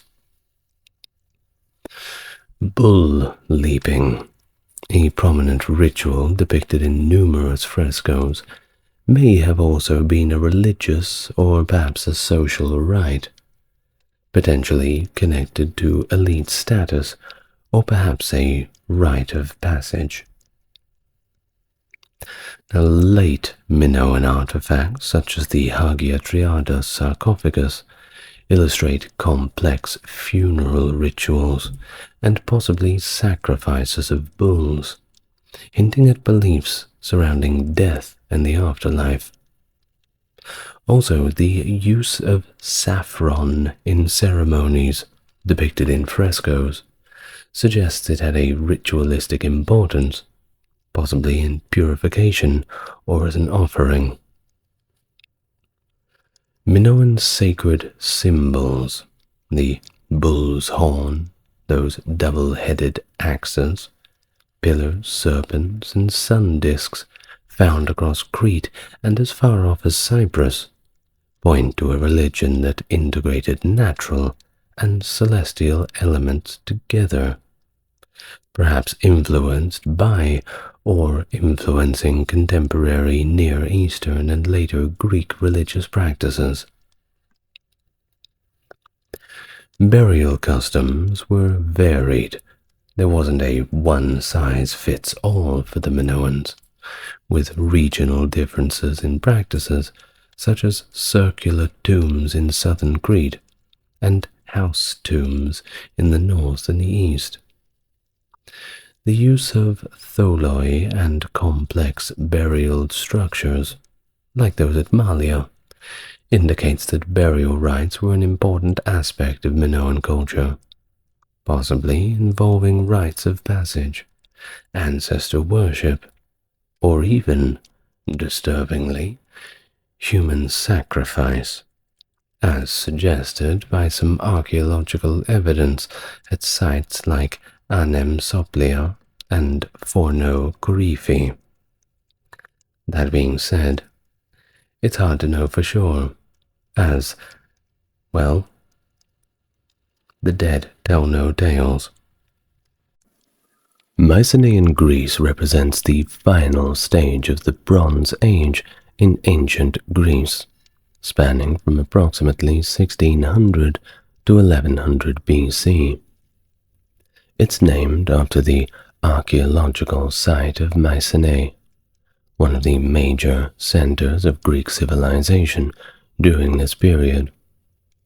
The Mycenaeans are renowned for their advanced engineering, sophisticated palatial architecture, and the development of linear B script, which was an early form of Greek recorded on clay tablets.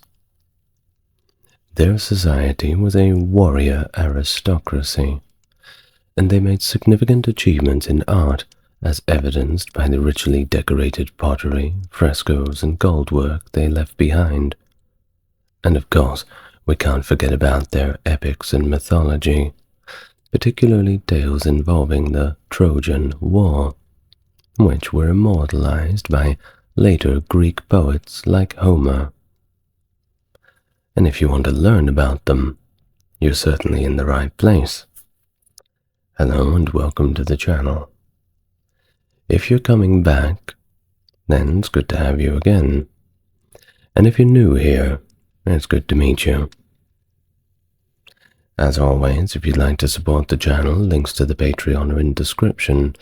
And if you want to tell YouTube to push my video out to a broader audience, clicking the like button will nudge them in the right direction. Now, without further ado, please make yourself relaxed, and we can begin our history of Mycenaean Greece. The origins of the Mycenaeans are still a subject of various scholarly theories and debates. One theory suggests that the Mycenaean civilization was influenced by archaic Indo-Europeans that came down from the Eurasian steppe. But this connection is somewhat tenuous due to minimal material and cultural ties between the Aegean and northern steppe populations during the Bronze Age.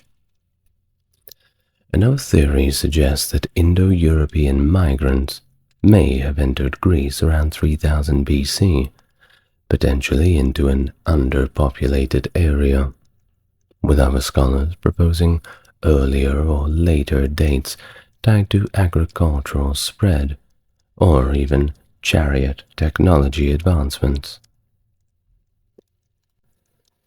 Genetic studies in our modern era reveal that while Mycenaeans and Minoans were genetically similar, Mycenaeans had additional ancestry from Eastern European and Siberian hunter-gatherers, possibly via the Eurasian steppe, but also there's a chance they could have came down from Armenia. This genetic input seems to distinguish them from the Minoans, but it doesn't conclusively resolve the questions about their specific origins.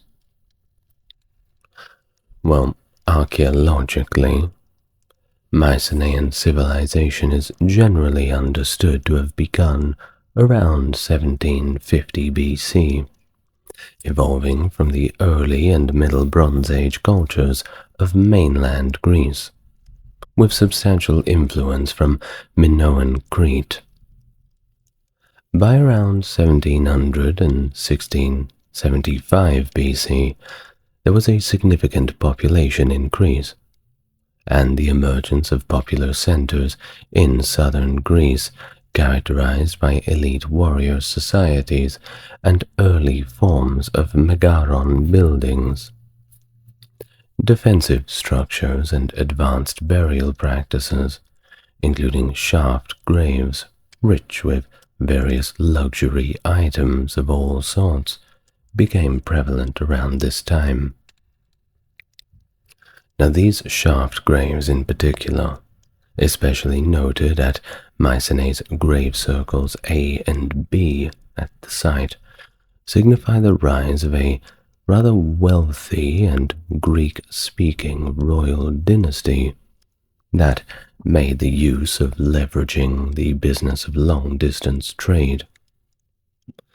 And it seems that they did quite well for themselves. In fact, gold-adorned burials were rather typical for the elite, with men often buried in golden masks along with golden armor, and women in gold crowns and ornamented clothing. Now, Mycenaean interaction with external regions, including the Cyclades, Crete, and even the broader Mediterranean and Near East, seems to have been very extensive. Mycenaean artifacts and pottery reached places as far away as Egypt, Asia Minor, and Cyprus, indicating a robust trade network. Art and cultural elements during this period show very clear Minoan influence, yet retain distinctive Helletic traits, and of course some recognizable Western Asian features. Now, in terms of architecture and art, Mycenaean works were simpler, yet more monumental than their Minoan counterparts, suggesting a blend of local and also foreign artistic traditions. Over time, though, Mycenaean civilization seems to have grown in sophistication, and it eventually surpassed the Minoan achievements. Of course, I've done a full video on the Minoans if you're interested in that. May help you understand this one a little bit better. Now, the transition from the shaft grave period marked the adoption of tholos tombs, kind of grand circular burial structures with vaulted roofs, showing an evolution in elite burial customs, and continuing the trend of increasing social complexity and architectural sophistication. By the 15th century BC, Mycenaeans had expanded their influence across the Aegean and into western Anatolia, establishing dominance over the region and marking the beginning of the Mycenaean Koine era, a period of widespread cultural uniformity across mainland Greece and the Aegean islands. This era emerged after the Mycenaeans took control of the Minoan palace at Knossos. That was around 1450 BC. Then they went on to blend Minoan culture with their own to form a kind of hybrid civilization. The Mycenaeans utilized the collapse of Minoan power to extend their trade networks extensively. By the early 14th century BC, they reached as far as Cyprus, the Near East, Italy, and Spain, exploiting new commercial opportunities. This period also saw the introduction of the Linear B script at Knossos, which was an adaptation of Minoan Linear A, spreading across Mycenaean palatial centers and providing crucial data on their administrative systems. Though the records are a little bit too fragmented to fully reconstruct the politics of Bronze Age Greece, so we can only do what we can and fill in the gaps with the rest.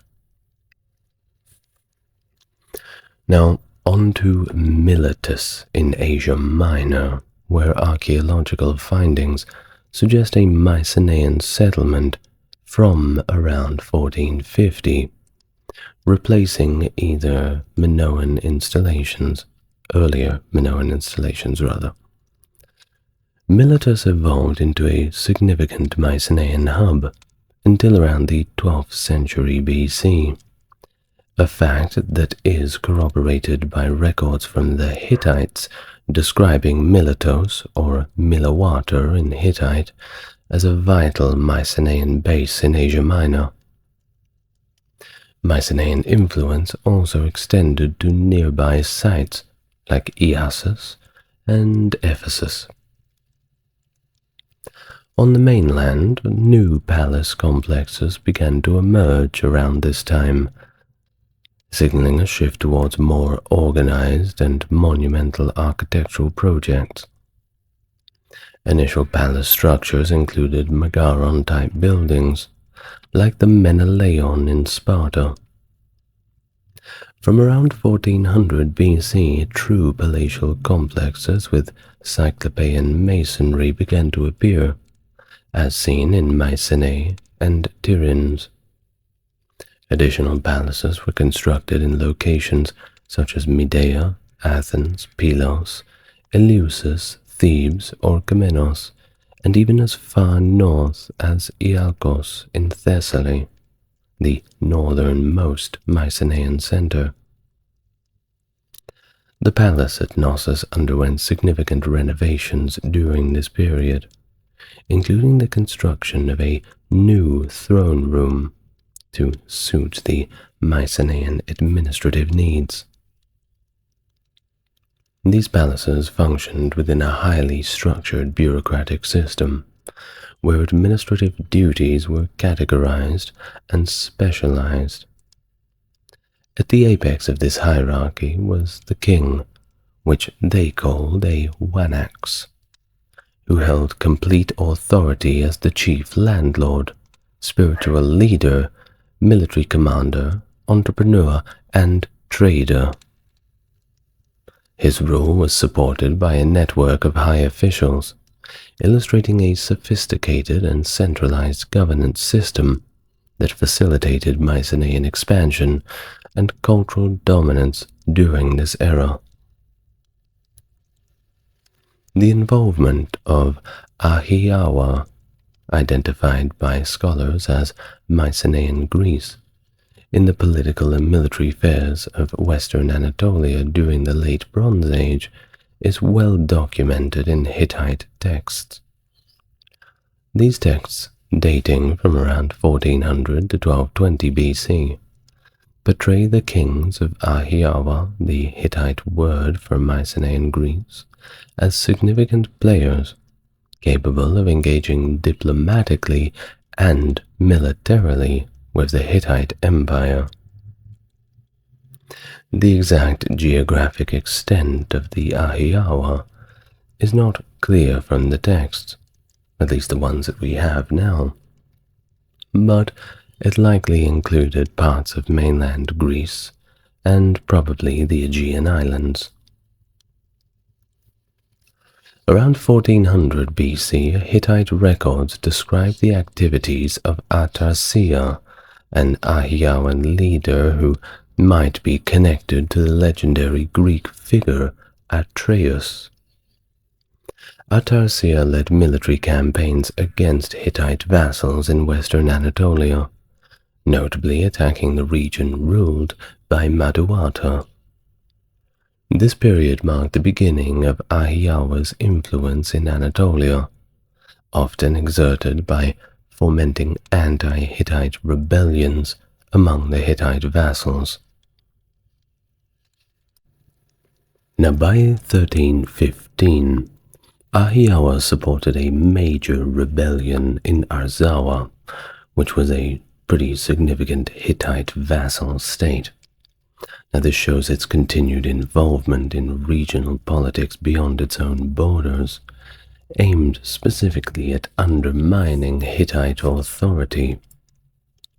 Archaeological findings corroborate the textual evidence of Ahiawan control over several Aegean islands during this time. Now, during the reign of the Hittite king Hattusili III, that was from 1267 to 1237, the Ahiawan ruler was acknowledged as Great King, reflecting a status on par with the most powerful monarchs of the era, such as those of Egypt, Babylonia, and Assyria. Indeed, the same prefix is used for those other rulers in the Hittite materials. This recognition highlights the heightened political and military influence of the Ahiawa. At that time, Biama Radu, an anti-Hittite agitator, received support from the Mycenaean Greeks, causing significant disturbances that extended to Wilusa, which is possibly ancient Troy. It's one of the names that we have in Hittite records for it, and resulted in the seizure of the island of Lesbos. Now, this chaotic period, characterized by recurring conflicts and politics, might have laid the historical groundwork for the legendary accounts of the Trojan War.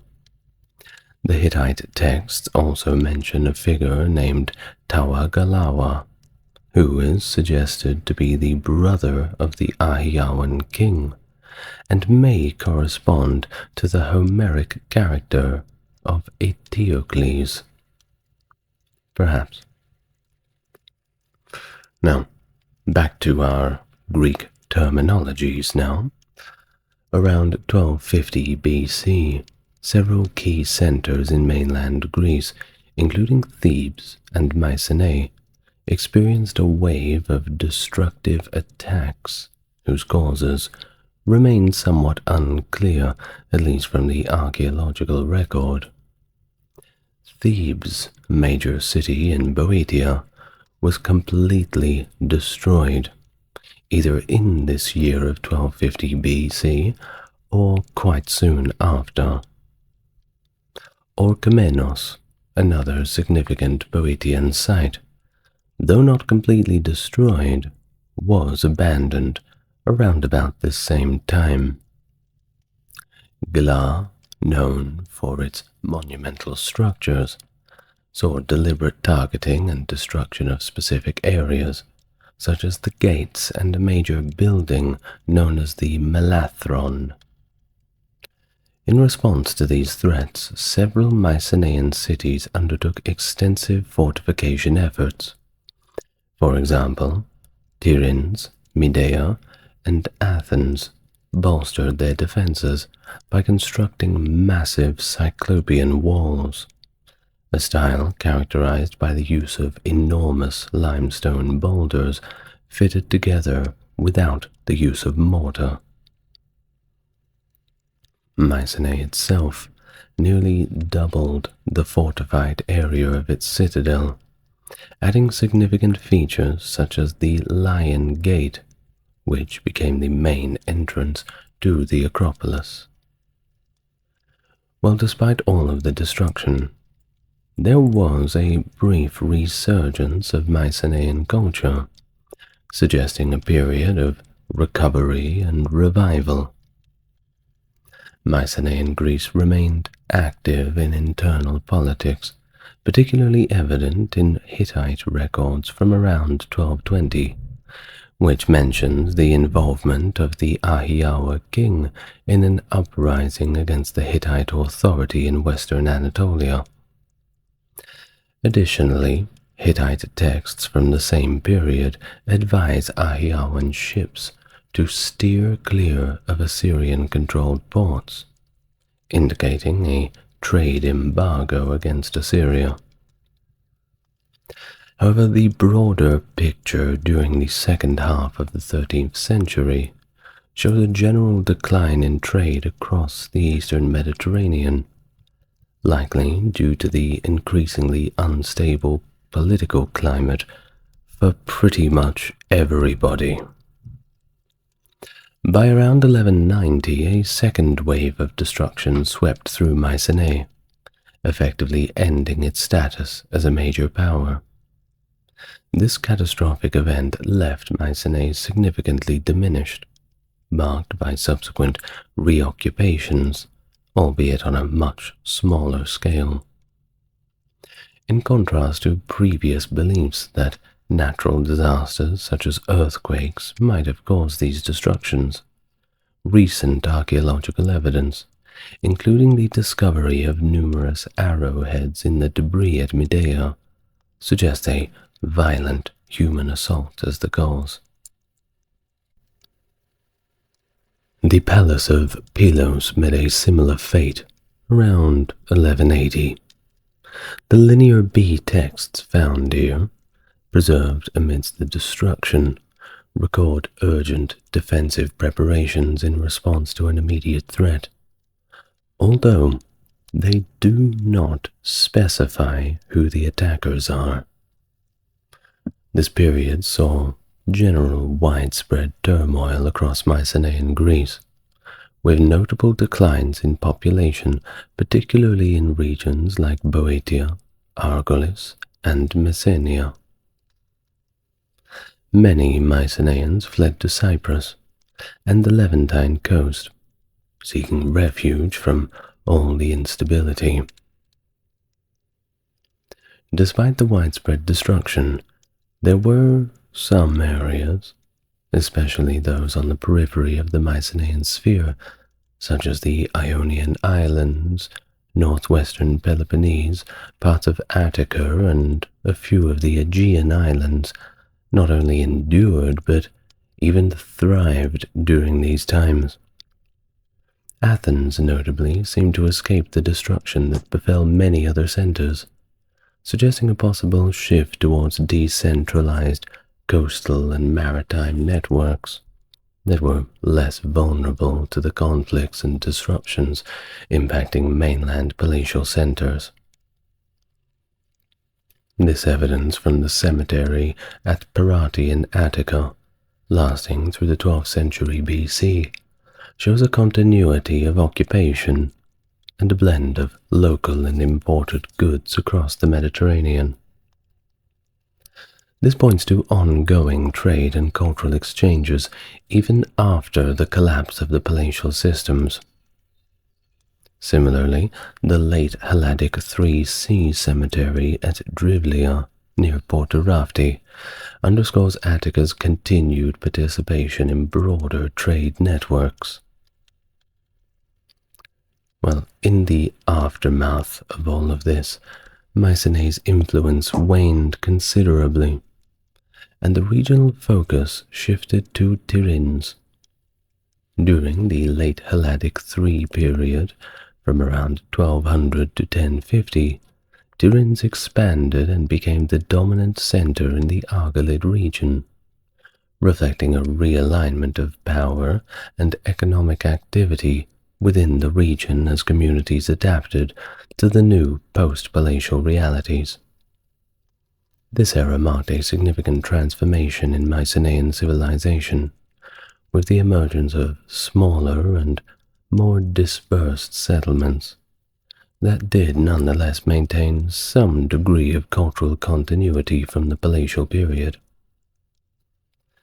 The collapse of the Mycenaean palace system, marking the end of Mycenaean Greece, remains one of the most debated mysteries in the history of the ancient world. There are several competing theories that attempt to explain this decline, each of them supported by varying degrees of archaeological and textual evidence. So let's have a look. We'll go through a few of the theories and explain them briefly. And after that, we'll get on to a little bit more of the cultural and societal aspects of Mycenaean Greece. Well, the first and probably the most popular theory is the one of population movement and invasion, first being the Dorian invasion. This long-held theory, rooted in ancient Greek tradition, suggests that the Dorians, an ethnically distinct group, speaking a variant of the Greek language, that being Doric, migrated southward over several years, and this migration caused widespread destruction, and eventually they settled in the regions that were formerly held by the Mycenaeans. The theory points to changes in burial practices and pottery styles as evidence of this new population's influence. And next, of course, we can't go past the Late Bronze Age without mentioning the mysterious Sea Peoples. Coinciding with the Mycenaean collapse is the activity of the Sea Peoples, a confederation of naval traders who attacked parts of Anatolia, the Levant, and Egypt sometime around 1175 BC, thereabouts. Some scholars propose that one of these groups, the Ekwesh, were linked to the Ahiawa mentioned in the Hittite records, possibly identifying them with the Mycenaeans. Well, either way, the havoc wreaked by these groups in the eastern Mediterranean could have contributed to, or at least coincided with, the fall of Mycenaean Greece. Either way, it was overall a bad time for everybody. It certainly would have had its effect. Then we have theories of internal conflict and social strife, which are also quite popular theories. First being civil unrest. This perspective argues that internal strife driven by the rigid and hierarchical structure of the Mycenaean society led to internecine warfare and rebellion against the ruling Wanaks. Remember, that is the Mycenaean word for king. This scenario suggests a collapse from within rather than due to external forces, a kind of political implosion. Next is a theory of economic and systemic breakdown. Economic decline and the breakdown of redistributive palace economies, which could no longer sustain the demands of its bureaucracy and military, may have also played a role in the collapse, but we need a little bit more elaboration on that. Hopefully, we'll be able to find some more tablets and texts that will corroborate that theory. Next, of course, is natural disasters and environmental factors. Some researchers have suggested that prolonged droughts or climate changes may have undermined agricultural productivity, leading to economic and social stresses that the palatial systems simply did not have the power to withstand. Of course, given the geological activity in the area, significant earthquakes could have damaged critical infrastructure, leading to economic difficulties and making the palaces vulnerable to invasion or simply internal collapse. Lastly, we have some theories regarding demographic and societal changes.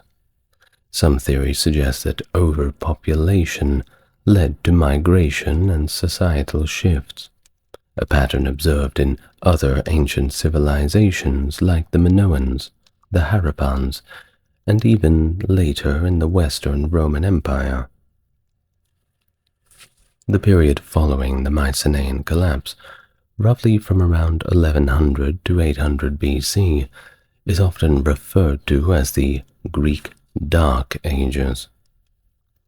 During this time, Greece saw a significant reduction in population and a loss of writing, which resulted in fewer and, frankly, less impressive material culture remains compared to the palatial period.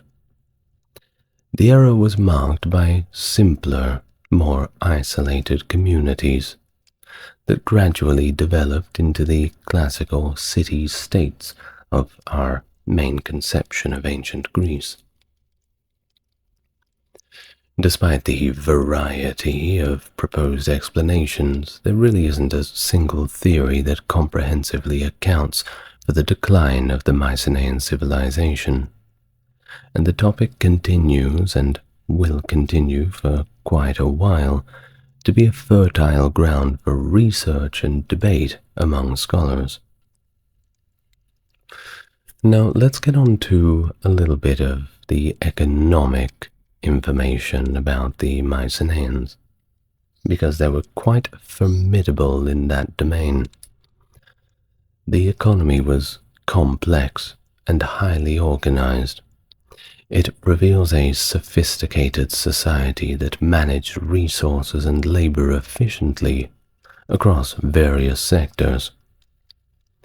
The centralized administration, as evident from preserved linear bead tablets, played a critical role in monitoring and distributing resources, demonstrating advanced bureaucratic capabilities, especially for the time.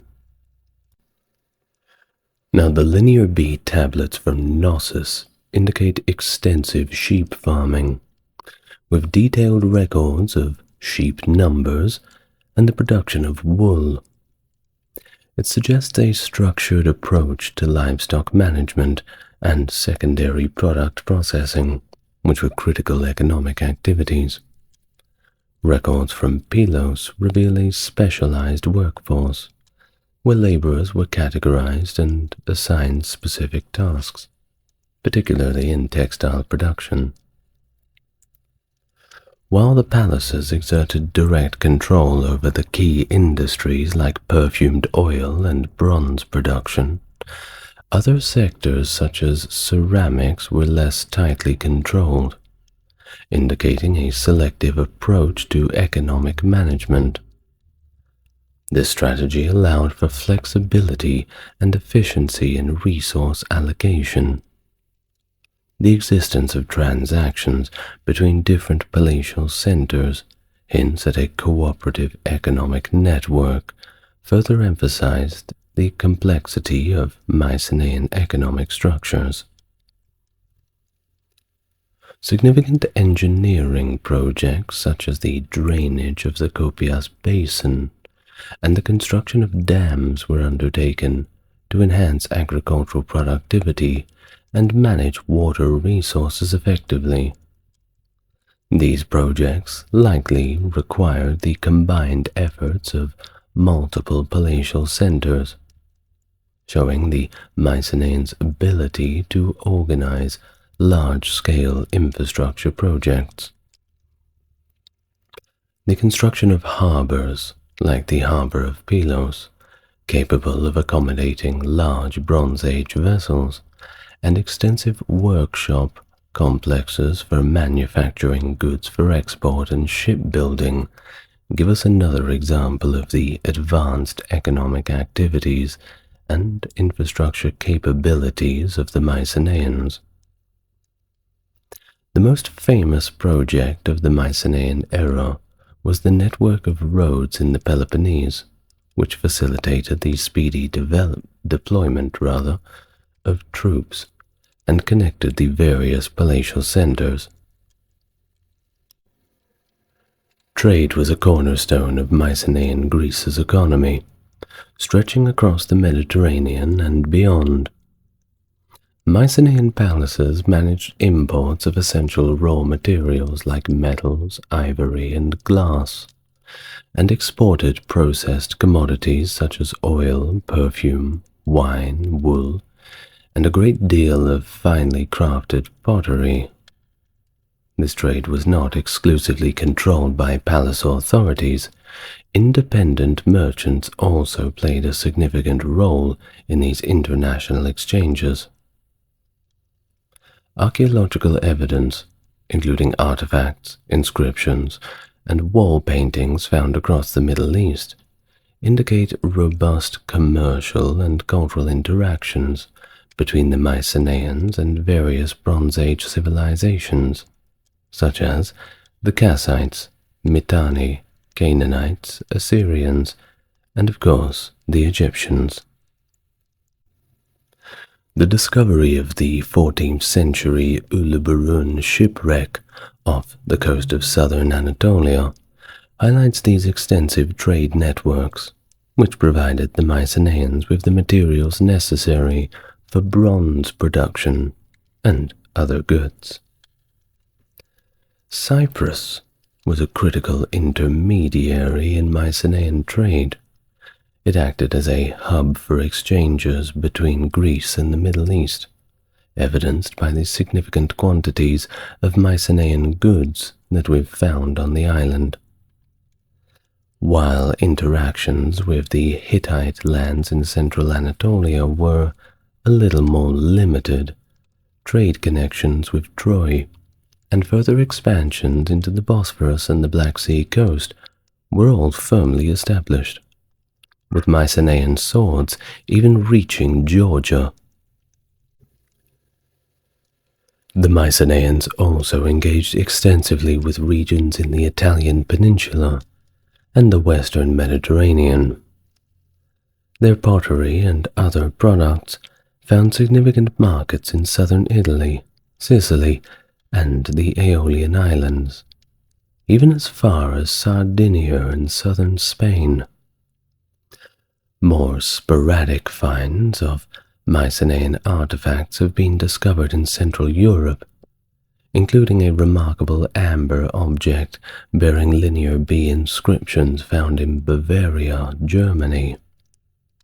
Additionally, Mycenaean double bronze axes and other items from the 13th century BC have surfaced as far away as Ireland, and even in regions of England such as Wessex and Cornwall.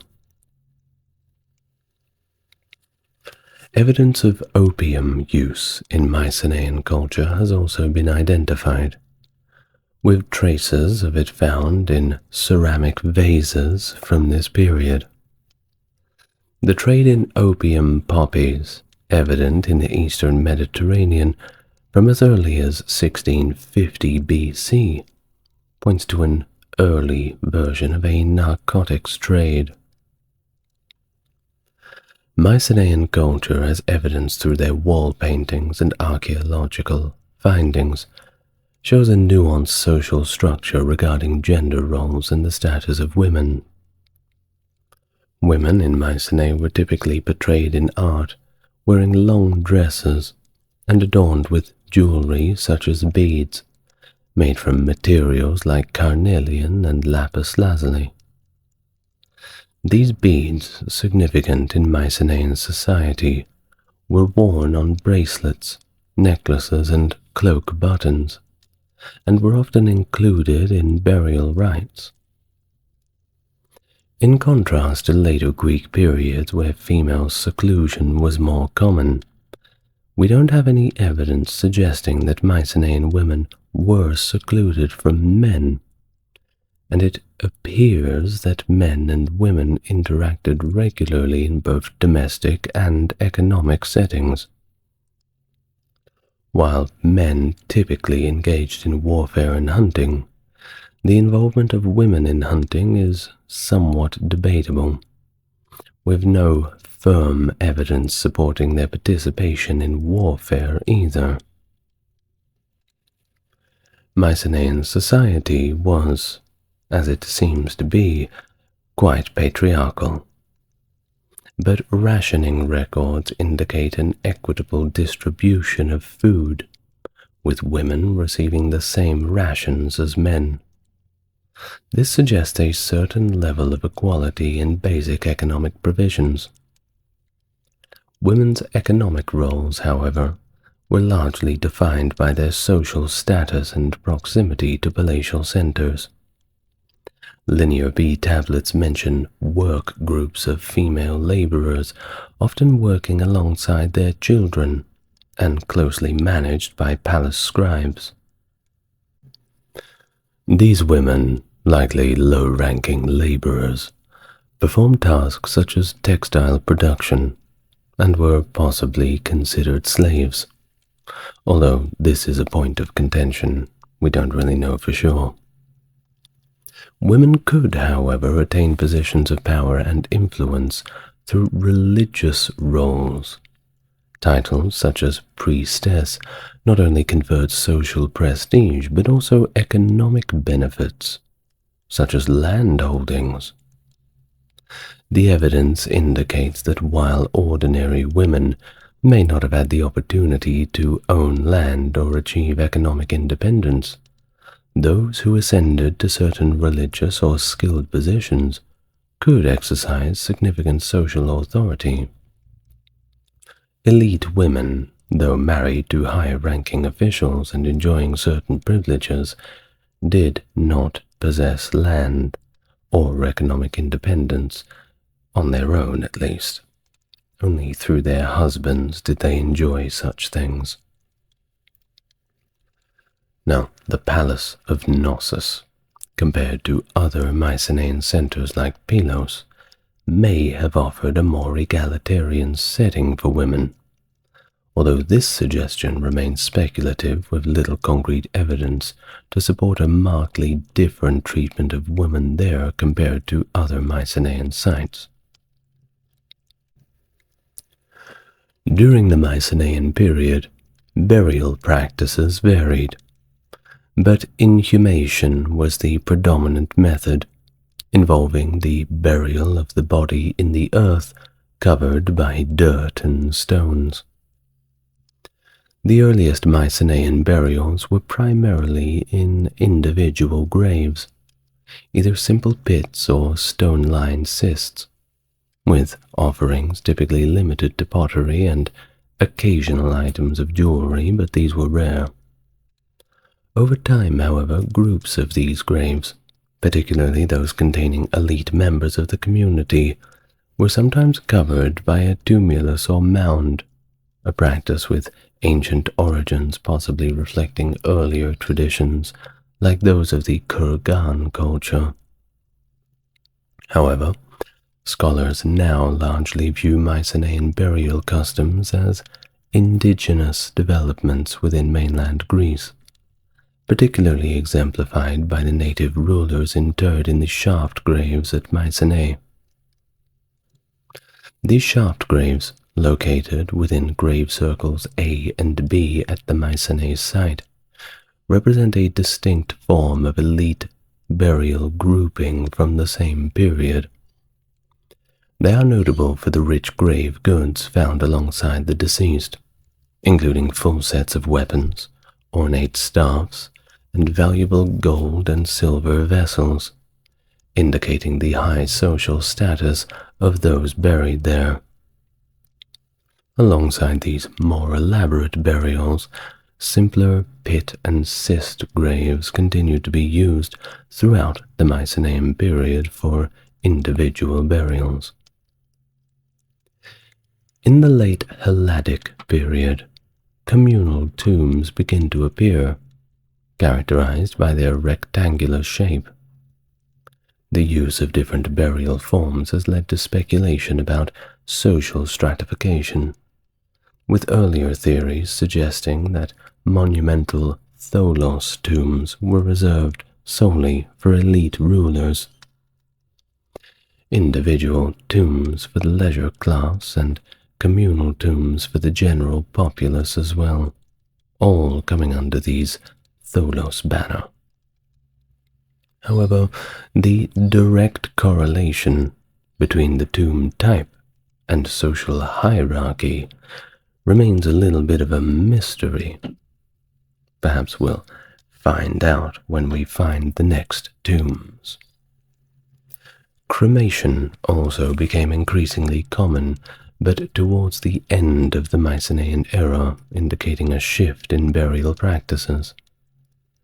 The introduction of the tholos tomb in the early 15th century marked a new phase in elite burials, characterized by their impressive and imposing circular structures, with high vaulted roofs, such as the treasury of Atreus at Mycenae. This period saw the construction of several such tombs, particularly in the region of Mycenae, where a cluster of 9 tholos tombs includes 6 from a single period, that period being the late Helladic IIa, around 1400 to 1300 BC.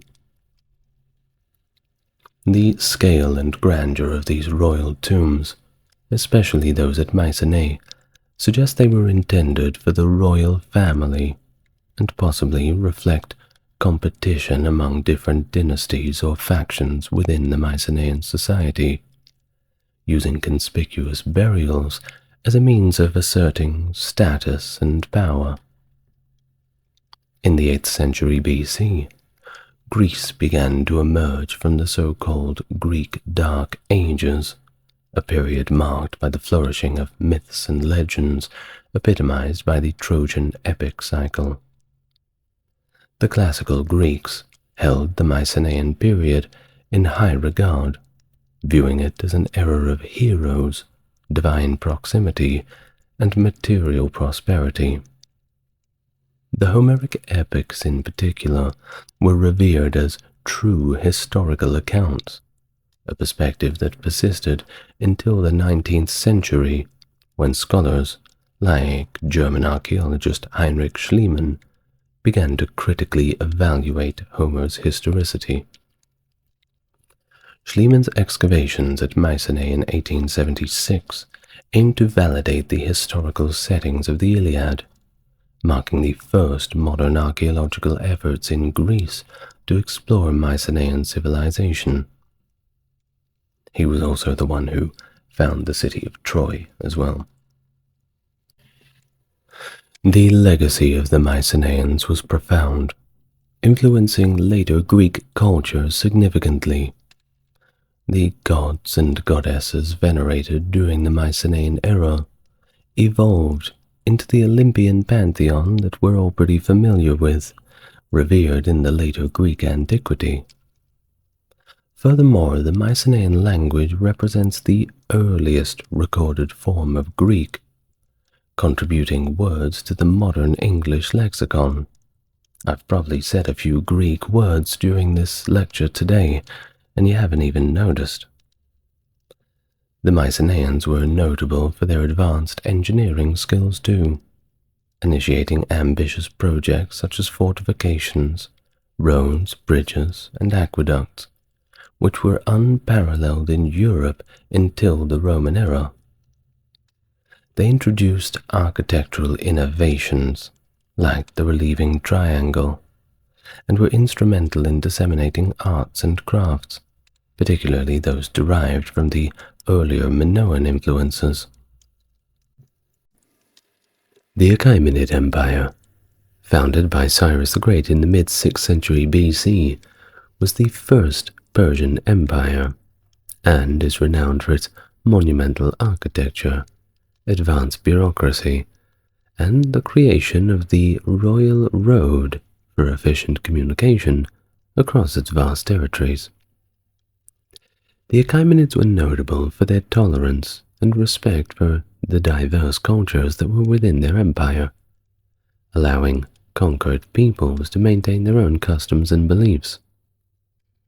It was this approach that fostered a sense of unity and relative stability throughout the empire, at least in the good times. Regardless, their contributions to art, governance, and engineering left a lasting legacy that influenced subsequent empires in the region and overall laid a foundation to the acts of Persian culture that persisted long after the empire's fall to Alexander the Great. Hi, how are you? And welcome to the channel. If you're coming back, it's great to have you with me again. And if you're new here, well, you're in the right place. That is, if you want to relax and learn something new. Well, if you'd like to support the channel, as always, links to Patreon are in the description. And to help YouTube push my video out to more people, it's probably a good idea to click that like button. Did you do it? Thanks in advance. And now, without any further ado, let's talk about the culture and some of the more specific aspects of the Achaemenid culture that was not covered in my chronological video. Indeed, that's what you get when you have a strictly chronological form. Some things are talked about in more detail than others. We've talked about in our Achaemenids video the rulers and the wars, the rise and fall. But what happened in between? What about the day-to-day life of someone in the Achaemenid Empire? Well, that's what it's all about today. So, in no particular order, I'm going to go through some cultural aspects of what it would have been like to be in the First Persian Empire. Get relaxed. Let's start. The Achaemenid Empire, known for its expansive governance and cultural achievements, significantly shaped the structures of subsequent empires across Asia and the Middle East. Its methodologies in administration were highly influential and set precedents that were emulated even by the Greeks and the Romans.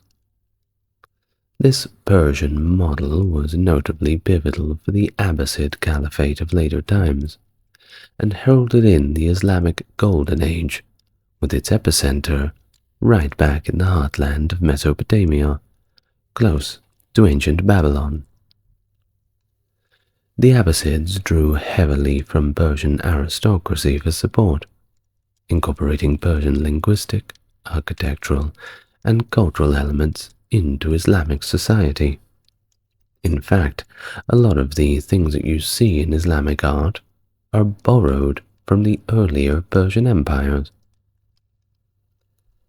The Achaemenid legacy, as great as it is also recognized for its role as being a key player in the Greco-Persian Wars, and its benevolent act of emancipating Jewish exiles in Babylon. While this indicates its broad cultural and social impact, along with, of course, religious implications. Take a look in the Old Testament. You'll find the Achaemenids there too. The exchange between Achaemenid Persia and the Athenian Greeks highlights another significant aspect of cultural reciprocity. Moreover, the empire contributed to the dissemination of the great philosophy and religion, Zoroastrianism. Still around today, by the way. It's a religion that has deeply influenced the cultural and historical identity of Iran. It might surprise you that in modern-day Iran, there are still many Zoroastrians who are free to practice their religion as they see fit. They even have their own temples, fire temples to be specific, dotted all over Iran, especially in Tehran and Isfahan. Now, many historians have highlighted the lasting influence of Achaemenid governance practices on Abbasid society and beyond, characterizing it as a reintegration of Achaemenid systems within Islamic governance. So, let's talk about that for a moment.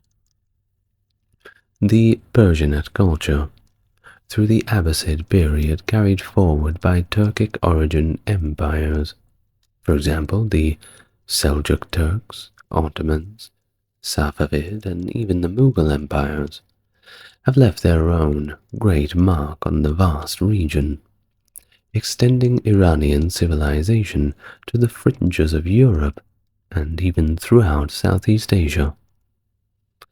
It's of particular note that the second advent of Islam, through Iranian Islam, which played a dominant role in shaping the Islamic world and spreading Persianate culture, establishing it as a cornerstone of Islamic civilization across Central Asia, Turkey, and even India.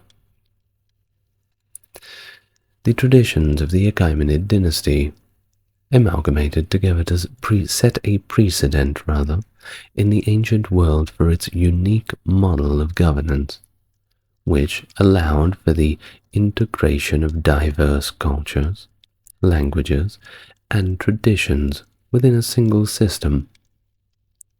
This empire, likened to the vast realms of Germany and the dominions under Napoleon, was not just a collection of conquered lands, but it became a sophisticated federation of states, each with its own distinct identity and autonomy. Now, let's be fair. The central authority did have to enforce its own general laws across the empire, but it did credit where it's due, preserve and, in some cases, foster the individual characteristics of each nation, from their legal systems all the way up to their social customs, regardless of what the Persian upper classes thought of them. Now, one thing we may say, and once again credit where it's due, my aforementioned fire temples in modern-day Iran, the tolerance of allowing these practices to continue are something that it is a extension of the older Achaemenid tolerance culture. Indeed, it's rather surprising to hear that Iran is allowing what definitely looks from the outside to be a pagan religion to operate so freely within its country. But then again, if we want to ask what the situation is, perhaps we should ask the Iranians themselves, as they would probably know a lot more than our Western media organizations would like to tell us. Now, this method of rule, this blanket tolerance, was emblematic of the empire's ethos, comparable to light that simultaneously illuminates and gives life, allowing each subject nation to flourish under their own terms, of course beneath the benevolent oversight of the Persian kings. And such an approach not only maintained peace and order across the vast distances in the empire, but it also enriched a group of empire that was most of a mosaic of cultures, languages, and traditions. All in all, a vibrant and dynamic civilization that does not get the credit it deserves. The Achaemenid era, in particular, certainly marked a golden age of Persian influence, setting its cultural, artistic, religious, and administrative innovations far beyond its own borders, eastward and westward. The achievements in creating an efficient administrative system, a network of roads, and a sense of security, prosperity, and even belonging for its own people, were something unparalleled, and not seen, or at least attempted to be replicated, until the height of the Roman Empire. Now, with the introduction out of the way, let's talk a little more about the culture of the Achaemenids. First, let's take a look at the language and writing. For if we want to understand how our people were, we should perhaps try and hear it in their own tongue. Of course, I'm not going to be speaking any Achaemenid language, so I'm sorry if you're looking forward to that. But we will talk a little bit about their script and their language in general. Now, during Cyrus II and Darius I's rule, with the political center in Susa, Elamite was actually predominant as the chancellery's language, and we know this by the administrative documents from the Persepolis, fortification and treasury, and there's plenty of them. Of course, it's very easy to preserve cuneiform records because they were all written on clay tablets, so we're still pulling them out of the ground. These documents, though, in particular, shed light on the empire's operational aspects, and it suggests that while Elamite was pivotal in Susa, for example, one of the largest cities, its application as a governmental standard across the empire was not universal.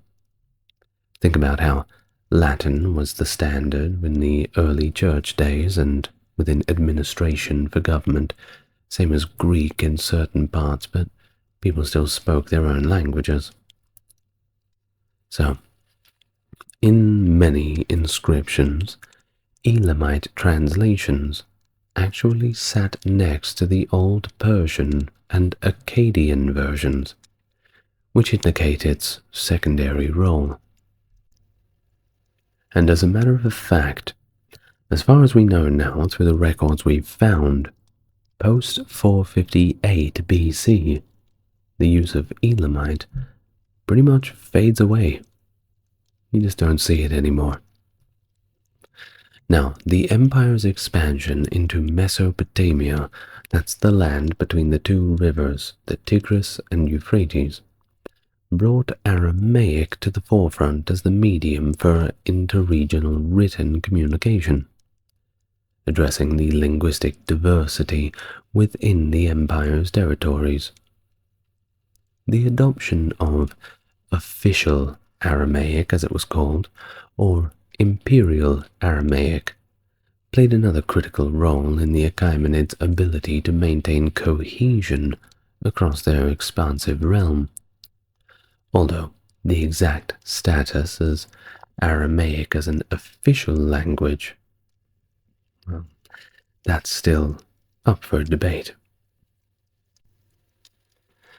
All in all, Aramaic's influence did persist long after the empire's decline. Spoiler alert, I know. But its script and vocabulary was foundational to the Pahlavi writing system of later times. Now, Old Persian, featured on certain seals and artistic artifacts, is predominantly seen in western Iran's Achaemenid inscriptions, indicating its usage in that region. Nonetheless, by Artaxerxes II's era, the imperfect grammar and orthography in inscriptions suggest scribes were somewhat distanced from the language, relying heavily on older texts for reproductions. Additionally, Greek actually served as a significant bureaucratic tool within the Achaemenid administration, highlighting its widespread use despite the empire's extensive Greek interactions and conquests. Remarkably, despite all of these interactions, old Iranian sources do not reflect Greek linguistic influence. But, there is evidence that we've found of Greeks that were living and working in Iran, or Persia, sure. And they participated in projects, for example, Darius's palace at Susa is one example I can think of off the top of my head, and they left behind a lot of Greek inscriptions and documents to prove this. So there is that. Now, moving on from written language, let's get into some of the more day-to-day culture. Get out of the office, so as it seems. And we'll start with a little bit on religion. I mean, it's a cultural cornerstone, right? So let's start from there. Worship of Mithra was widespread across the Achaemenid Empire. His temples and symbols were ubiquitous, influencing personal names and dedications of numerous festivals to him, which were, of course, big events that everybody showed up to. This devotion shows the profound integration of that Mithraic worship within the general fabric of society, influencing all of those little parts. Now, the Achaemenid Empire was indeed, as aforementioned, noted for its religious tolerance, an attribute considered very exceptional for its time.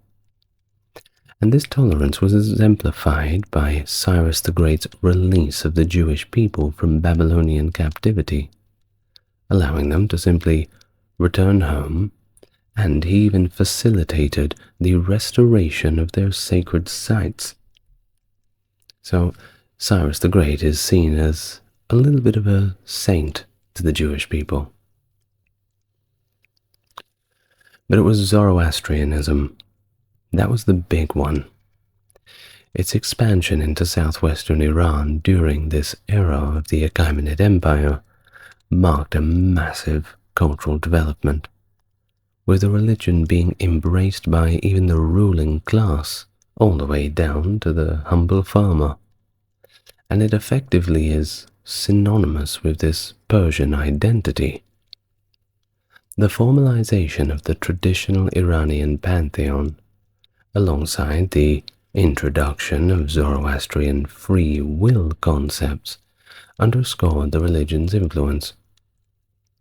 Now, if you want to learn more about that, I do have a full video on Zoroastrianism, and I talked a little bit about it in my general video on the Achaemenid Empire. So, take your pick.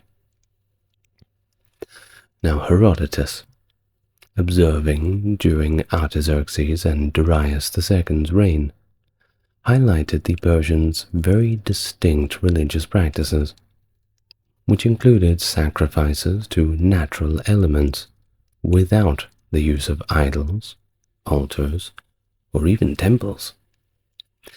And all of this leads us to the conclusion that their gods were rather transcendent in nature and omnipresent. You didn't just have to show up to the temple to see the god. They were everywhere. This practice, of course, diverged from Greek customs, which anthropomorphized deities. Excuse me. Of course, it's all a little difficult for the Greeks to understand, but they got their head around it eventually. Now, the latter adoption of Urania worship from Arabian and Assyrian cultures indicated another openness to religious influences, and the syncretic nature of Persian religious practices in general. Now, despite Herodotus's account indicating an absence of divine images, Berosus, writing later, credits Artaxerxes II with introducing cult statues across the empire. And this suggests another evolution, perhaps not in the religion itself, as the gods were omnipresent, but there was a change in the expression, a change in the art that surrounded religion. And dare I say that art coming out of religion is probably the best looking art. But, of course, everything is subjective. But of course, couldn't all be religious ceremony, right? The Persians enjoyed a bit of a party as well, and quite often. Now, as noted by Herodotus, the Persians celebrated significant banquets for birthdays that concluded reportedly with numerous desserts, a custom that differed from the Greek dining traditions, of course. Additionally, Herodotus recorded that Persians consumed abundant amounts of wine, copious even, and uniquely incorporated it into their decision-making process thusly. They would discuss vital matters while completely intoxicated, and then, the following day, when they were in somewhat a better mental state, they would determine the viability of the decisions that are made. Now, let's talk about the role of women and where they fit into this. After all, they're half the population. In the Achaemenid Empire, the societal status and roles of women, of course, varied across the different cultures and regions, which is just another way of emphasizing this vast diversity of the empire. There wasn't a single Achaemenid people. Therefore, everyone's positions are going to be different.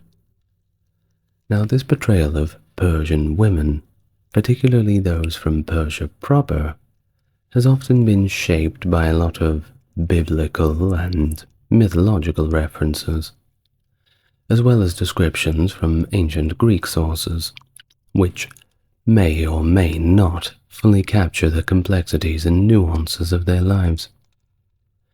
However, the archaeological Persepolis fortification tablets offer a more direct glimpse into the lives of women connected to the royal court in Persepolis, ranging from royal figures all the way down to female laborers.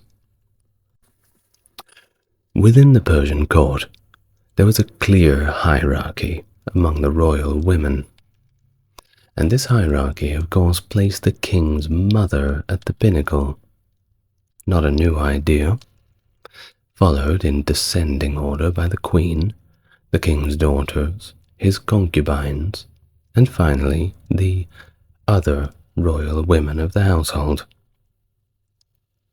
Marriages for the king typically involved a female from the royal family or a noble woman closely related to a satrap or another prominent Persian figure. While marriages between relatives were permitted, there isn't much substantial evidence supporting the practice of close familial marriages. For example, between full siblings, brother and sister. Now, contrary to the Greek accounts depicting the king surrounded by hundreds of concubines in a secluded harem, archaeological findings do not corroborate the existence of a harem, or even the practice at all of isolating women from male company at the Persian court. In fact, what we do know is that royal women not only shared meals with the king, but they also accompanied him on travels, and even possibly participated in royal hunts and banquets. The queen, in particular, is known to have held her own audiences, and managed her personal affairs independently. Of course, that suggests a level of autonomy and public presence that isn't really associated with the seclusion implied by the concept of a harem. So I think that we can perhaps chalk that up to a bit of imagination on Herodotus's part, as he's often keen to do. Now, the women in the Achaemenid Empire, especially those of royal and aristocratic status, were educated in skills such as archery and horsemanship, indicating that they were really not confined to these private spaces. These women often managed vast estates, and even their own businesses, employing numerous servants and professionals, and appeared in public alongside their husbands. This visibility often extended to social events like hunting expeditions and feasts, where the presence of women was customary until certain points in the festivals where it was the boys' time. Now, while no woman, that we know of at least, ever assumed the role of monarch or regent in the Achaemenid Empire, queens consort like Atossa and Parysatis wielded significant influence over state affairs. Now, the reason why I say that we know of is because a lot of the times when we look at Egyptian and other Bronze Age cultures, when there was a ruler that people didn't like, they would simply do their best to erase them from the pages of history. So, perhaps there may have been, but it seems terribly unlikely. Well, the formal administration and religious services do appear to have excluded women entirely from the official positions. Nevertheless, archaeological evidence from Persepolis reveals that some women were actively employed as free laborers working side by side with men. Some even led their own work gangs and received higher wages than their male counterparts. Although generally, 99% of the cases, women's wages were lower, unless they were exceptionally skilled craft workers, and even in that case, it was most likely then just equal pay to their male counterparts. Now what about art and architecture? Well, there's plenty of that left over. It was emblematic of an empire that spanned 3 continents, and it stands out for its synthesis of diverse cultural elements amalgamated into a distinctive Persian ethos. The empire's builders and artisans drew from a broad palette that included Median, Assyrian, and even Asiatic Greek influences, all molding together into something that was uniquely and recognizably Persian. This rather eclectic approach is evident across the vast territories that were once under Achaemenid sway, all the way from the Mediterranean, reaching to the Indus River. It manifests in the monumental stone structures and paradisiacal gardens segmented by flowing water. Of course, the Achaemenids were certainly known for their ambitious architectural projects, which included their sprawling cities, majestic temples and palaces, and of course solemn mausoleums, like the tomb of Cyrus the Great. The essence of their architectural innovation lay not just in the scale and grandeur, but in the harmonious integration of varied elements that still allowed for a Persian identity to shine through. Achaemenid art, likewise, demonstrated its own profound capacity for integration and innovation. It's seen in the intricate frieze reliefs, the exquisite metalwork of items like the Oxus treasure, the ornate decoration of palaces, the use of glazed brick masonry, and the perfection of crafts such as carpentry and masonry itself.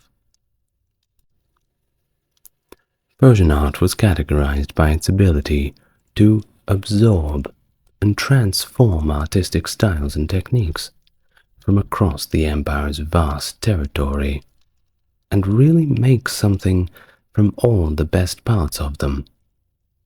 Definitely unique.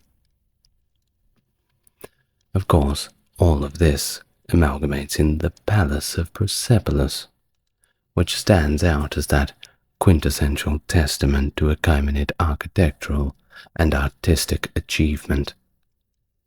Its grandeur and detailed craftsmanship underscore the empire's architectural ambition along with its artistic finesse.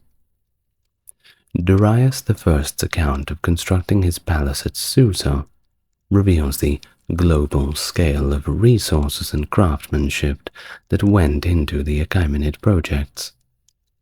Materials and artisans were sourced from across the wide ranges of the empire.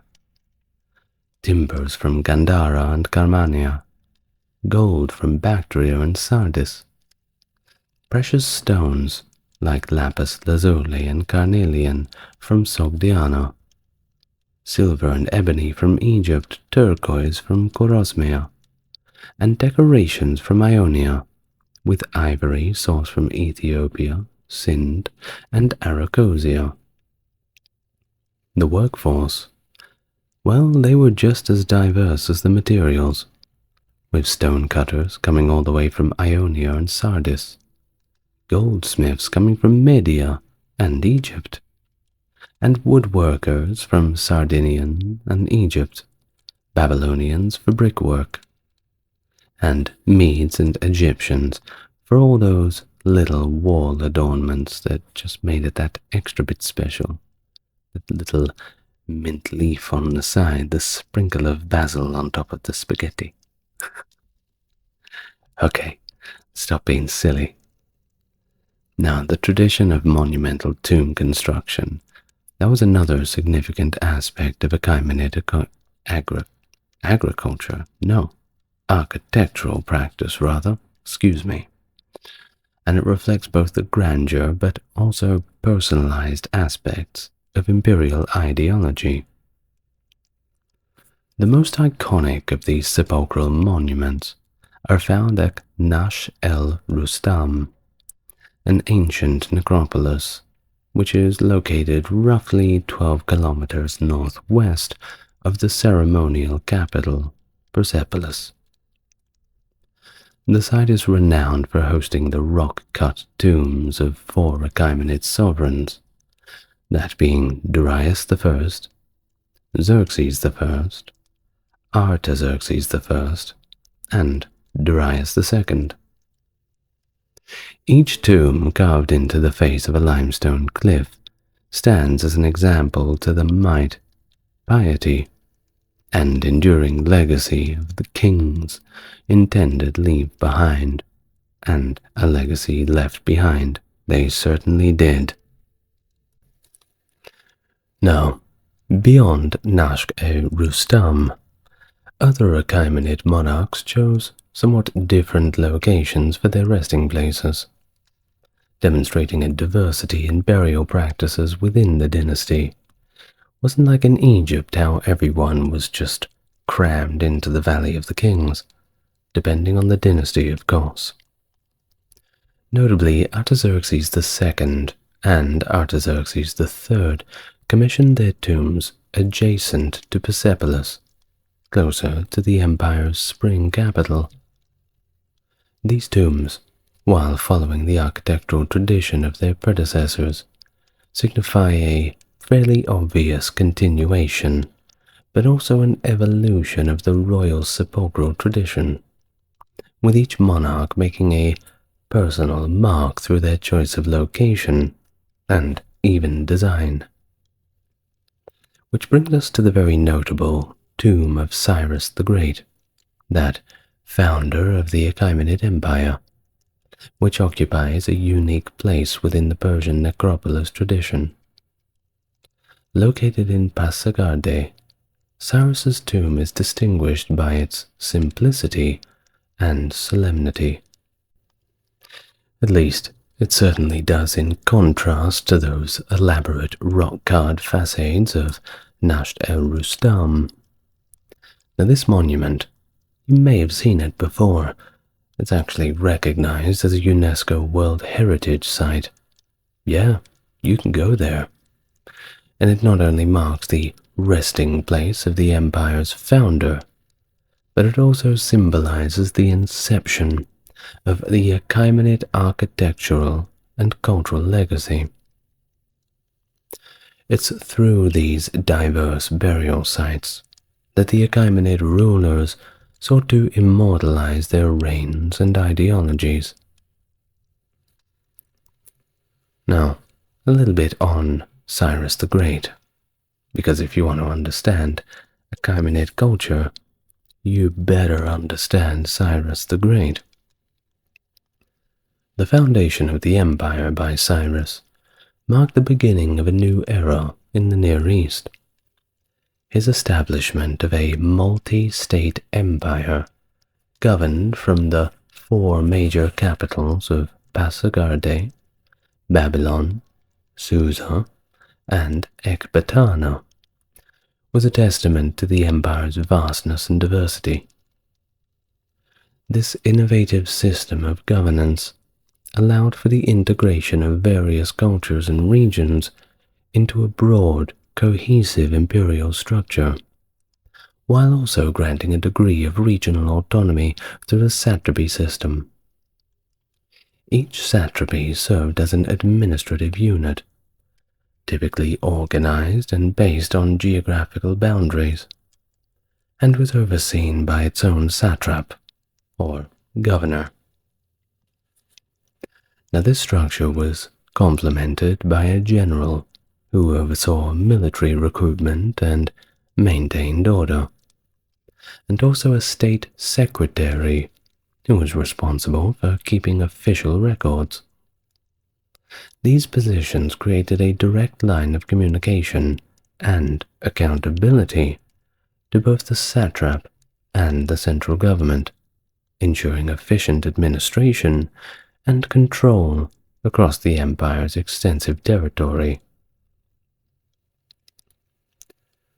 The military and administrative innovations of Cyrus were instrumental in the empire's expansion and consolidation, especially the notable creation of the Immortals. You may have heard of them, an elite unit of 10,000 highly trained soldiers. This exemplified the empire's military and strategic capabilities. And, don't believe the movies. They were actually a lot better at fighting than... Is it Frank Hubert who did the 300 film? I can't quite recall. Either way, they were a lot better than the comic books will tell you. Additionally, the establishment of an extensive postal system. That's right, the post system. Based on a network of relay stations known as chapar khane, facilitated rapid and reliable communication. The discovery of the Persepolis Administrative Archives in the 1930s provided unprecedented insights into Achaemenid administrative and governmental systems. With a smaller portion in Aramaic and a singular tablet identified written in Old Persian, shed light on the inner workings of the Achaemenid administration. The presence of numerous seals and seal impressions among these documents shows the bureaucratic process and data flow within Persepolis, and it gives us a pretty good glimpse into the daily management of the empire's affairs over a period of around 50 consecutive years from 509 to 457 BC.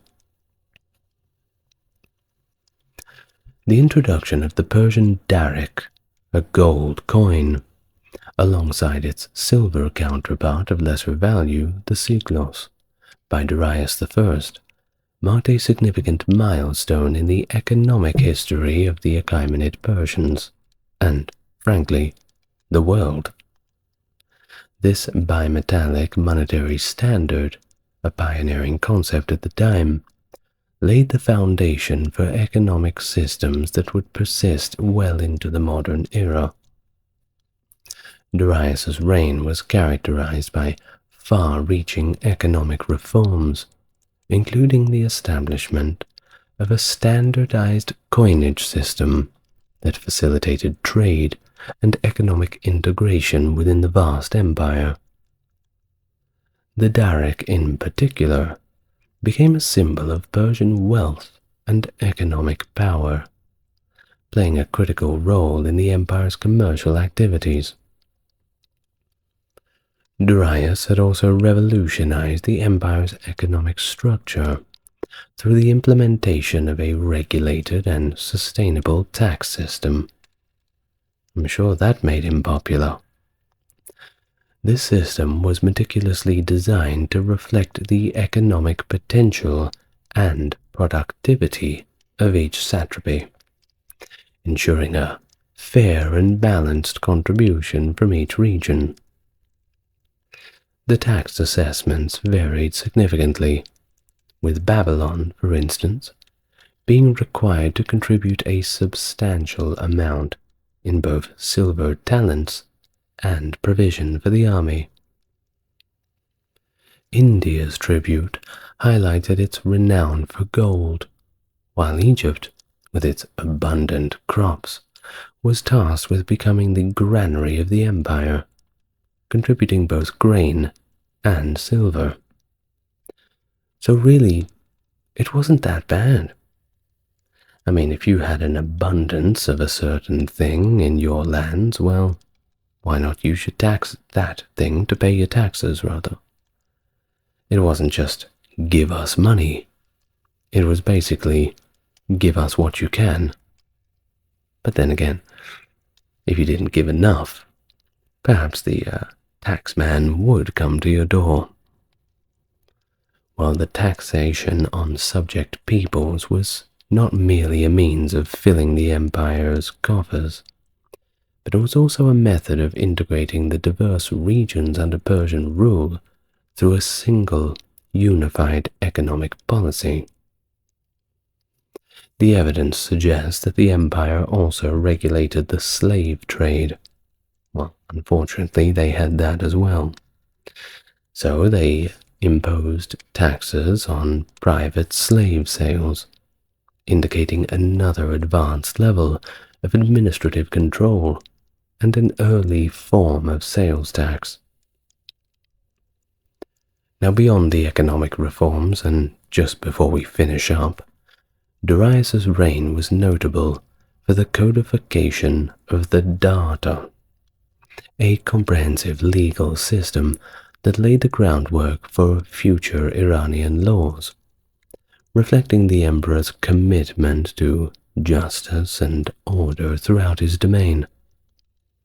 Moreover, the construction of Persepolis as the new ceremonial capital embodied the empire's glory and sophistication, serving as just one more testament to why Persia is an unforgettable empire.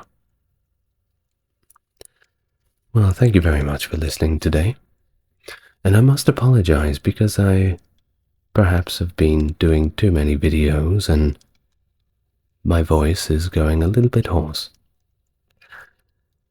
There's only so many butter menthols that I can eat, and so many cups of Earl Grey that I can drink.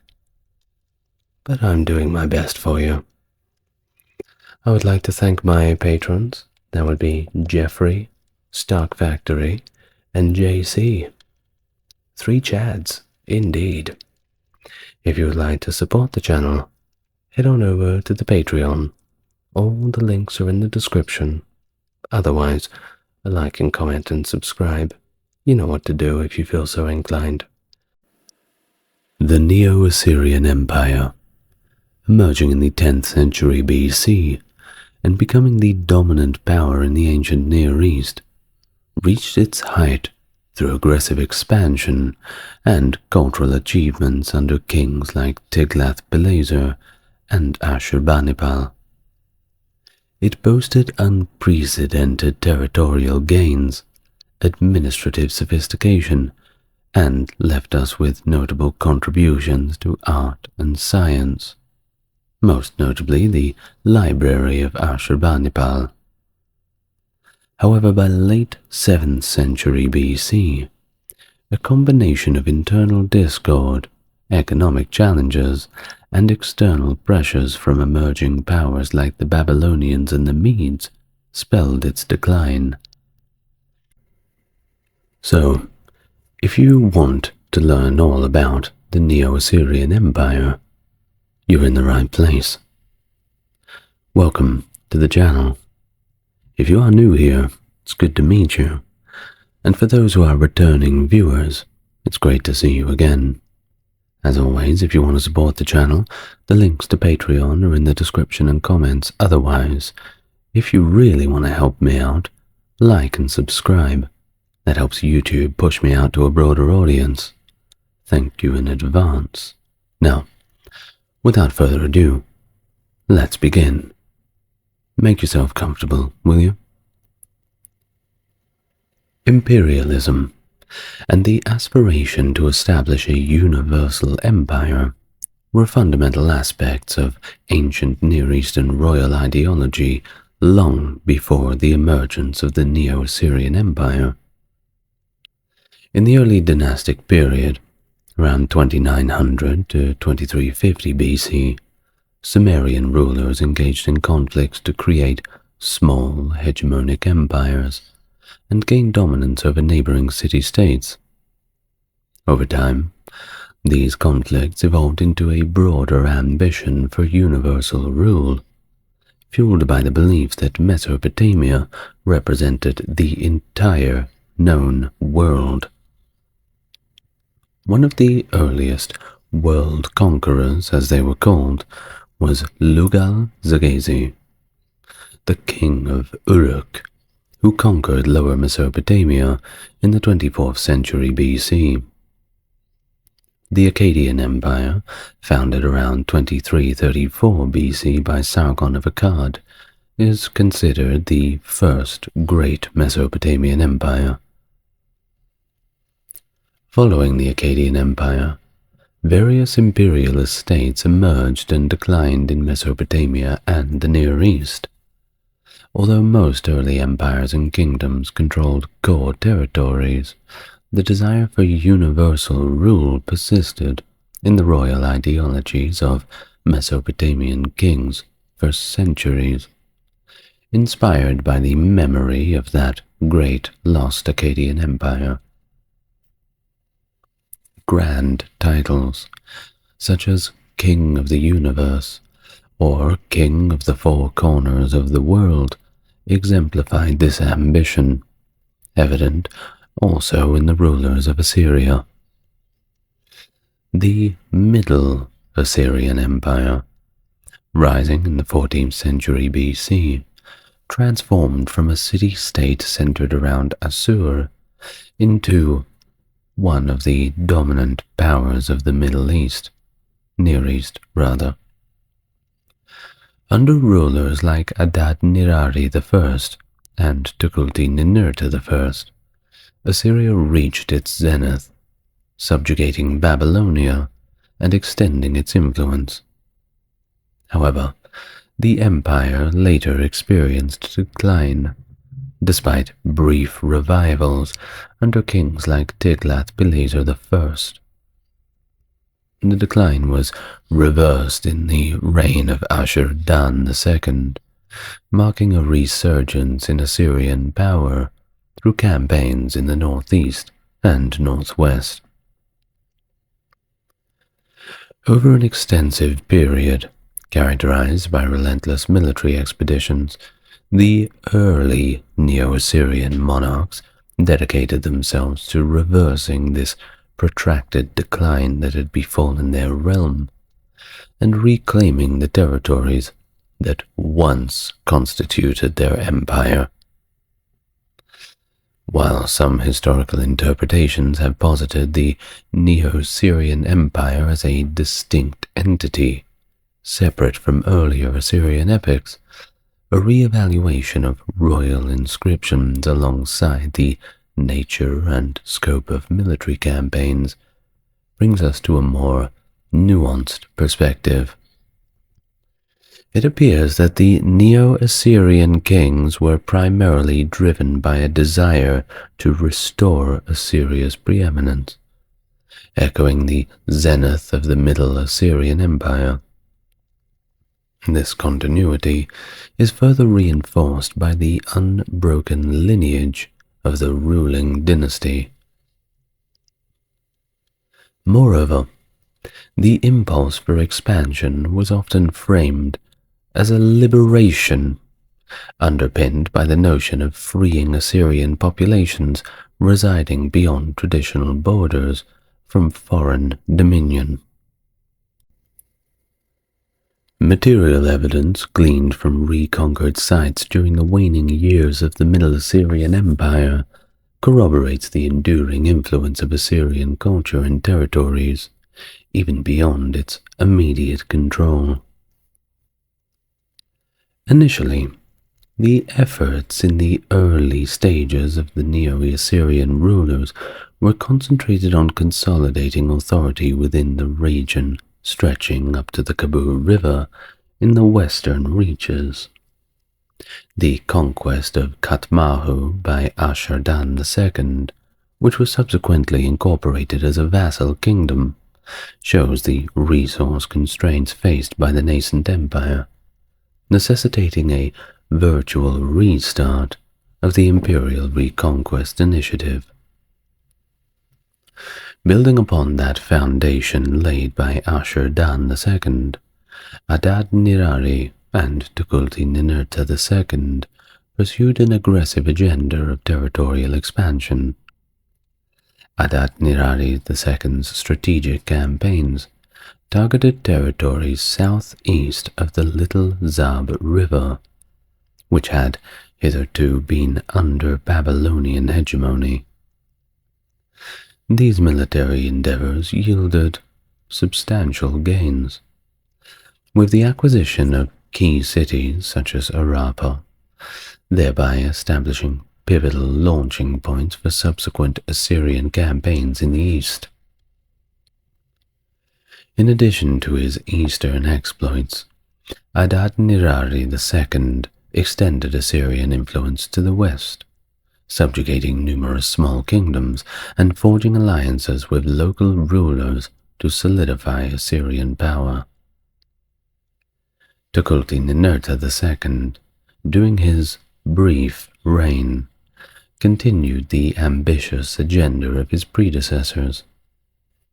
His expeditions mirrored those of his father, with a notable march along the Euphrates and Kabul rivers, where he extracted tribute from cities historically aligned with Babylon. Militarily, Tukulti-Ninurta II further bolstered Assyrian hegemony in the east, engaging in campaigns against regional powers such as Kiruri, Habushkia, and Gilzanu. The latter, renowned for its equine resources, would later become a vital asset in sustaining Assyrian military power. The commencement of the second phase of the Assyrian reconquest occurred during the reign of Tukulti-Ninurta's successor, Ashur-Nasirpal II, who ruled from 883 to 859 BC.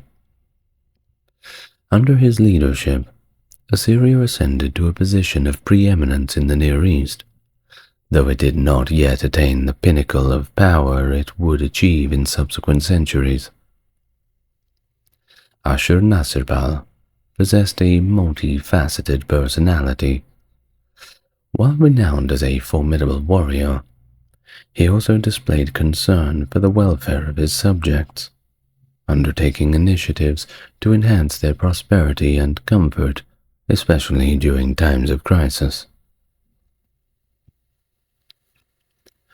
Inheriting a substantial reservoir of resources from his predecessor's successful campaigns, Ashur-Nasirpal embarked on a series of military expeditions aimed at reasserting the Assyrian dominance. His initial campaign in 883 targeted the rebellious cities of Suru and Tela along the northern banks of the Tigris River. At Tela, he employed brutal tactics to quell dissent, inflicting severe punishments such as disfigurement, mutilation, and execution upon the uncooperative populace. Subsequent campaigns under Ashur-Nasirpal's reign encompassed conflicts with the kingdom of Zamua in the eastern Zagros Mountains, repeated engagements with Nairi and Urartu in the north, and protracted hostilities with Aramaean and Neo-Hittite kingdoms in the west. These western adversaries, having evolved into well-organized entities, posed a significant challenge to the Assyrian hegemony. Notably, Ashur-Nasirpal confronted fierce resistance from the Aramaean king Ahuni, whose forces repeatedly breached Assyrian territory across the Kabul and Euphrates rivers. After many years of warfare, Ahuni eventually capitulated to Ashur-Nasirpal's suzerainty, excuse me, marking a pivotal victory for Assyria and granting access to territories beyond the Euphrates for the first time in 2 centuries. So you can see how Ashur-Nasirpal is one of those very well-respected conquerors. Now, exploiting this newfound opportunity, Ashur-Nasirpal conducted a campaign that extended to Lebanon and the Mediterranean coast. Although formal incorporation into the Assyrian Empire was limited at this juncture, many kingdoms along the route paid tribute simply to avoid conflict.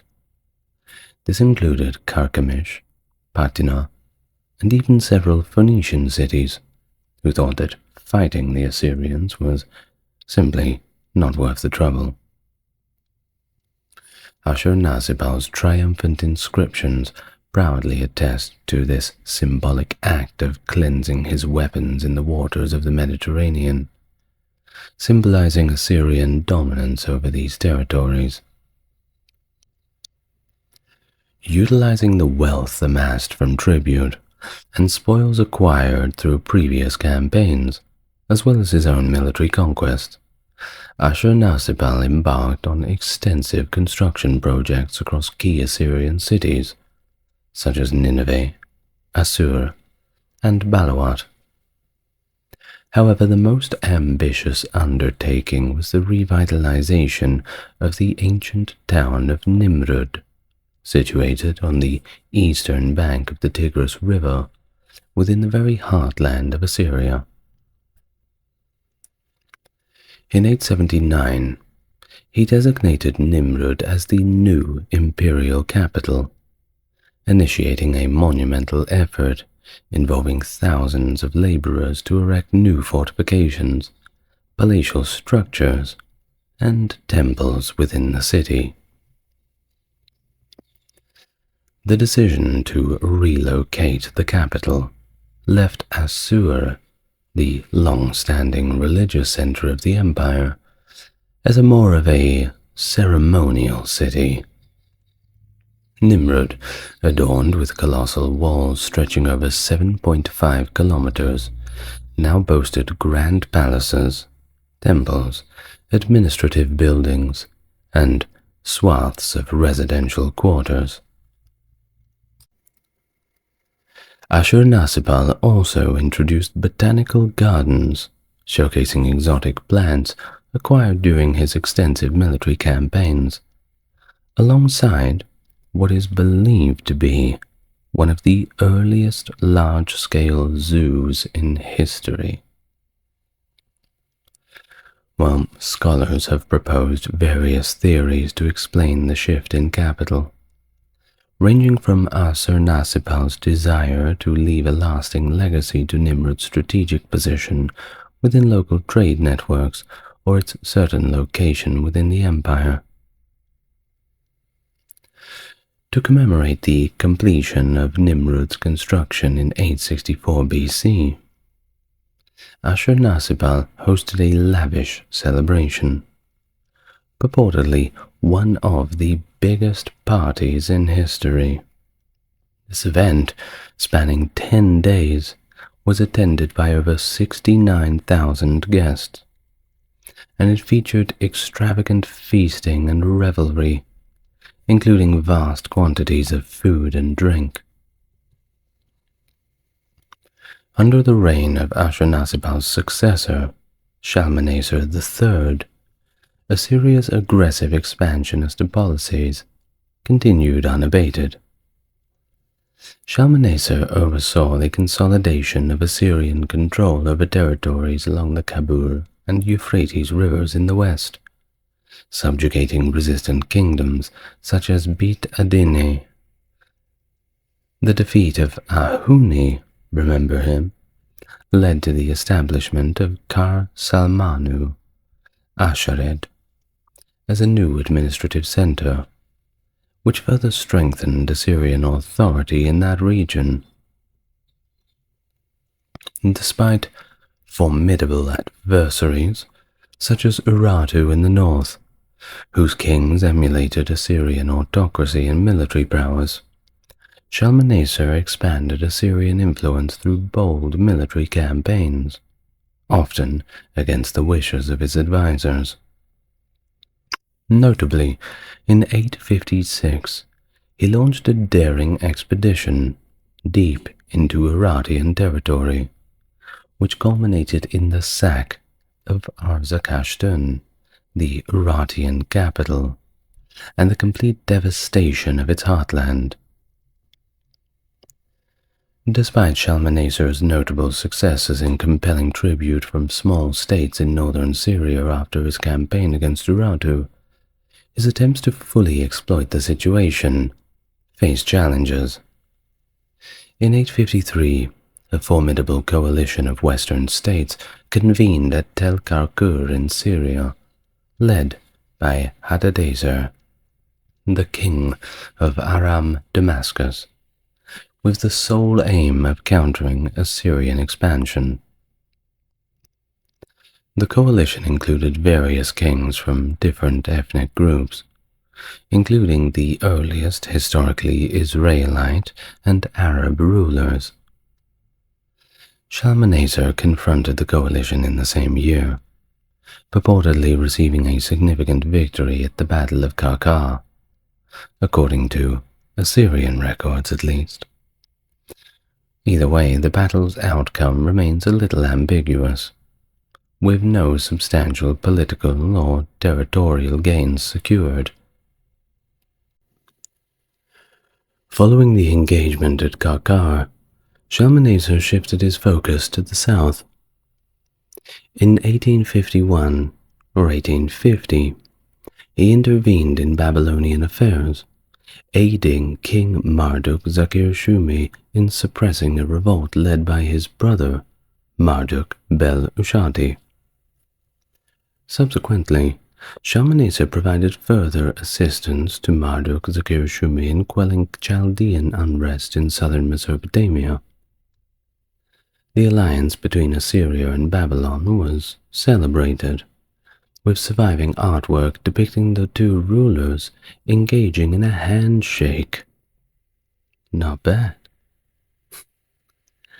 Now, in the 840s and 830s BC, Shalmaneser resumed campaigns in Syria, exploiting and capitalizing on the collapse of the coalition against him following Hadadezer's demise in 841. Although Assyrian forces repeatedly attempted to capture Damascus, their efforts proved to be futile.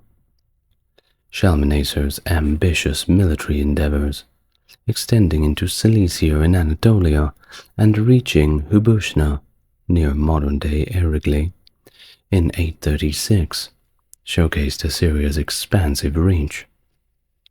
However, despite instilling fear among neighboring kings, Shalmaneser struggled to stabilize and consolidate Assyrian control over the newly acquired territories, leading to somewhat tenuous imperial authority in many regions.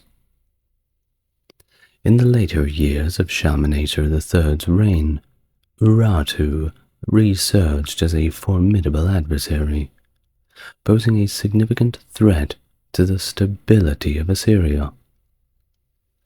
Despite campaigns against Urartu in 830, the restored kingdom remained a rather annoying challenge. Notably, the 830 campaign against Urartu was not led by the king himself, but by the influential Dayan Asur, indicating potential challenges to Shalmaneser's leadership. The shift suggests Shalmaneser's possible advanced age, or perhaps simply waning authority, with Dayan Ashur emerging as a prominent figure in Assyrian politics, which was a notable departure from the usual hierarchical structure. Moreover, Shalmaneser faced internal troubles as his son, Ashur-danin-pal, rebelled in a bid for the throne, possibly due to resentment over his younger brother Shamshi-Adad being designated heir. Shalmaneser's death in 824 occurred amidst all of this unrest, leaving Ashur-danin-pal in rebellion, supported by a substantial portion of the country, including the former capital Assur. Shamshi-Adad V then ascended to the throne, initially perhaps a figurehead under Dayan Asur's influence. Despite Dayan Asur's demise in the early civil conflict, Shamshi-Adad ultimately prevailed, possibly with support from the Babylonian king, Marduk-Shakir-Shumi. or perhaps his successor, Marduk-Balassu Ikbi. The reign of Shamshi-Adad V marked the onset of a new phase in Neo-Assyrian history, known as the Age of the Magnates. During this period, Assyrian magnates wielded considerable political influence and even overshadowed the kings, whose power diminished notably. Although the exact implications of this power shift are debatable, it is often regarded as a period of general decline for Assyria, characterized by limited territorial expansion and weakened central authority. But, regardless, many magnates capitalized on this era to fortify military and economic structures across the empire, which did enhance its resilience in general, so it wasn't all bad. Shamshi-Adad's early campaigns focused primarily on Urartian fortresses in western Iran, but with limited success. Several campaigns were led by officials rather than the king himself, suggesting challenges in consolidating authority.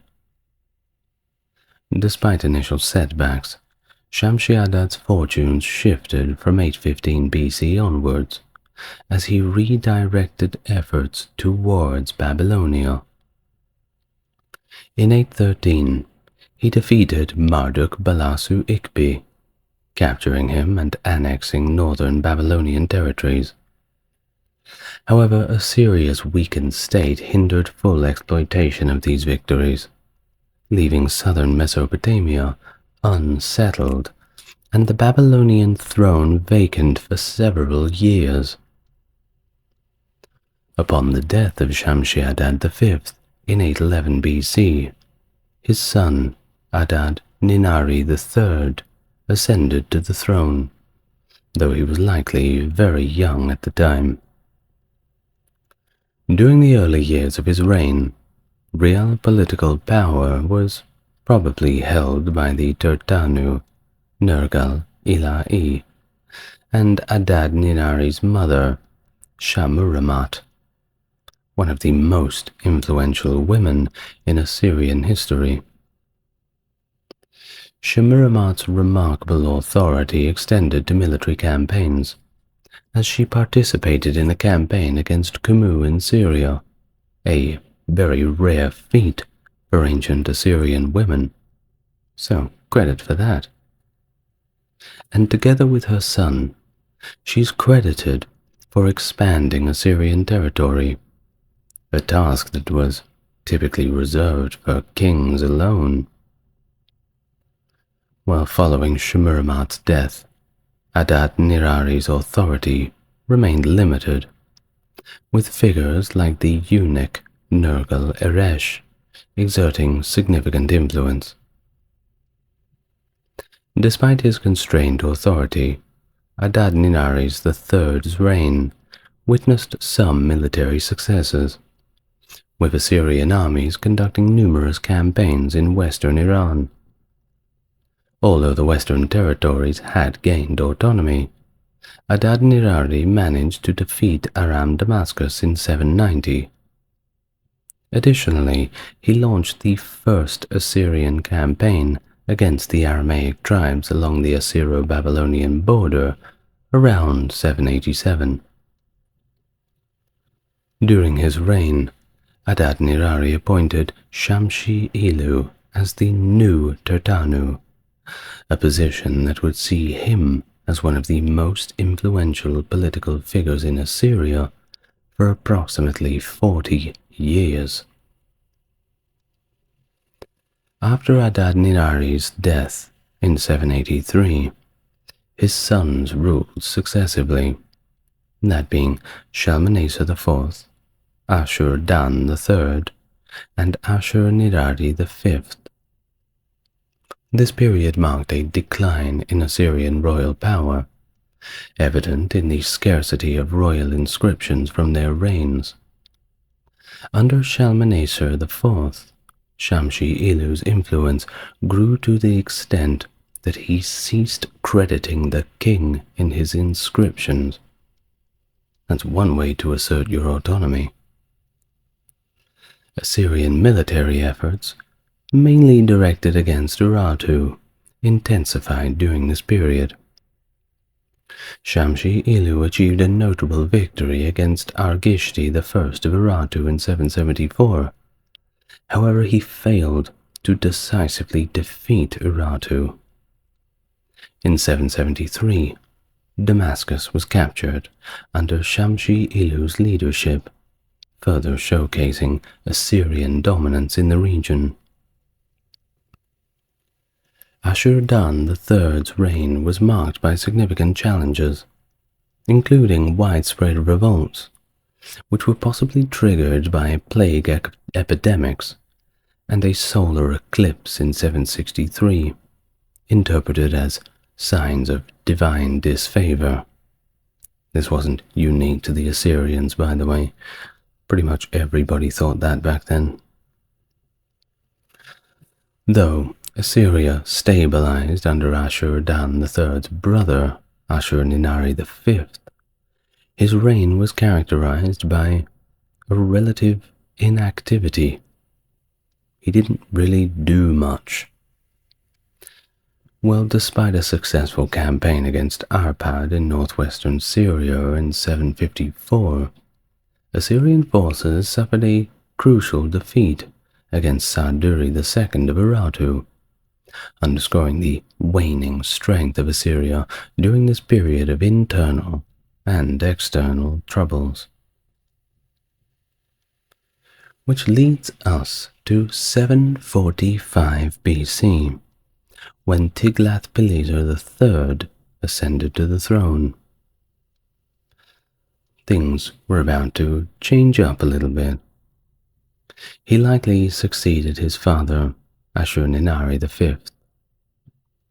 The circumstances of his rise are unclear, with evidence suggesting that he may have actually usurped the throne from Ashur-ninari.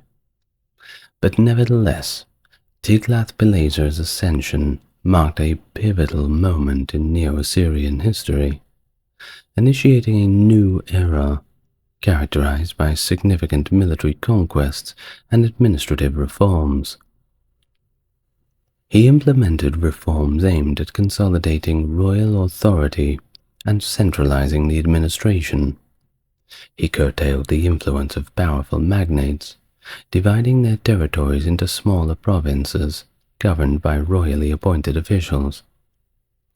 Additionally, he withdrew their privileges, such as the right to commission building inscriptions.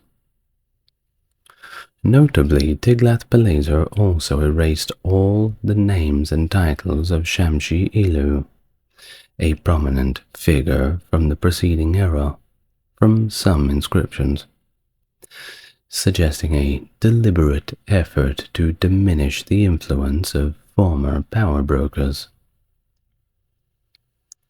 During his 18-year reign, Tiglath-Pileser conducted extensive military campaigns in all directions. He conquered territories east of the Tigris River, expanded Assyrian influence in the Zagros Mountains, and dealt decisive blows to Urartu and northern Syria. Notably, he captured the strategically significant city of Arpad after a 3-year siege in 740. Tiglath-Pileser's conquests extended as far as the Levant and the Egyptian border, where he forced several states to become Assyrian vassals. Tiglath-Pileser's conquests were accompanied by large-scale resettlement policies, whereby tens of thousands of foreigners were relocated to various parts of the empire. In his later years, he turned his attention to Babylonia, and he captured Babylon in 729, assuming the title King of Babylon, alongside King of Assyria. His direct rule brought significant changes to the Assyrian state, transitioning from reliance on tribute to taxation collected by provincial governors. Upon his death in 727, he was succeeded by his son, Ululayu, who assumed the regnal name Shalmaneser V. Despite a lack of surviving inscriptions and sources from his reign, Shalmaneser V managed to maintain stability in the empire. He is credited with conquering Samaria, thereby ending the ancient kingdom of Israel, and annexing territories in northern Syria and Cilicia. Sargon II ascended to the throne in 722, likely through a palace coup, marking the beginning of the Sargonid dynasty. While claiming divine selection for his ascension, Sargon's rise led to more than a little internal unrest, with revolts and challenges to his authority across the breadth of the empire. Notably, the Chaldean warlord Marduk-apla-iddina II seized control of Babylon, allying with the Elamite king Huban-Nekas I.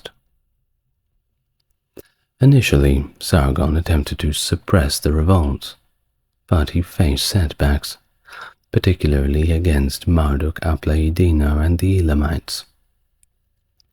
However, his early reign saw successes in the west, where he quelled movements seeking independence from Assyrian rule, because we just can't have that, can't we? Sargon waged campaigns both east and west, securing victories against all adversaries, including Sinitu in Anatolia and Manaya in western Iran. And in 717, he captured Karkemish and initiated the construction of Dur-Sharukin, a new capital for the empire. As construction progressed, Sargon continued his military campaigns, expanding Assyria's influence significantly. Notable victories include the defeat of Urartu in 714, leading to the plunder of its heartland. One of Sargon's significant conquests was the absorption of Cyprus into the Assyrian Empire in 709, commemorated with a stele near present-day Larnaca. Later in his reign, Sargon turned his attention back to Babylon, where he encountered little resistance upon marching south in 710. After negotiations, Sargon made peace with Marduk-apla-iddina II, allowing him to dismantle the walls of Dur-Yakin. Sargon resided in Babylon between 710 and 707, participating in local traditions and receiving foreign delegations. However, some Assyrian kings, including his own son Sennacherib and grandson Esarhaddon, questioned his pro-Babylonian leanings. Sargon inaugurated Dur-Sharukin as the new capital in 706, but he met his demise in 705 during a campaign against Tabal in Anatolia, where he was killed in battle, providing quite a shock to the Assyrian army. After the shocking and traumatizing death of his dad, Sargon II, in battle, Sennacherib ascended to the Assyrian throne with a daunting array of challenges. His father's demise prompted theological concerns and internal unrest, leading some vassal states to assert their independence, notably the ones in the Levant, where several had simply stopped paying tribute. Additionally, Marduk-apla-iddina II, remember him, Well, he managed to reclaim Babylon with the support of the Elamites behind him. Sennacherib faced immediate threats upon his accession, necessitating military campaigns to stabilize the empire. He sent forces to Anatolia to avenge Sargon's death and waged war against Marduk-apla-iddina II in Babylonia. Despite years of conflict, Sennacherib eventually recaptured Babylon, installing his son Ashur-nadin-shumi as a vassal king. The most famous campaign of Sennacherib's reign occurred in 701, when he invaded the Levant, aiming to re-establish Assyrian dominance and extract tribute. While Assyrian accounts depict victory, biblical narratives suggest a different outcome, albeit with Judah eventually paying tribute to Assyria. Sennacherib's efforts to maintain control over Babylonia also faced challenges, including invasions by Elam and internal strife. Despite capturing Babylon in 689, resistance continued, culminating in the destruction of the city and suppression of its political identity. Towards the end of Sennacherib's reign, succession disputes also emerged. His eldest son, Arda-Malusu, vied for the throne against Esarhaddon, leading to a regicidal plot. Arda-Malusu murdered Sennacherib in 681 BC, but his rule was short-lived as Esarhaddon swiftly seized power, solidifying his authority over the empire. I suppose Sennacherib probably should have just murdered Esarhaddon. But don't take that advice if you're out there, Sennacherib. Now, Esarhaddon's reign was characterized by a very delicate balance of power between the northern and southern regions of the empire. He undertook the ambitious task of rebuilding Babylon, while ensuring the preservation of the Assyrian temples and cults, of course. However, his personal struggles, including deep distrust of his officials and his own family, I wonder why, and also his frequent bouts of illness and depression, certainly made his rule a little bit difficult. Despite all the personal challenges, he led numerous successful military campaigns, expanding the empire's borders further than any previous ruler did. He conquered territories in Anatolia, Phoenicia, and the Arabian Peninsula. He even had a significant victory in Egypt in 671, and that brought the empire to its greatest extent ever. But he faced those internal threats, with several conspiracies emerging against his rule. People wanted him out, and they were willing to do anything to get him out of there. The challenges stemmed partly from the perception of his illness as a sign of divine disfavor, like God was striking him down. Yet, Esarhaddon effectively countered these threats through surveillance and punitive measures, and managed to maintain his authority. In a bid to secure the succession, Esarhaddon designated his sons, Ashurbanipal and Shamash-shum-ukin, as heirs to the Assyrian and Babylonian thrones respectively. He enforced oaths of allegiance across the empire to ensure a smooth transition of power. Upon his death in 669 BC, Ashurbanipal ascended to the Assyrian throne, followed by Shamash-shum-ukin as the king of Babylon. marking the culmination of Esarhaddon's efforts to stabilize the empire's leadership. Ashurbanipal's reign marked the culmination of Assyrian military expansion and imperial power in the Near East. He led successful campaigns in Egypt, defeating pharaohs Taharka and Tandamani, and he even captured Thebes, amassing significant wealth for Assyria. In Babylonia, he faced challenges from his brother Shamash-shum-ukin, culminating in a devastating revolt in 652, which led to the destruction of Babylon and the death of Shamash-shum-ukin. The conflict with Elam also marred Ashurbanipal's rule.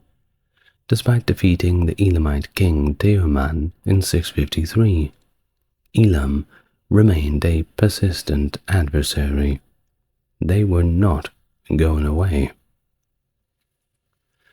Well, Ashurbanipal's decision not to annex Elam, leaving it vulnerable to Persian incursions, foreshadowed a few future conflicts in the region. While Ashurbanipal's inscriptions portrayed Assyria as an unassailable hegemon, internal fissures had begun to emerge. Loss of control over Egypt and failure to subdue Arab tribes significantly weakened the Assyrian authority. Furthermore, the brutal treatment of Babylon fueled anti-Assyrian sentiments in Mesopotamia. Ashurbanipal's reign witnessed the rise of the eunuchs to power as well, highlighting a growing disconnect between the king and traditional elites. Despite his military successes, these internal challenges contributed to the gradual decline of Assyrian power, foreshadowing the empire's eventual collapse after Ashurbanipal's death. The reigns of Ashur-etil-ilani and Sin-sharishkun marked a tumultuous period in Assyrian history. Did I say remains? I meant the reigns. Well, either way, the reigns of these two were certainly characterized by a lot of external threats and internal troubles, particularly from Babylon. Now, Ashur-etil-ilani's rule was overshadowed by the influence of the chief eunuch, Sin-shumu-lishir, suggesting a lack of assertiveness on the part of the king. His reign was relatively inactive, and there was actually no recorded military campaigns, and a smaller palace at Nimrud compared to his predecessors was his main residence. After just 4 years, Ashur-etil-ilani's death in 627 paved the way for his brother Sin-sharishkun to ascend the throne. And ascend he did, facing immediate challenges to his rule, including a rebellion led by Sin-shumu-lishir. Despite successfully quelling the rebellion, he struggled to maintain control, especially in Babylonia. The death of the long-reigning Babylonian vassal king Kandalanu further destabilized the region, leading to the emergence of Nabopolassar as a prominent figure advocating for Babylonian independence. Nabopolassar's rise marked a turning point in the struggle for Babylonia's sovereignty. Despite initial setbacks, including the recapture of Sippar and Uruk by Sin-sharishkun's forces, Nabopolassar's determination and the opportunity presented by the internal turmoil within Assyria allowed him to consolidate his power.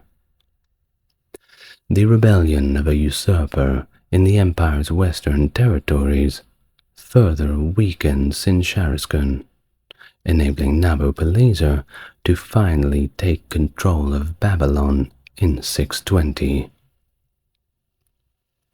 Of course, the loss of Babylonia dealt a significant blow to the Assyrian authority. Yet, initially, there was little indication of the long-term consequences. Assyrian rulers had previously quelled Babylonian uprisings, and the loss was perceived as just another one of those little setbacks. However, this time was different. Nabopolassar's consolidation of power really did signal the beginning of the end for Assyrian dominance in the region, and it set the stage for the eventual fall, the complete collapse. The events following Nabopolassar's incursions into the Assyrian heartland marked the rapid decline of the once mighty empire. His assaults on Assyrian border cities in 615 showed a significant shift of power. The involvement of Psamtik I of Egypt on Assyria's side highlighted the strategic importance of Assyria as a buffer state between Egypt and the rising Babylonian threat. However, the real turning point came with the intervention of the Median power under King Cyaxares. United under Cyaxares' leadership, the Medes launched a devastating campaign against Assyria, capturing key cities and preparing for a final assault on Sinsharishkun's forces. In a swift and brutal series of attacks in 614, the Medes seized Ashur, leading to its sack and the complete massacre of its inhabitants. This marked, of course, a pretty severe blow to Assyrian morale, and it paved the way for the eventual fall of Nineveh, the capital of the Assyrian Empire.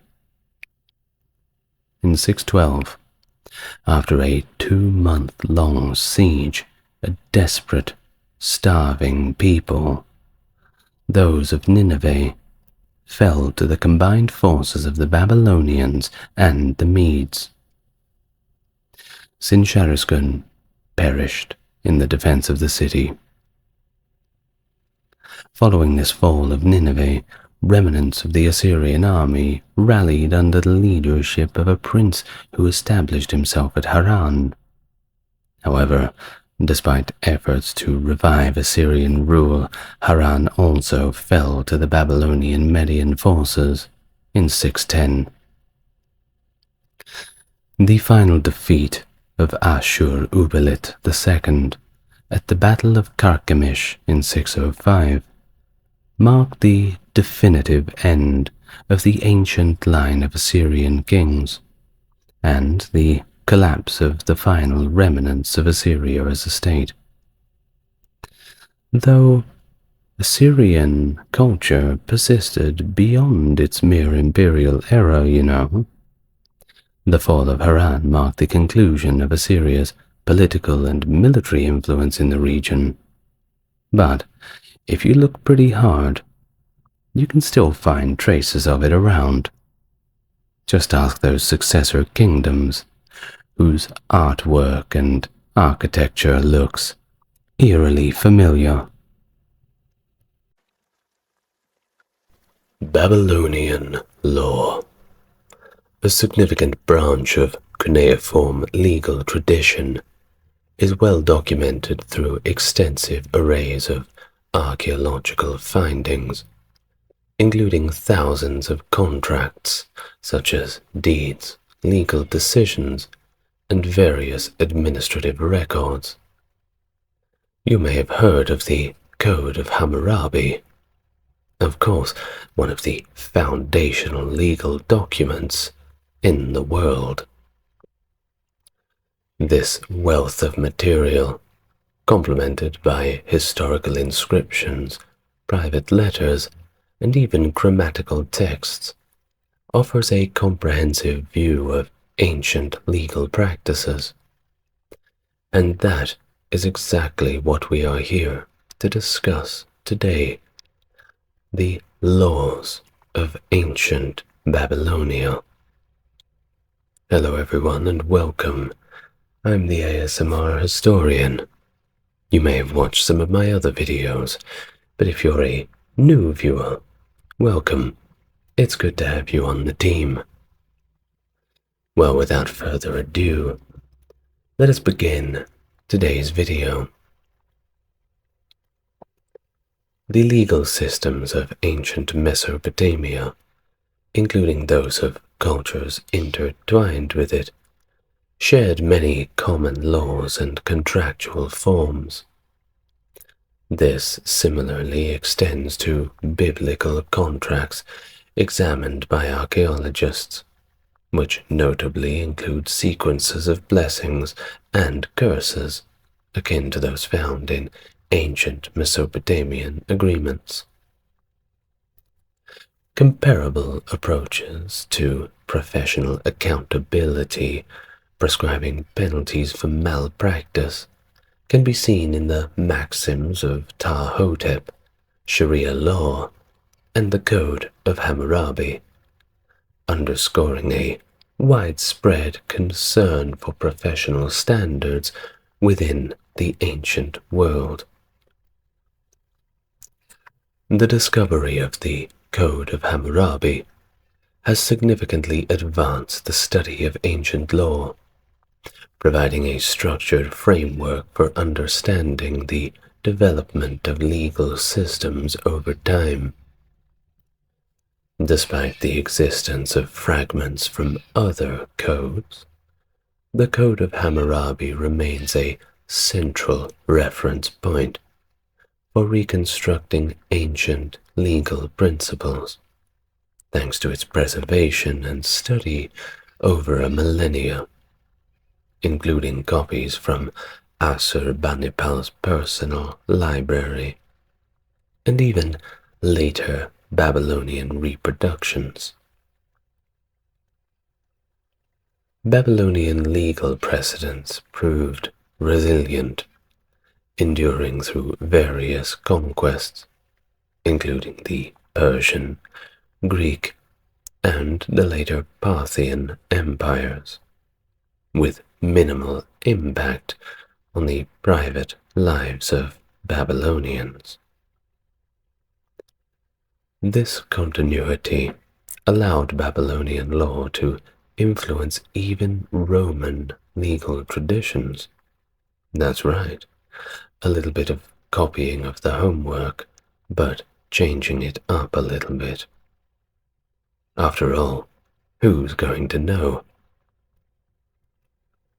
Now, Assyrian law, while derived from Babylonian sources, maintained early features long after they had vanished in other regions, highlighting the dynamic evolution of legal practices in ancient Mesopotamia. Of course, you had the cities like Ur, Uruk, Nippur, all of these different kingdoms in different parts of the area between the two rivers, let us say. I almost said country.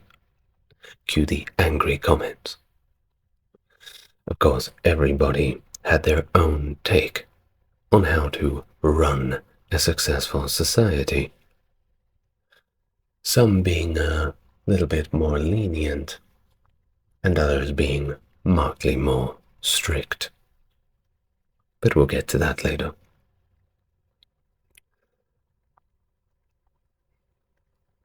By the time of Hammurabi, ancient tribal customs had largely been replaced by solid state laws, signifying a shift to a more structured and centralized legal system. The Code of Hammurabi eliminated practices such as self-help blood feud, and marriage by capture, which is exactly what it sounds like. Yet it did retain some primitive aspects, like family solidarity, district responsibility, ordeal trials, and the principle of lex talionis. That means an eye for an eye. Of course, they had a different term for it, but we go by the Latin legal term, lex talionis. The king emerged as a benevolent autocrat, accessible and protective of his subjects against oppression, with a legal system that allowed for appeals and closely supervised judges. Pretty ahead of its time. Feudal holdings covered the land, indicating a developed system of governance. They even had a regular postal service and a decent level of safety. We can perhaps refer to it as a pax Babylonica. Pax, of course, meaning peace. We can talk about Pax Romana, the Roman peace, or even the Pax Britannia from later eras. Well, you see, this Pax Babylonica enabled safe travel across vast distances. You could go all the way from one river to the other, all the way from north to south, well, exercising normal safety precautions. It wasn't perfect, but at least there was some kind of repercussions for people who wanted to do the wrong thing and make their living through, let's say, more time-efficient means. Now, the Code of Hammurabi itself was not just a preservation of ancient law or contemporary customs. It was a result of centuries of legal tradition and the widespread practice of writing, which influenced contracts and legal proceedings. It wasn't like Hammurabi just sat down one afternoon and came up with the concept of laws. No, this was a very long process that involved many people before him and many trailblazers whose names are now lost to the sands of time. Now, in terms of contracts, they were freely made if parties agreed.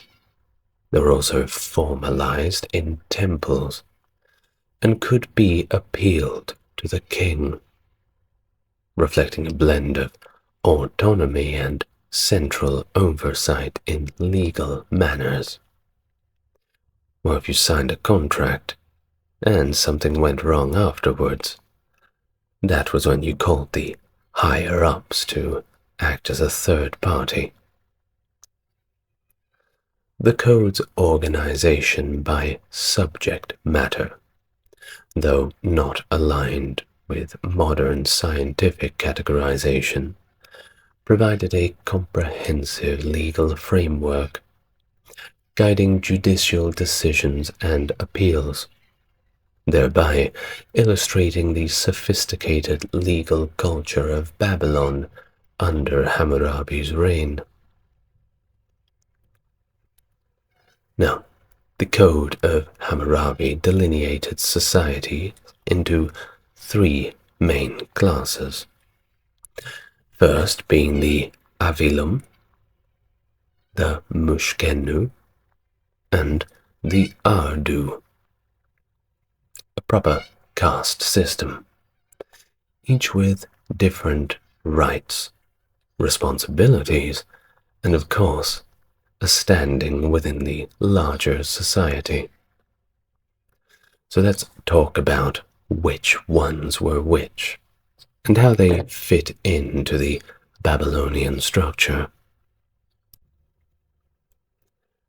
First up, Avalum.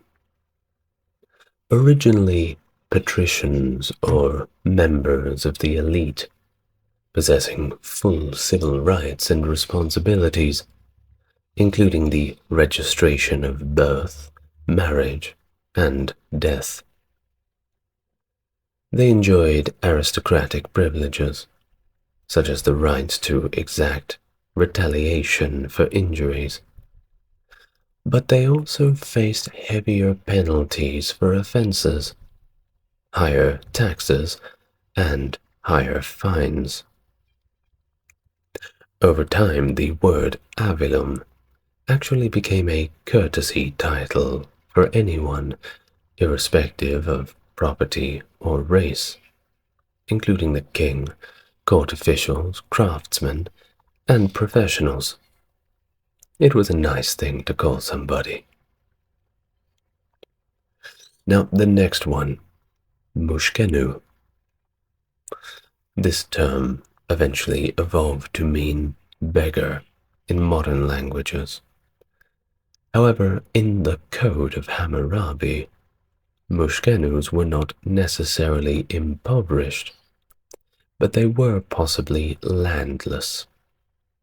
They were free individuals entitled to monetary compensation for injuries, subject to lower fees and fines than the avilum were, and they were also required to make less extravagant offerings to the gods.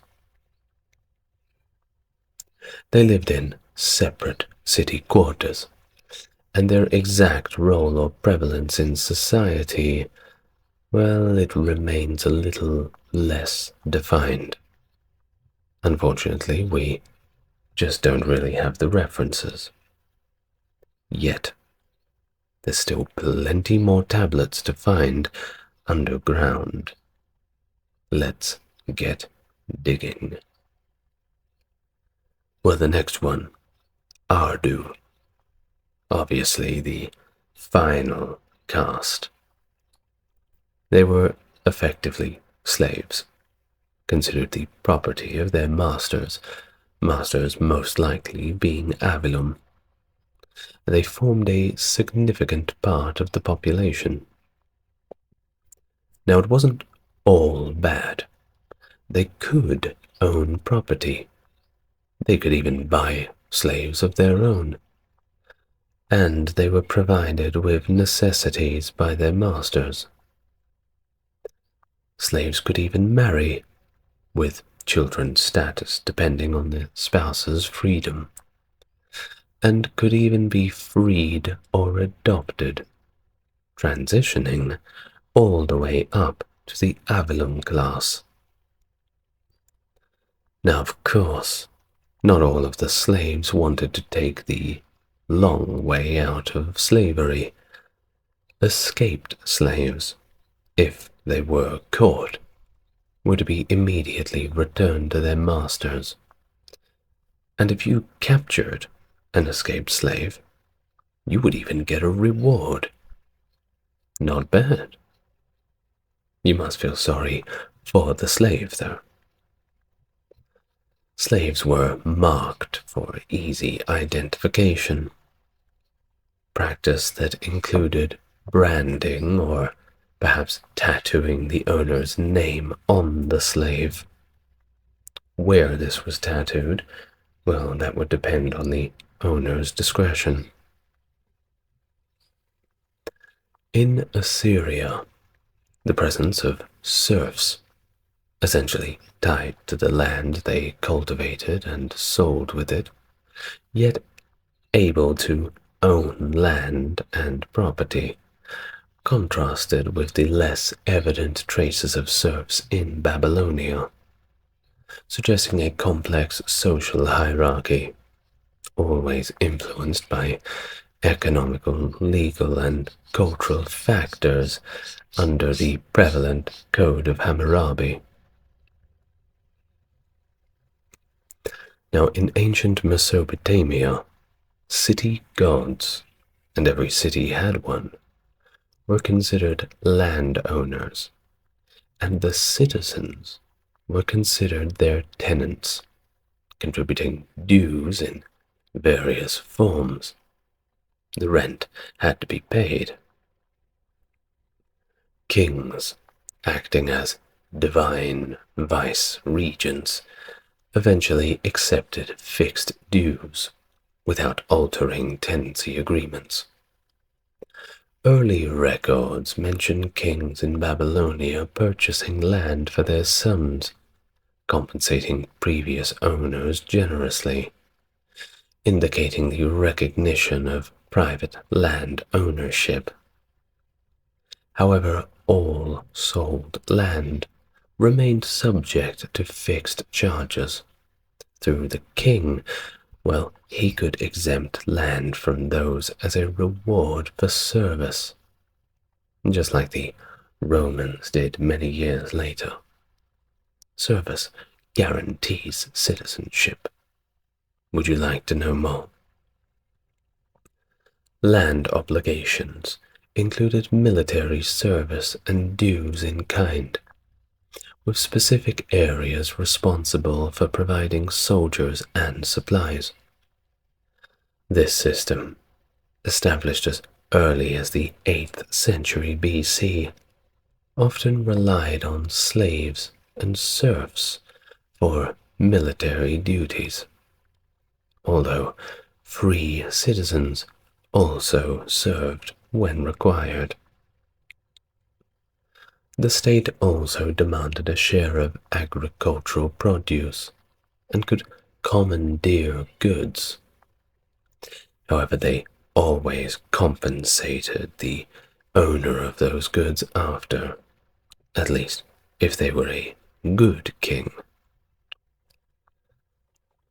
Cities imposed their own duties and tariffs according to their own whims, while the king profited from royal estates, personal property, and dues from his subjects. The Code of Hammurabi outlined the feudal responsibilities of certain classes, who received estates in exchange for service.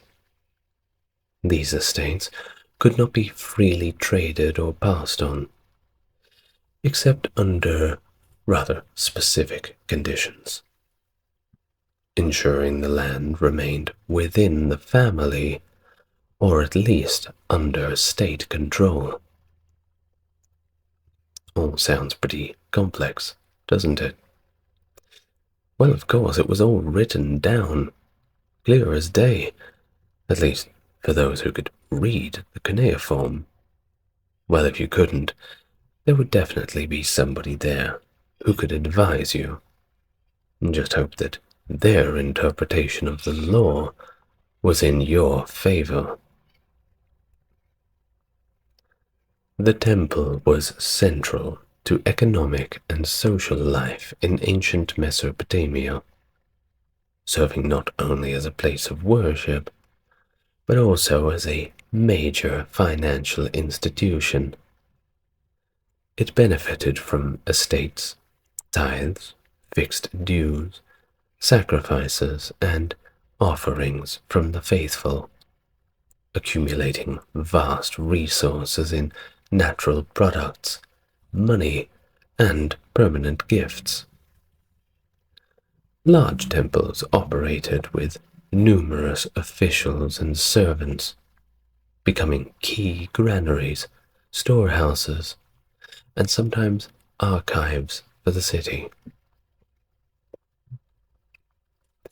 In the early stages of urban developments, towns would likely have formed around temples, with each family head entitled to minister and share in the temple's income. This right evolved into a form of property that could be pledged or rented, but never sold. What does that mean? Well, that means that this right, this property within the temple, was something that was seen as sacred and of an inalienable nature. Of course, it wasn't all just about collecting the money. It's not like our temples in the modern day, no. The temples also had broad societal obligations, such as ransoming citizens captured in war and providing loans of seeds or perhaps supplies to farmers without interest, by the way. They weren't allowed to charge interest on these loans from the temple. Of course, this highlights a great role in community support and welfare. If you got yourself into trouble, well, you would go knocking on the doors of the temple and they were pretty much obliged to help you, within reason. The king's interaction with the temple was administrative rather than proprietary.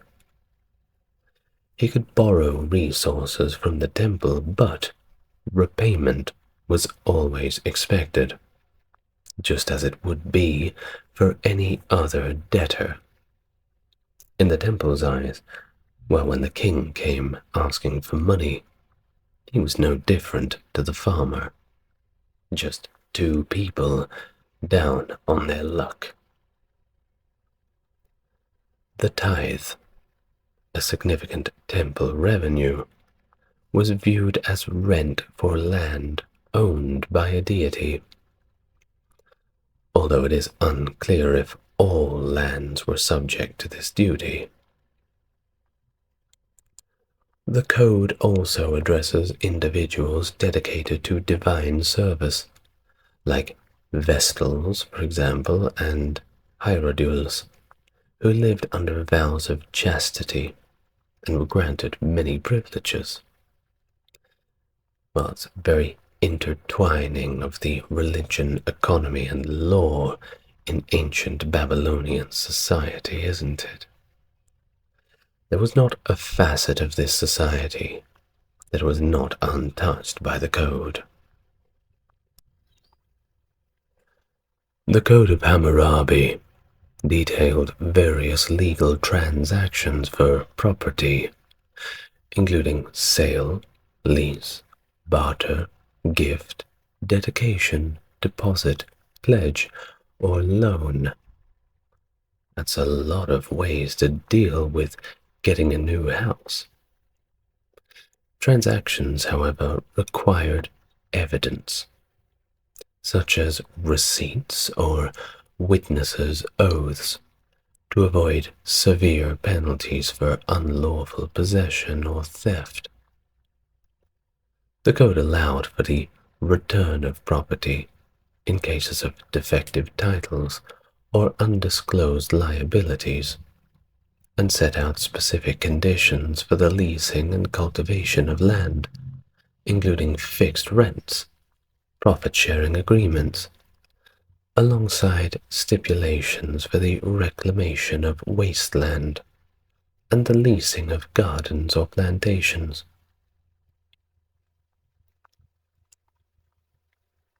The code also outlines the meteor system, particularly on temple lands, detailing the responsibilities and penalties for tenants or stewards in cases of theft or perhaps misuse of property. Irrigation laws were strict, holding individuals accountable for flood damages caused by negligence. Of course, irrigation, also immigration, but irrigation was of course a very serious business. If you didn't get it right, well, you could cause trouble for everybody. Now, for housing in particular, leases could be for 1 year or longer, with conditions on maintenance and repair.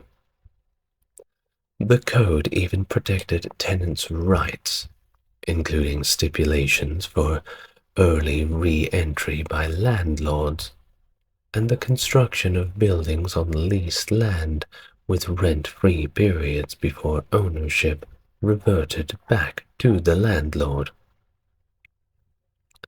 Isn't that interesting? Sounds like our modern day.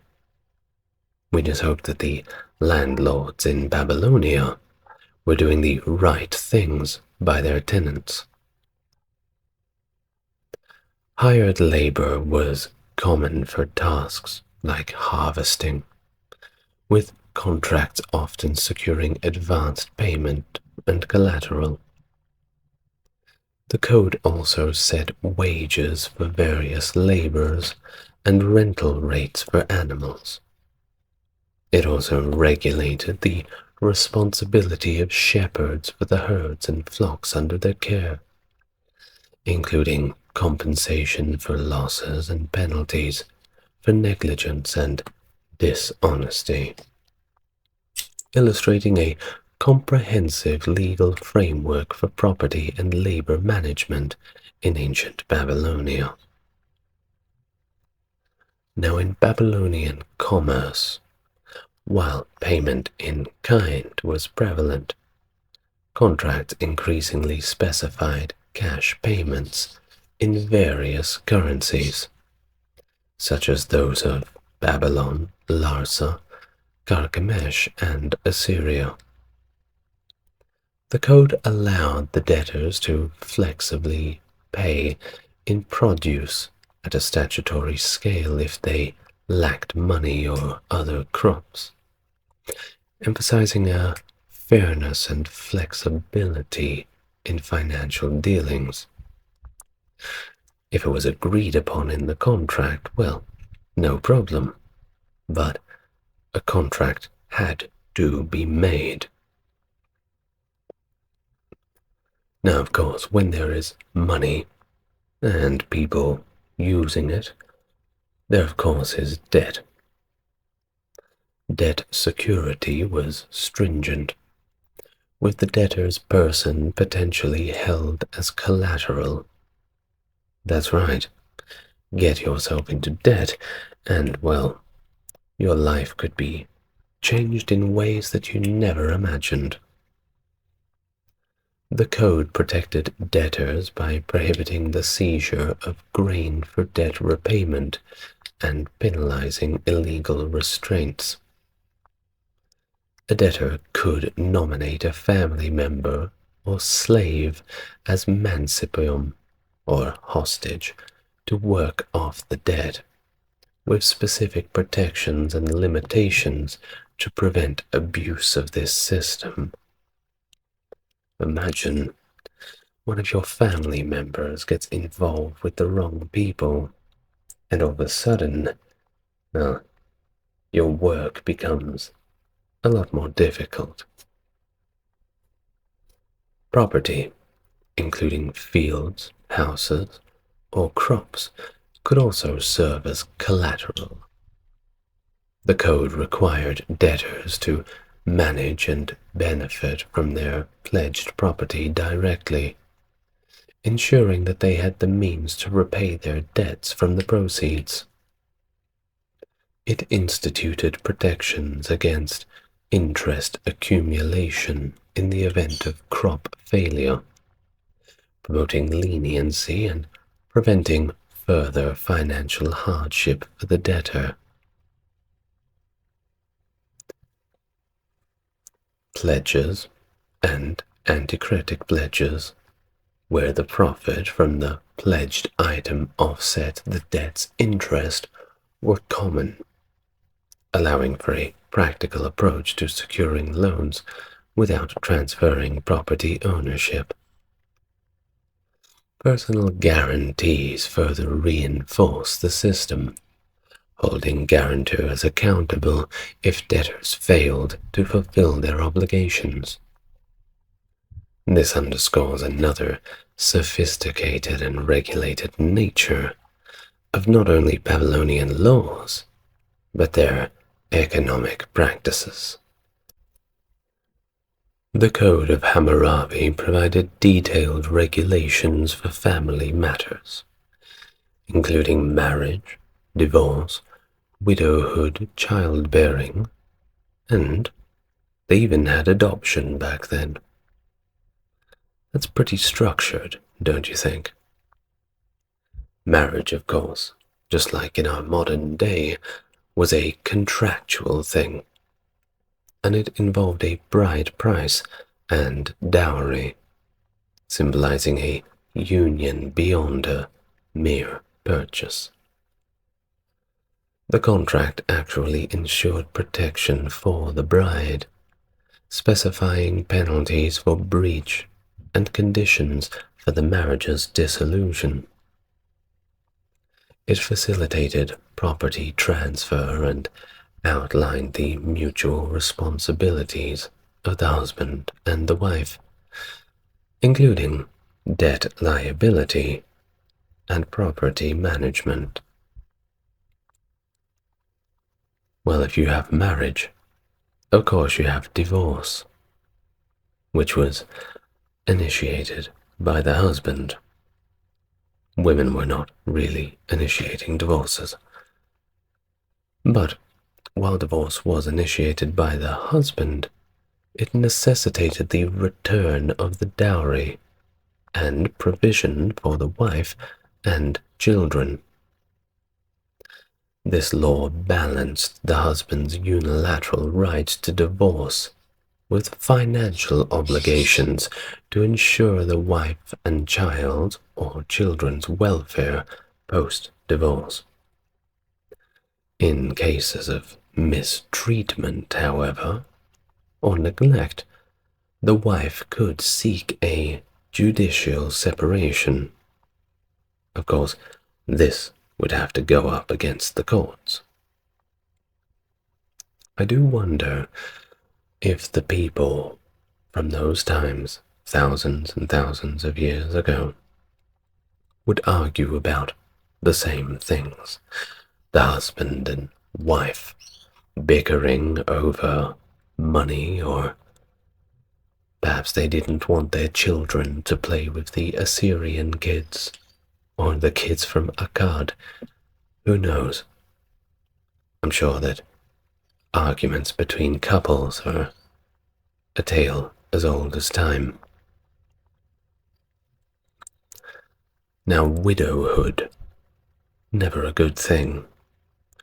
They also had laws about that.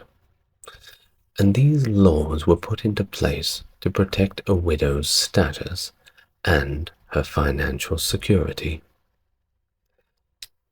Certain things were in place that detailed the widow's rights to her husband's estate, but also conditions for remarriage. You had to, of course, go through the customary mourning period. Getting remarried a little bit too early would no doubt, just in our modern era as well, raise more than a few eyebrows, don't you think? Childbearing regulations emphasized legitimate heirs, allowing childless wives to provide a maid for childbearing, with specific rules governing the status of children born to either concubines or slaves. Of course, if you couldn't get your own children, you could get somebody else's. Adoption was common for various reasons, including childlessness or labor needs. Of course, people would often think of ways of making this system work to their advantage, especially on the labor needs part. Perhaps you couldn't afford a slave, but you could adopt a young lad of good strength. Well, the Babylonians figured this one out pretty quickly, and there were strict rules to ensure the adopted child's welfare. And the other way was also the filial responsibilities of the child towards his adoptive parents. Adoption contracts could be annulled if the child failed in their duties, or if they were proven to have been mistreated. Inheritance laws aimed at equitable distribution among the legitimate children, with provisions for disinheritance in cases of unfilial conduct. The code sought to protect family assets and ensure a proper succession of property. Of course, the boys would always come first. The girls would very rarely get anything. Well, after all, they had husbands of their own, you would hope. So that's them sorted. It's just the way it is, or rather, the way it was. The Code of Hammurabi emphasized the lex talionis, or the law of retaliation, encapsulating the principle of an eye for an eye, tooth for a tooth, as a core tenet for addressing assaults, particularly against the Amelu class. This principle extended to symbolic punishments for various offenses, such as cutting off the hand for theft, or even striking a parent, and removing the breast of a wet nurse who substituted the child in her care. Perjury, causing death through medical malpractice, and other severe offenses resulted in stringent penalties, including the loss of a limb, or perhaps 2 limbs, or indeed the loss of life entirely. So be good. Punishments under the code were meticulously tailored to fit the crime, and every crime you could think of had a specific punishment, although most of them were just being put to death. Of course, this was all aimed to deter wrongdoing, albeit through direct consequences. The idea was that if people were too scared to commit crimes, they would just not commit crimes. Sounds pretty simple, right? Didn't always work that way, though. For example, a skilled surgeon for a case would not do the job to the correct specifications of the one under his knife. Of course, surgery back in those days was a little touch and go. Well, if the surgeon was to make an error that made the recipient of the operation take the self-checkout line, well, he would have his hand cut off. Very difficult to do surgery after that. And what happened if you were hungry, you were starving? Well, you had no choice but to steal, didn't you? Go ahead. But if you get caught, you can say goodbye to that hand of yours. I hope you've enjoyed it. And what about a false accuser? If you pointed the finger at somebody, he stole my bread, he stole my cows or my livestock. You just wanted to get back at him. You just didn't like the guy, didn't you? Well, if you were found to be lying, you would face the death penalty. False accusations were taken very seriously. This mirrored punishment extended to the branding or mutilation of individuals for other specific transgressions, such as a slave who struck a freedman, or perhaps those most vicious of crimes that males can commit towards women. Well, you can imagine the kind of mutilation that they would receive. Death penalties were pronounced for a range of crimes, from theft, especially involving sacred or royal properties that would really get you in trouble, all the way to kidnapping, banditry, and fraud. Methods of execution varied, including drowning for adulterers, burning for incest, and gibbeting for burglary. Look that one up. The code also specified death for endangering another's life through false accusations.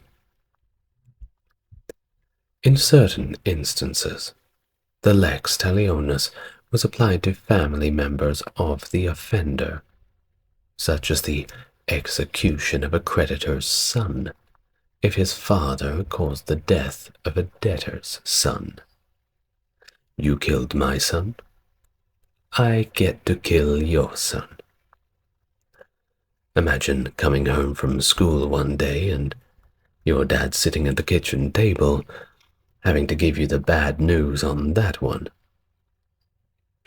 Not a good day for anybody.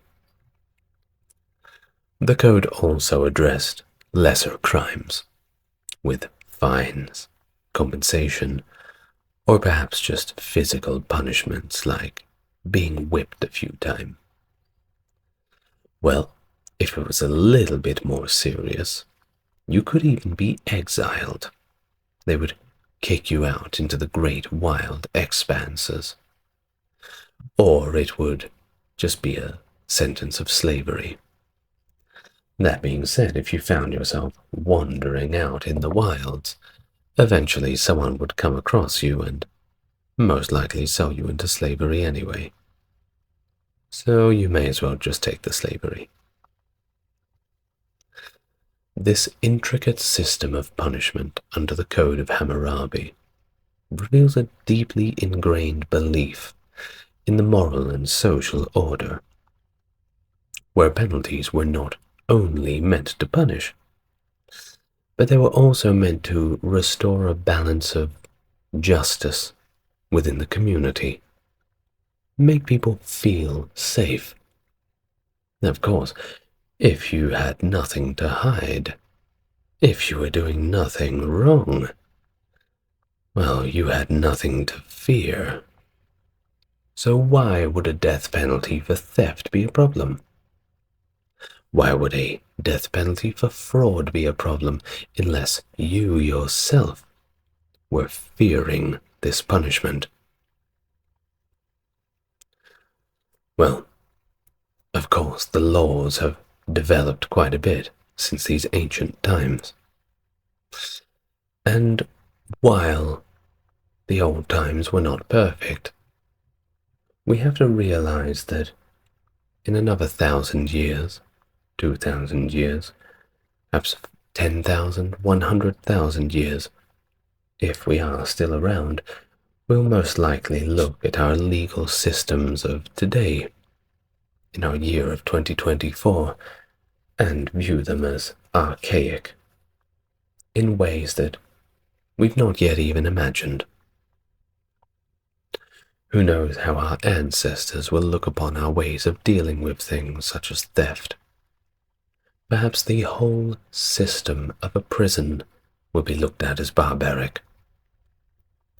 Perhaps in the future they will take an even more barbaric approach and just directly lobotomize people, Clockwork Orange style. Please help me, brothers. The wars of Alexander the Great encompassed a series of military campaigns that reshaped the ancient world. Upon inheriting the throne of Macedon, Alexander embarked on an ambitious quest to conquer the Persian Empire, the most formidable power of the time. However, his sudden death in 323 BC left his empire fragmented. But his legacy as a military tactician and visionary conqueror endures to this day, having spread Hellenistic culture across the known world. Hello and welcome to the channel. If you're new here, it's good to meet you, and if you're coming back, it's great to have you with me again. As always, if you'd like to support the channel, links to the Patreon are in the description and comments, and if you feel inclined to like, comment, and subscribe, do that also. Before we begin, this video is on the Wars of Alexander the Great. For a biography of Alexander the Great, that is a separate video that I've already covered. With that being said, and without further ado, let us begin. Following the assassination of Philip II, Alexander's father, by Pausanias, a member of his own bodyguard in 336 BC, Philip's designated successor, his son Alexander, was swiftly proclaimed king by the Macedonian nobility and military. Inheriting his father's position, Alexander also became the leader of the League of Corinth, a federation of Greek city-states established under Macedonian dominance, aimed at launching a concerted effort against the Persian Empire. The news of Philip's demise triggered rather a wave of rebellions across various regions, including Thebes, Athens, Thessaly, and among the Thracian tribes north of Macedon.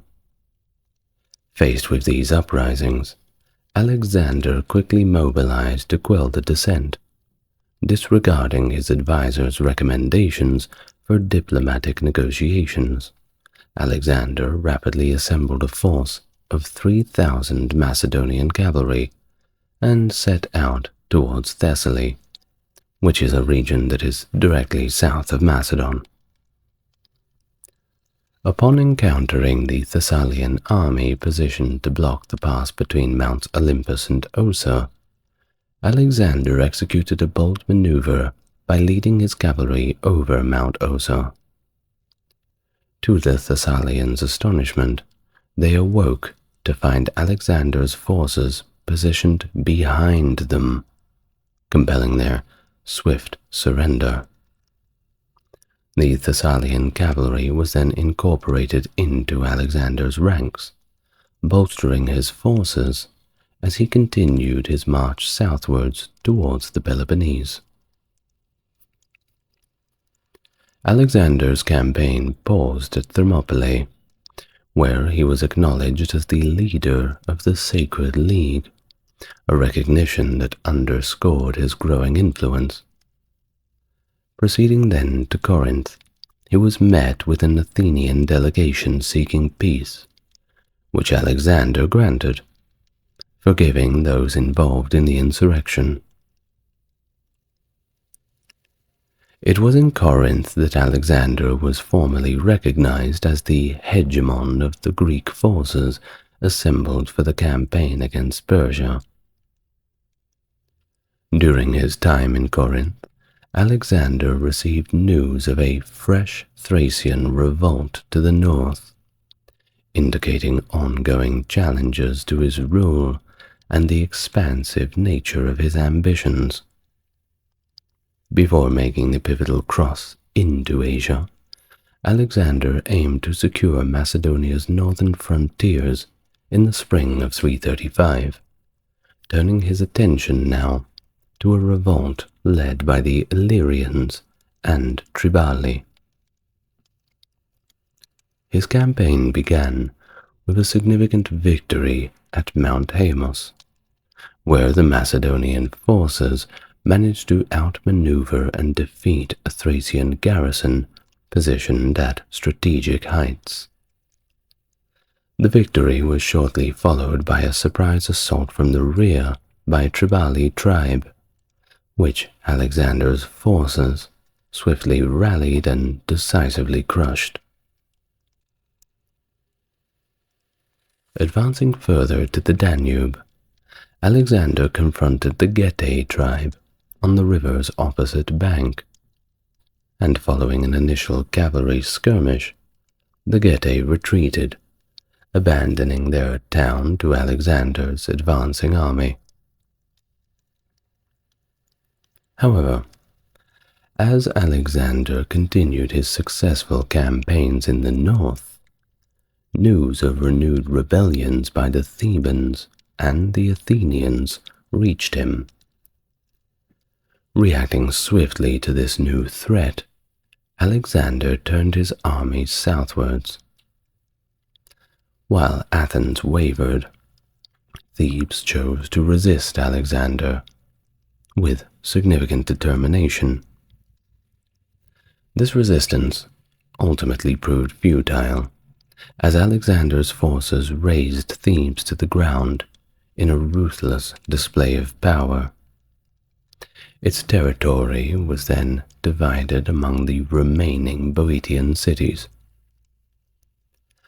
and the fall of Thebes served as a stark warning to Athens, which quickly capitulated, leaving Greece as a whole in a kind of precarious peace under Alexander's dominion.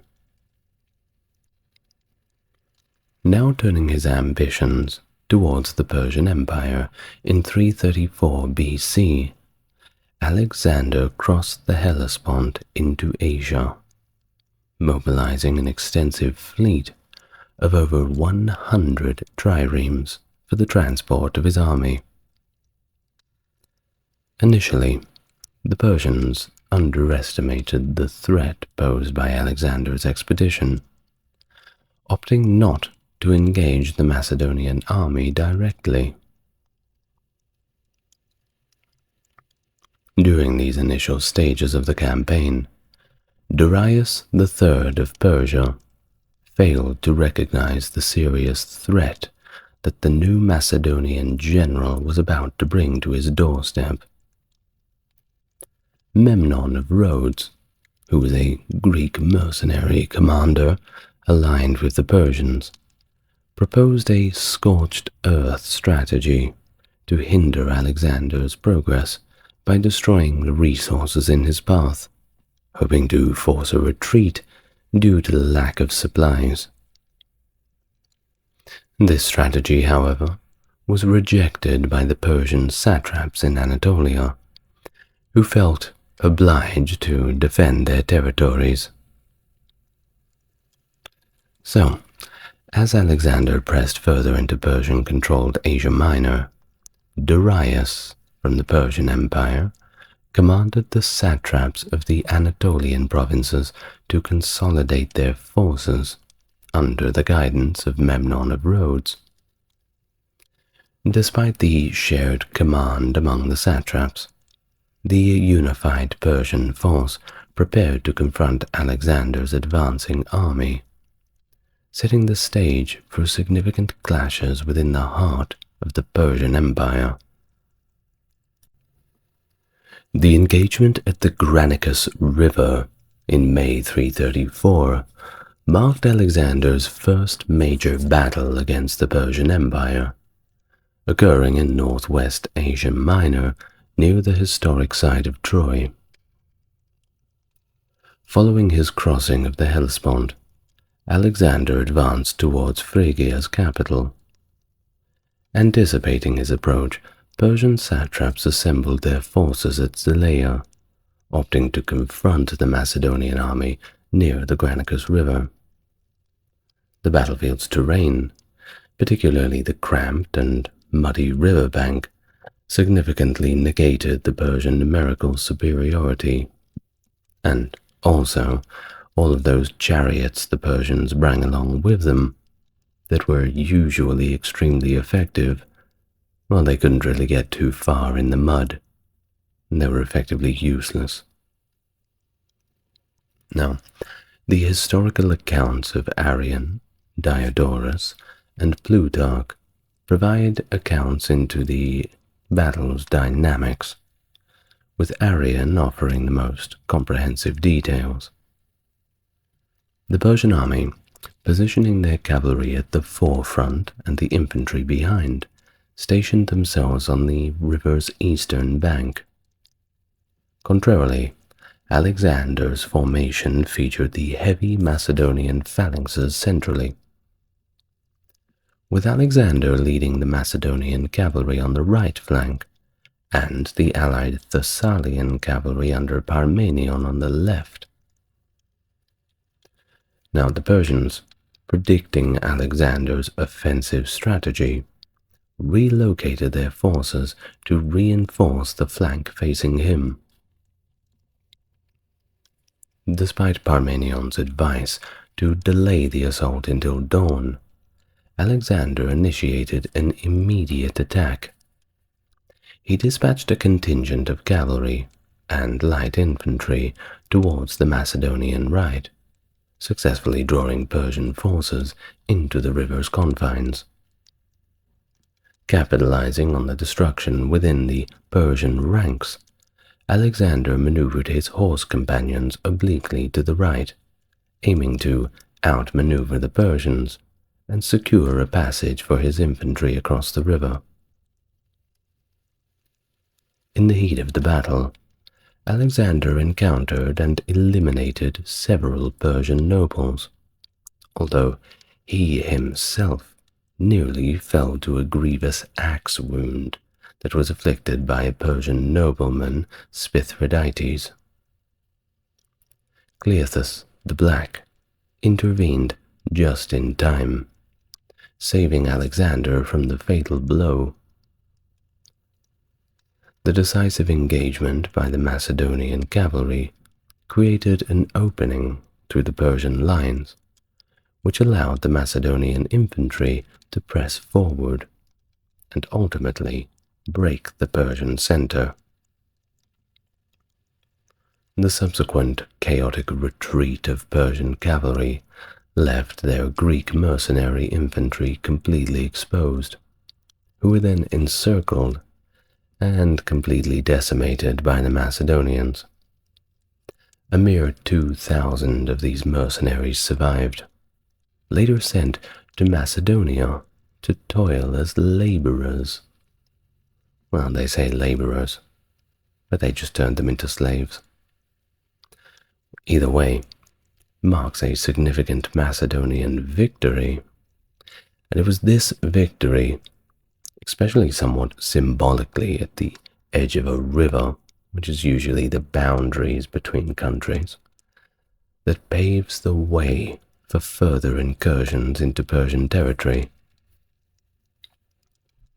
Now, following his victory at the Granicus, Alexander undertook measures that showcased both magnanimity and strategic acumen. In a gesture that somewhat blurred the lines between clemency and retribution, he honored the fallen warriors of both sides by ensuring the Greeks and the Persians received proper burials. However, the Greek mercenaries captured in battle, well, they just went straight to the mines. And the reason why he did this, instead of putting them into the army or letting them go, or ransoming them even, was basically to serve as a stark warning against anyone who would dare to align with Persia. If you're a Greek mercenary out there, and you want to throw your lot in with Darius, then once we catch you, and we will catch you, you will either be killed or you will be sentenced to 16-hour workdays at the mines and have to live off Spartan black broth for the rest of your life. Not worth it. Well, to underscore his triumph and the unity of Greek states under his command, explicitly excluding the Spartans, by the way, and when I say Spartan black broth, that's a punishment in itself, Alexander dispatched 300 Persian armors to Athens. These spoils were to be dedicated at the Parthenon, bearing an inscription that highlighted his leadership and, of course, the collective Greek effort, minus the Lacedaemonians, against what he had claimed by this point to be the barbarians of Asia. Of course, the word barbarian is somewhat of a blanket term. Pretty much means everybody who isn't us. Just ask the Romans. Plenty of barbarians surrounding them. Now back in Macedon, Alexander's regent, Antipater, was tasked with maintaining stability and quelling any potential insurrections. Of course, as we say in my country, when the cat is away, the mice will play. And when you've got Alexander halfway around the known world, well, it's the perfect time for those who want to seize the throne or start rebellions to sort of do things in a way that is not going to be noticed as much until it's too late. So, Antipater was tasked with preventing this, and his methods often involved the appointment of dictators and tyrants to ensure loyalty to the Macedonian cause. Yet, as Alexander continued to penetrate deeper into the Persian territories, he adopted a rather contrasting approach to governance in the newly conquered regions. In this bid to position himself as a liberator rather than a conqueror, Alexander decided to abolish the tyrannical rule that had oppressed these towns under Persian dominion, endorsing self-governance and freeing the populace from the yoke of despotism. Now, the immediate aftermath of this battle of the Granicus, saw a domino effect of surrenders by Persian satraps, notably starting with the satrap of Sardis. Alexander's strategy in dealing with these capitulations involved the installation of new satraps, ostensibly to prevent the concentration of power and corruption. However, by establishing independent boards for tax and tribute collection, Alexander subtly ensured the continuation of Macedonian influence, effectively keeping those satrapies under his control, but rather in an indirect manner, while maintaining a semblance of autonomy for the local governments. He carefully avoided the imposition of Greek customs, respecting the cultural and administrative norms of the conquered towns. And of course, this is a rather clever thing to do, because once you take over a town, people are certainly worried that their religion will be taken away, their culture will be taken away. But Alexander, he didn't want to do any of that. Of course, those who you would be worried about rebelling against your new rule are rather looking at you as a benevolent ruler. It's not so bad to be in Alexander's city. Well, at least that's what I believe people may have been feeling. Now, moreover, Alexander's diplomatic savvy was evident in his interactions with the Greek cities of Asia Minor, as there were plenty of Greek colonies there. In exchange for their submission and membership in the League of Corinth, he absolved these cities from their tax obligations to Persia, instead ensuring their financial support for his campaign. This maneuver not only expanded his sphere of influence, but it also consolidated the financial and military resources that were crucial for his continued march into the heart of the Persian Empire. Think about it. Baggage trains, food, all the rest. It can become quite an expensive endeavor. In 334, Alexander laid siege to Halicarnassus, a strategic move challenged by the Persian navy's presence in the region. Despite the Macedonian king's relatively weaker naval strength, his adversaries could not lure him into a naval confrontation. The Persian fleet, seeking to fortify their defenses, chose Halicarnassus for their stand under the leadership of Orontobates and the skilled Greek mercenary Memnon of Rhodes. In an intriguing turn of events, Ada of Caria, who was the rightful queen displaced by familial betrayals in Persian politics, decided to align herself with Alexander, surrendering her fortress at Alinda.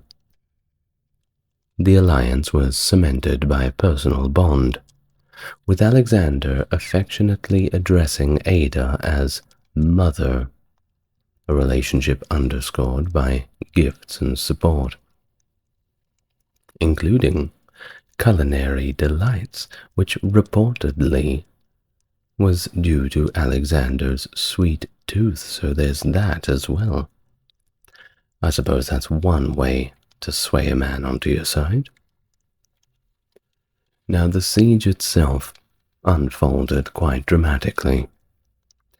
Alexander's initial attempts to infiltrate Halicarnassus with the aid of internal dissenters faltered, leading to direct assault and breach in the city walls. However, don't count the Persians out yet. Memnon's strategic use of catapults halted the Macedonian advance. In a pivotal moment that teetered upon the brink of defeat, Alexander's forces rallied, penetrating the defenses and finally securing the city. Though not before the very enraged Memnon of Rhodes set parts of it on fire, retreating in the process. The aftermath saw Alexander bestowing the governance of Caria back to Ada, who reciprocated by adopting him, thus intertwining their legacies. And I'm sure there was plenty more sweets and chocolates for Alexander. How lovely. Now, in the subsequent campaign in Syria, Memnon's death brought Pharnabazus to the fore, disrupting Alexander's logistics and challenging his progress. Yet Alexander's march through Cappadocia presented its own hardships, including a perilous passage through the Gates in the Mount Taurus range. The Persian defense under the local satrap, overconfident from previous engagements and wildly misjudging the situation, failed to secure this critical checkpoint. Alexander's army navigated the defile unchallenged, a stroke of fortune and luck he acknowledged as pivotal in his campaign. Now the journey took a near-fatal turn when Alexander, in a rare lapse of judgment, immersed himself in the icy waters of a mountain stream, leading to a serious health crisis. The situation was dire, with his physicians hesitant to treat him for fear of repercussions should they make a mistake and he perish. Yeah, those are pretty founded concerns. Now Philip, a long-time personal physician, stepped forward and put his hand up for the task. And despite a worrying period where Alexander slipped into a coma, he eventually recuperated, continuing his unparalleled conquests. He was right back on the horse, ready to go again, and you certainly must give him credit for that. Moving on to November 333, the pivotal Battle of Issus occurred in southern Anatolia, close to the village of Issus and near the Pinaris River's mouth. Following the Macedonian victory at Granicus, Darius III gathered a vast army from across the Achaemenid Empire, aiming to sever Alexander's supply lines. Unbeknownst to Darius, choosing a river bank for the battlefield inadvertently neutralized his numerical superiority. They never learn.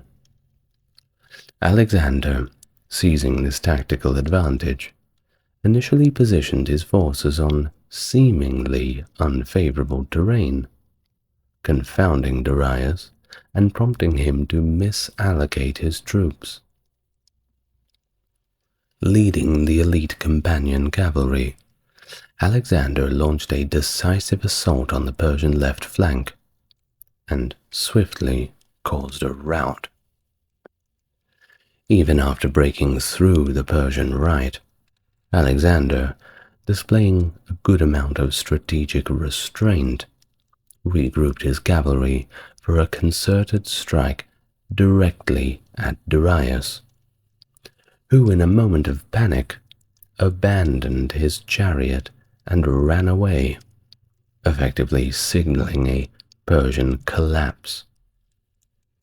Well, the aftermath saw a relentless Macedonian pursuit all the way until nightfall, resulting in a massive retreat and slaughter of the now disorganized Persian forces. This confrontation not only showcased Alexander's tactical genius, but it was also the significant blow to Persian power, and it marked the first instance of a Persian army's defeat in the presence of its king. Not a good legacy for Darius to have. The fallout, of course, was immediate. Darius, running away, left behind a significant amount of treasure, and even his family. That's right, the wife and kids were still there, and he just ran off. Well, this of course ignited further Macedonian ambitions and compelled Darius to propose a failed peace treaty, in which Alexander demanded recognition as King of all Asia, setting the stage for his unrelenting pursuit of the entire Persian Empire. Oh, and by the way, just before we move past there, Darius's family were actually treated quite well by Alexander. Wife and kids, they were okay. The subsequent siege of Tyre in 332 BC further exemplified Alexander's military and engineering ingenuity. Faced with formidable island city of Tyre, the last Persian naval stronghold, Alexander's initial diplomatic overtures were rebuffed, leading to a bold decision to construct a kilometer-long causeway to breach the city's defenses. Now, despite the countermeasures from the city, including a devastating fire ship attack, Alexander's adaptation and the acquisition of a substantial naval fleet managed to eventually turn the tide. No pun intended. You know, naval battles. His innovative use of ships, equipped with battering rams, enabled a breach in Tyre's walls, and culminated in a victory that was as brutal as it was swift. The siege not only demonstrated Alexander's relentless pursuit of victory, but it also shows this capacity for strategic innovation. Not many people are as good on land as they are on sea. Seems Alexander was proving that he was good at both. Now next was the siege of Gaza. Yes, that Gaza. A formidable fortress situated on a hill, and it became a pivotal moment in Alexander's campaign due to the city's strategic control over vital trade routes. The commander, Battus, who was known for his ruthlessness and imposing presence, staunchly refused to surrender, leading to a protracted and bloody conflict. Now, despite 3 failed attempts, Alexander's forces eventually overcame the defenses, though not without Alexander sustaining a serious injury to his shoulder. The fall of Gaza was marked by severe retribution. The male population was massacred, and the women and children were enslaved. Emulating Achilles' brutal treatment of Hector, Alexander executed Battus in a display of vengeance and to send a clear message to his adversaries. Now, following the capture of Gaza, Alexander's march into Egypt was met with an overwhelmingly positive reception. That's right, the Egyptians were hailing him as their liberator, and they even crowned him pharaoh. His plans for Alexandria underscored his ambition to meld Greek and Egyptian cultures, securing loyalty through administrative continuity. This period laid the groundwork for Alexandria's emergence as the center of Hellenistic culture and learning. And yes, it is that Alexandria in Egypt. And it wasn't the only city named Alexandria, by the way. It's just one of the big ones that we have left and hasn't been renamed. There were cities all over the Near East, Egypt, and somewhere into Parthian territory of later times that were named Alexandria. Now, is the big one, the Battle of Gaugamela. This subsequent battle, near modern-day Iraqi Kurdistan, was a defining encounter in Alexander's conquest of the Persian Empire. Darius? He was still around, and despite his numerical superiority and the rather frightening inclusion of war elephants in his ranks, Alexander's tactics led to a decisive Macedonian victory. And it was this battle that showcased his innovative military strategies such as the wedge formation that punctured the Persian center and led to Darius's flight from the battlefield again. Of course, after the momentous victory at Gaugamela, Alexander and his forces continued their campaign, swiftly moving through the Persian heartlands of Babylon and Susa, where they encountered staggering wealth, especially Babylon.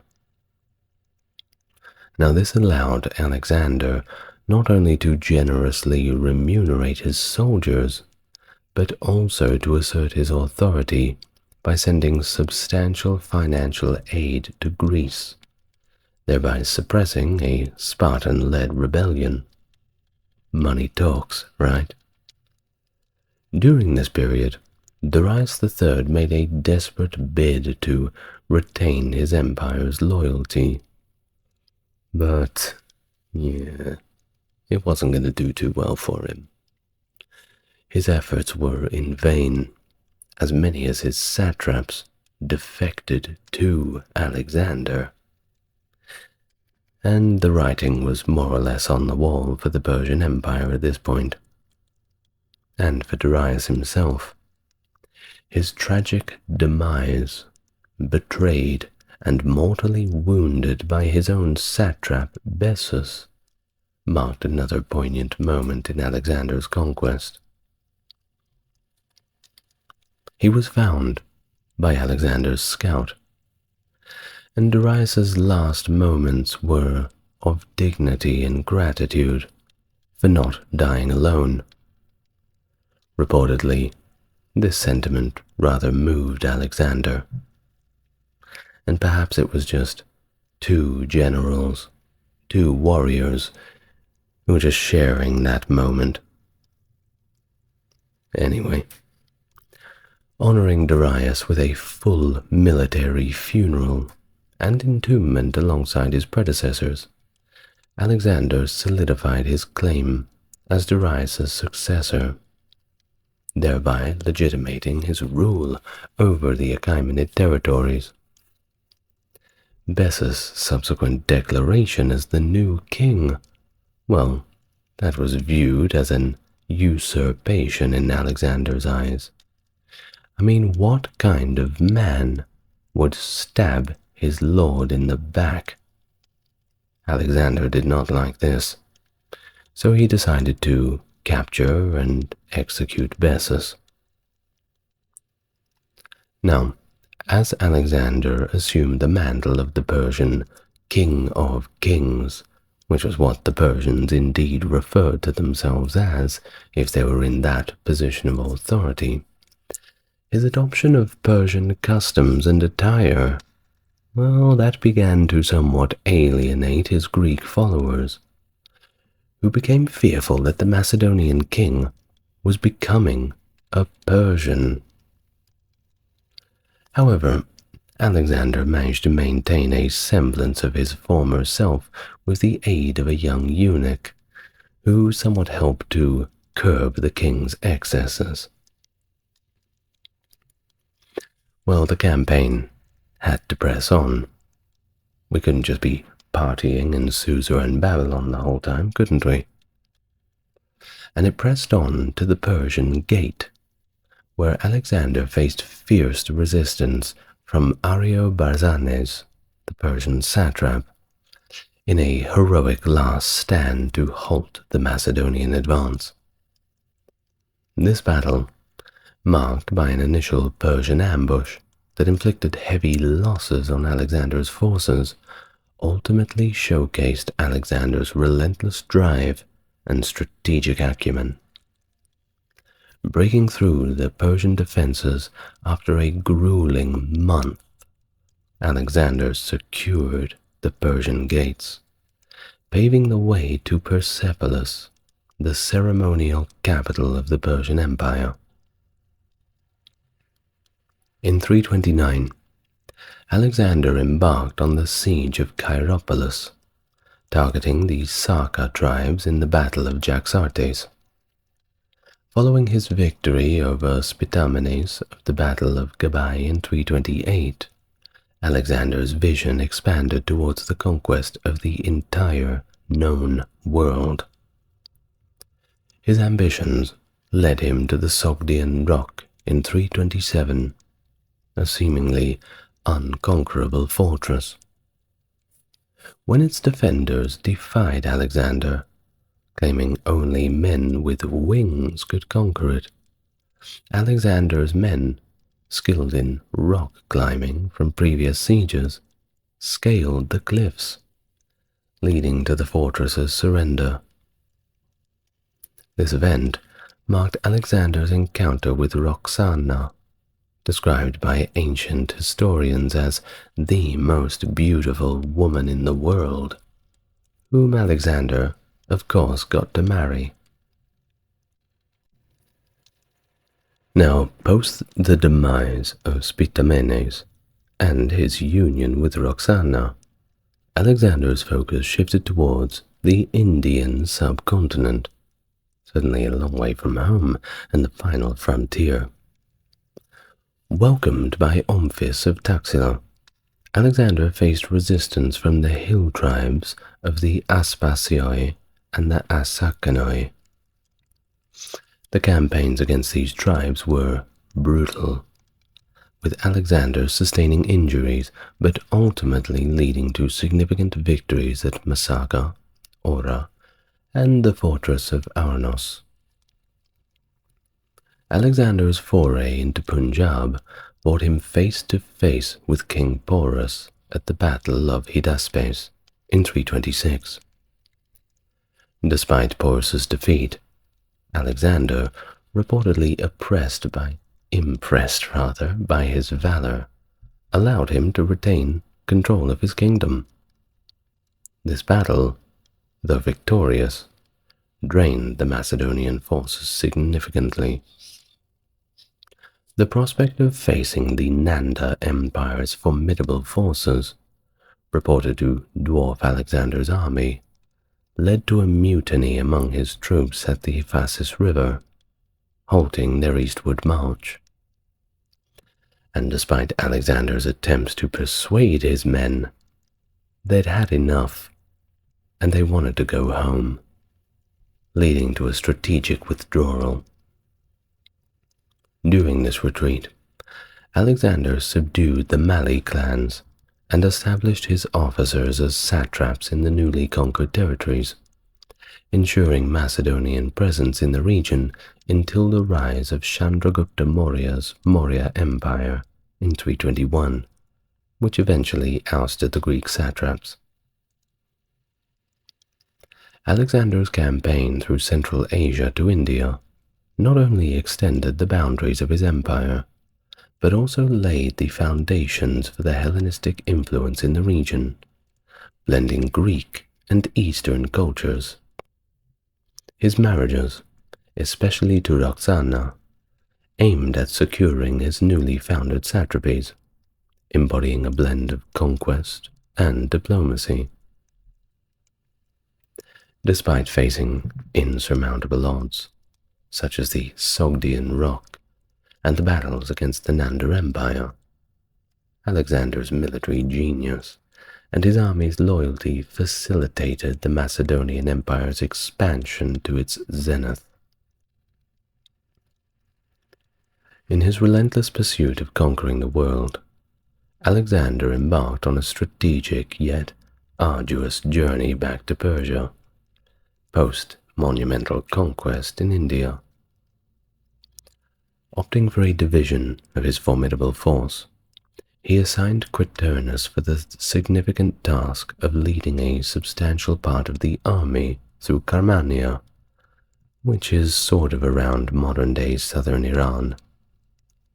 This maneuver was not merely a redeployment, but a calculated move to ensure the stability and security of the regions newly under Macedonian influence.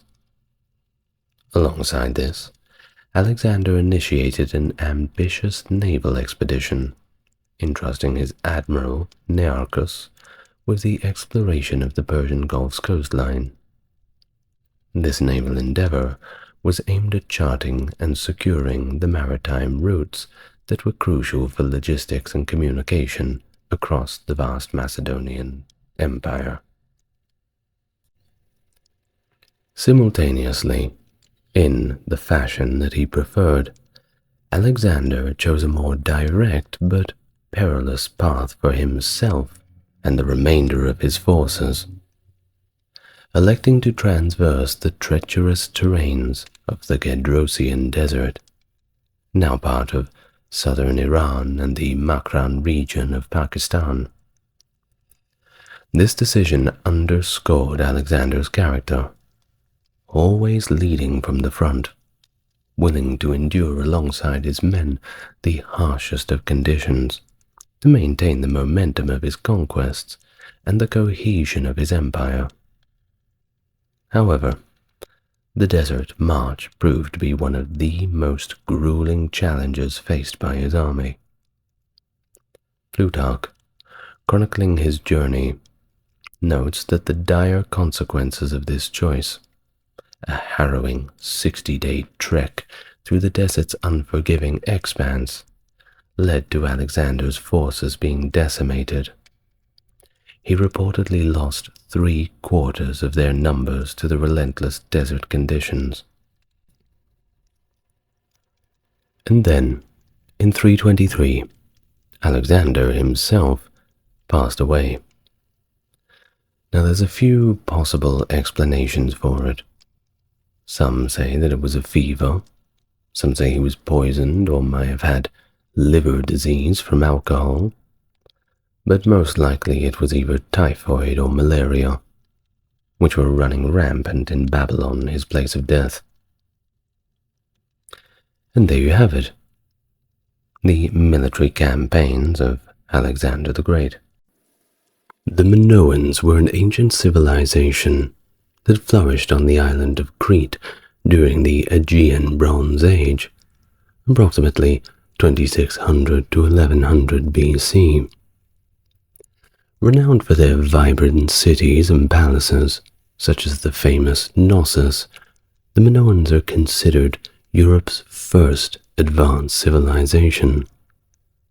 They developed a sophisticated society with impressive artistic achievements, characterized by intricate frescoes and pottery, which depict a deep connection with nature and also maritime activities. They were also known for their unique writing systems, nowadays referred to as Linear A and Linear B, with the latter being deciphered as an early form of Greek.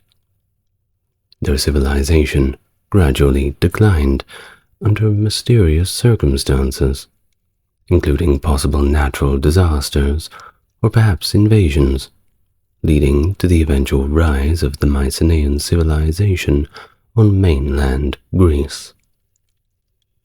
Do you want to learn more about them? Well, you are in the right place. Welcome to the channel. If you're new here, it's good to meet you, and if you're coming back, it's great to have you back here with me again. As always, if you want to support the channel, there's a link to the Patreon in the description. Otherwise, if you think YouTube should show my videos to more people, clicking the like button will push them in the right direction. Now, without further ado, let's begin our exploration into the Minoans. Before we do begin, much of our references will be archaeological ones. And do keep in mind that there is a lot of speculation involved, particularly since we are talking about a civilization that existed around 4,000 years ago. So, please bear that in mind. The Minoan civilization of Crete is categorized using two primary systems of chronology. The first is based on pottery styles and divides Minoan history into three main periods. There's a few abbreviations, so we'll go through them. The first is EM, Early Minoan. That's from around 3100 to 2100 BC. MM is Middle Minoan, from around 21 to 1600 BC, and LM being Late Minoan. That's from 1600 to 1100 BC. Now each period is further divided using Roman numerals and letters, such as EM1, so Early Minoan 1, EM2, EM3, and then of course LM1, MM2, and so on. Do you get it? Great. Well, there's another system that was developed by Nikolaos Platon, and it organizes Minoan history into four broad periods, those being pre-palatial, proto-palatial, neo-palatial, and post-palatial. Now, both of these systems are okay to use, but we'll generally be using the former one around the EM, MM, and LM. Though if you do hear mentions of the one from Nicholas Platon, that is completely fine too. Now, establishing an absolute chronology for Minoan civilization has always been complex, due to many discrepancies between the historical synchronisms and scientific dating methods, such as carbon dating. For instance, the volcanic eruption at Terra, a crucial event in the LM1A period, remember, late Minoan, is dated around 1600 BC by carbon dating. But it is placed about a century later when aligned with Egyptian historical records, which we have a few more of and we tend to understand a little bit better. Now, we have mentioned the early Minoan periods being from 31 to 2100 BC. Of course, that is true. However, the origins of the Minoans trace all the way back to around 7000 BC, with the first anatomically modern humans on Crete. Evidence points to significant cultural influences and possibly migrations from Anatolia or the Levant, both rather close by. So, early Minoan periods saw the development from Neolithic farming, Neolithic being New Stone Age, New Stone, farming communities to more structured urban settlements. EM1, around 3100 to 2650, introduced the first painted ceramics, and by EM2, being from 2650 to 2200, Minoans engaged in significant trade with not only Egypt but also Syria, and this is marked as well by the emergence of masted ships. The period also saw the start of monumental building projects that prefigured later palaces, and indeed the Minoans were very famous for their palaces. Now, the Middle Minoan period is defined by the emergence of proto-palatial society, using Nicholas's terminology. MM1, around 2100 to 1875, seems to have witnessed a rapid population growth, and along with it, major construction, including the initial palace structures at famous sites like Knossos. MM2, 1875 to 1700, introduced Minoan writing systems, such as Cretan hieroglyphic and Linear A. MM3, running from 1700 to 1600, continued these developments, and also included the rebuilding of palaces after seismic destructions. Indeed, we have plenty of evidence for earthquakes. Now, the Neo-Palatial period, from 1750 to 1450, is characterized by architectural innovations and widespread adoption of Linear A writing system, indicating the peak of Minoan cultural influence across the Aegean and also on mainland Greece, and that will become very important.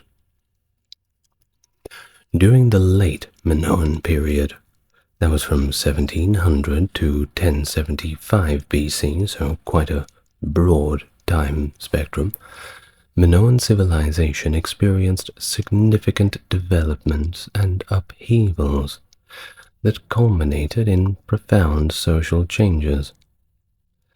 This era is particularly renowned for producing some of the most iconic Minoan artifacts, such as the snake goddess figurines, the La Parisienne fresco, and the vibrant marine-style pottery. And there's plenty of it. Now, late Minoan 1, that's 1700 to 1470, marked a continuation of the prosperous Neo-Palatial culture. Yet it was also defined by the catastrophic eruption of the Terra volcano, which happened around 1600 BC. This eruption, one of the largest volcanic events in recorded history, devastated the Cycladic settlement of Akrotiri and impacted several sites in northeastern Crete. Despite these disruptions, other regions, notably around Knossos, witnessed a flurry of construction, flourishing trade, and cultural flowering post-eruption during the LM1B period, circa 1625 to 1470. Now, late Minoan 1B ended with widespread destructions across Crete, signaling the collapse and breakdown of Neo-Palatial society. These destructions, however, appear strategic, targeting specific areas while sparing others, such as the preservation of the palace at Knossos amidst the burning of the town. The reason behind these destructions has been widely debated, and there's no real solid theory. But between the contemporary, well, not contemporary, but somewhat later Bronze Age sources and our modern sources, all speculation, but making an educated guess to Mycenaean invasion, internal conflict, or perhaps simply the residual effects of the Terra eruption. We're yet to find anything really conclusive, but one of those three. I suppose it's a roll of the dice.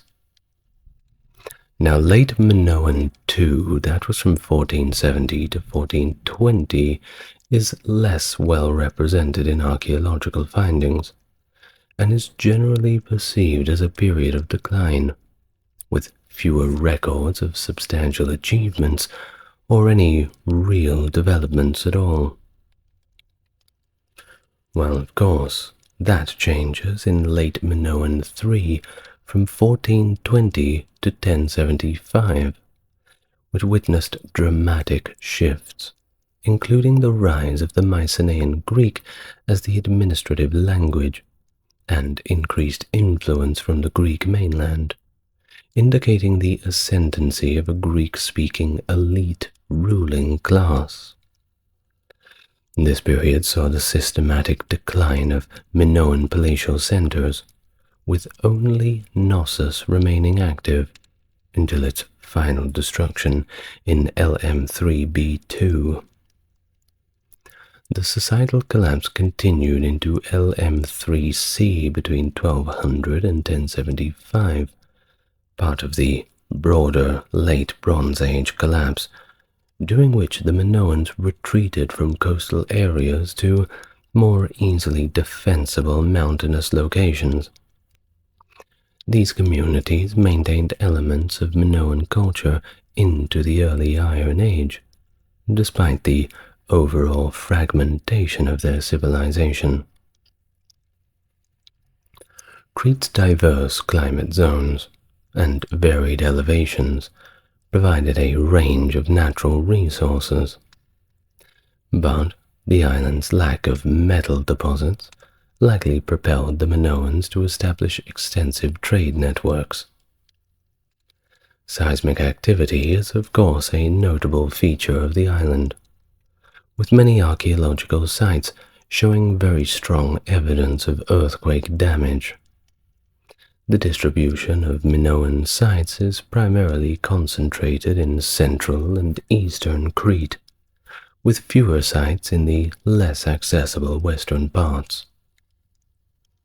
Now, speaking of sites, there was more than just the main city of Knossos.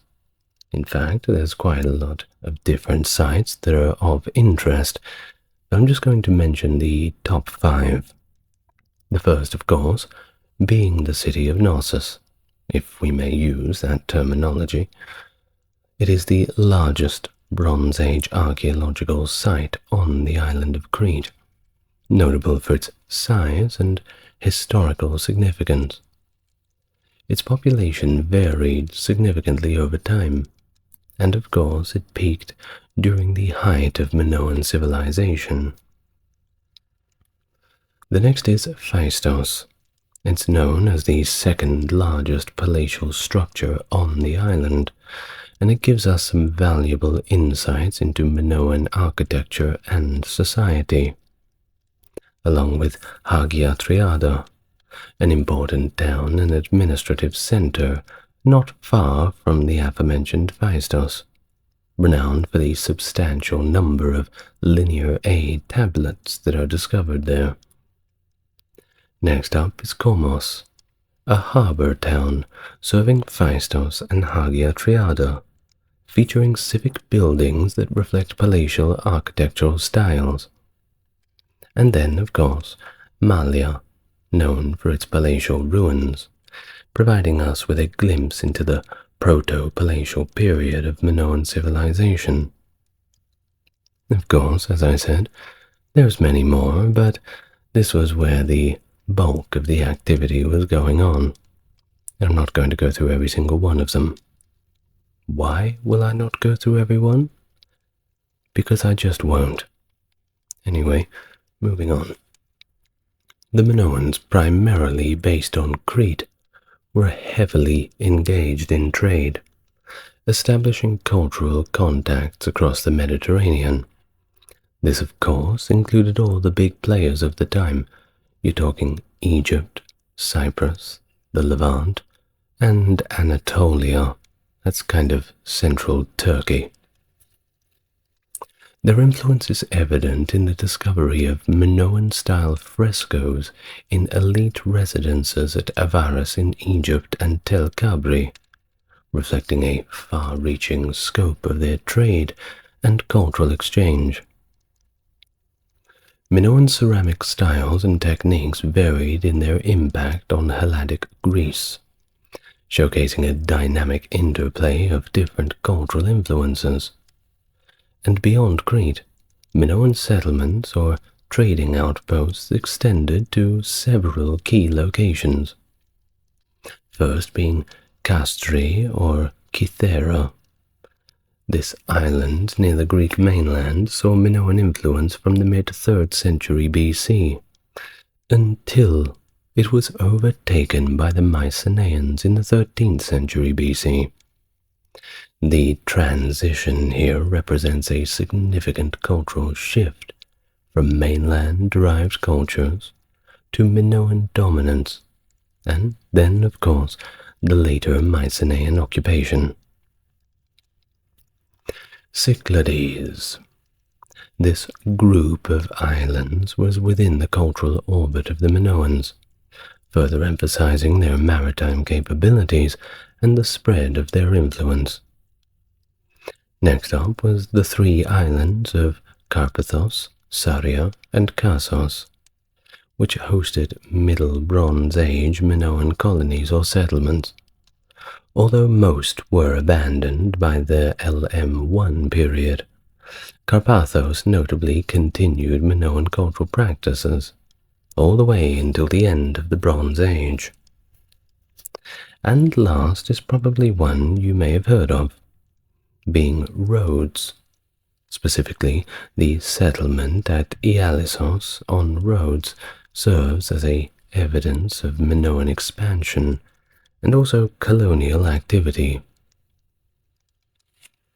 The presence of Minoan culture and its artifacts in places like Thebes, that's in Egypt, around the 15th century BC, where paintings depict Minoan-appearing individuals, suggest active and possibly official interactions, with inscriptions referring to them as coming from Keftiu, a term which we believe to indicate Crete, or just the Cretans in general.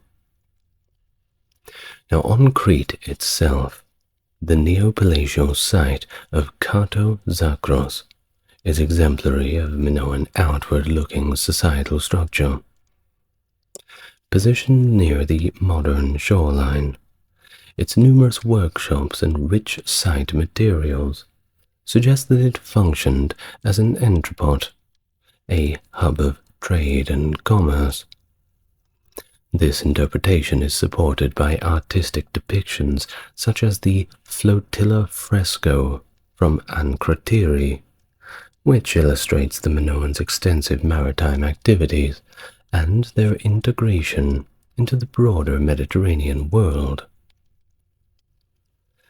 Now, Minoan art, celebrated for its lively and imaginative qualities, especially for the time, is a cornerstone of Aegean art and exerted a significant influence on the contemporary Cycladic art, even maintaining its dominance after Crete's occupation by the Mycenaeans.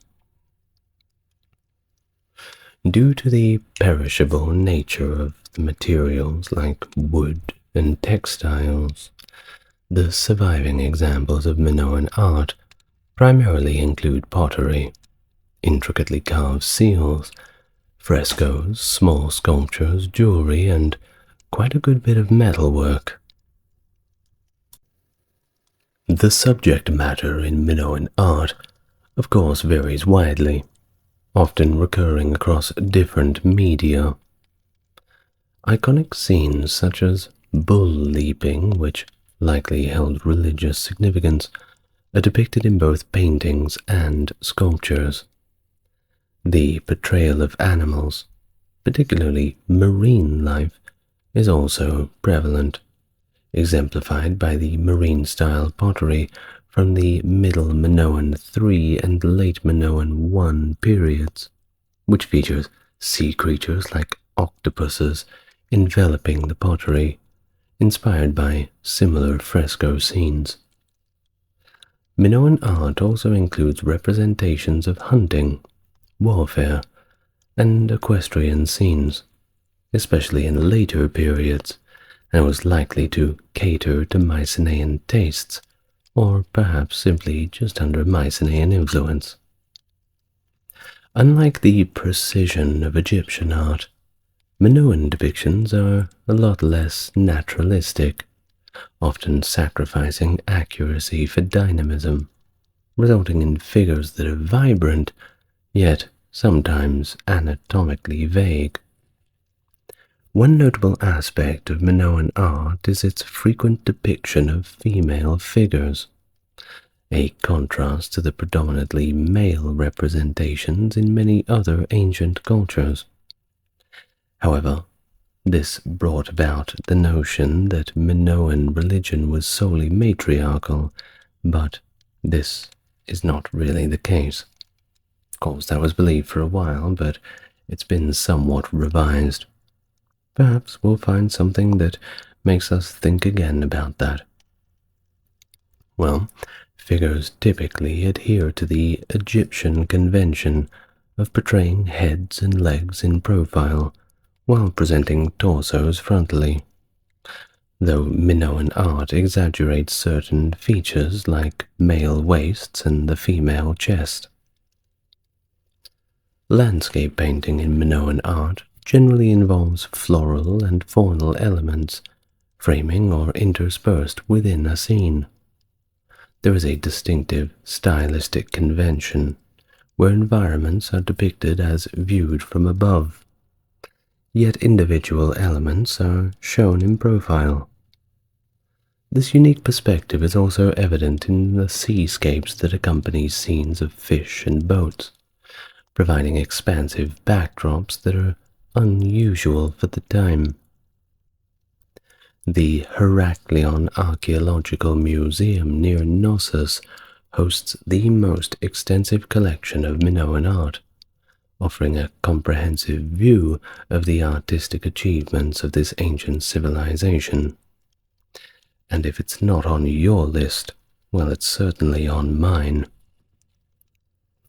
Throughout the history of Crete, a variety of pottery styles and production techniques can be observed, reflecting changes in taste and also power structures. Early Minoan ceramics were distinguished by their decorative patterns, including spirals, triangles, and fish bones, with regional variations pointing to shifts in societal dynamics. Accompanying these ceramics were numerous small terracotta figurines. As the Middle Minoan period unfolded, the designs of pottery began to become more naturalistic, featuring motifs like fish, squid, birds, and lilies. However, depictions of human figurines remained extremely rare throughout Minoan ceramics, contrasting sharply with later ancient Greek vase painting, where human portrayals were very common. Minoan jewelry, predominantly found in graves, initially had a focus on hair ornaments and diadems for women, crafted primarily from hammered gold. As time progressed, gold began to become a little bit more hard to come by, and jewelry designs included necklaces, bracelets, and rings, often incorporating beadwork and intricate designs seen in frescoes. Notably, the Minoans excelled in granulation. That's a technique exemplified by the Malia pendant, which depicts bees on a honeycomb.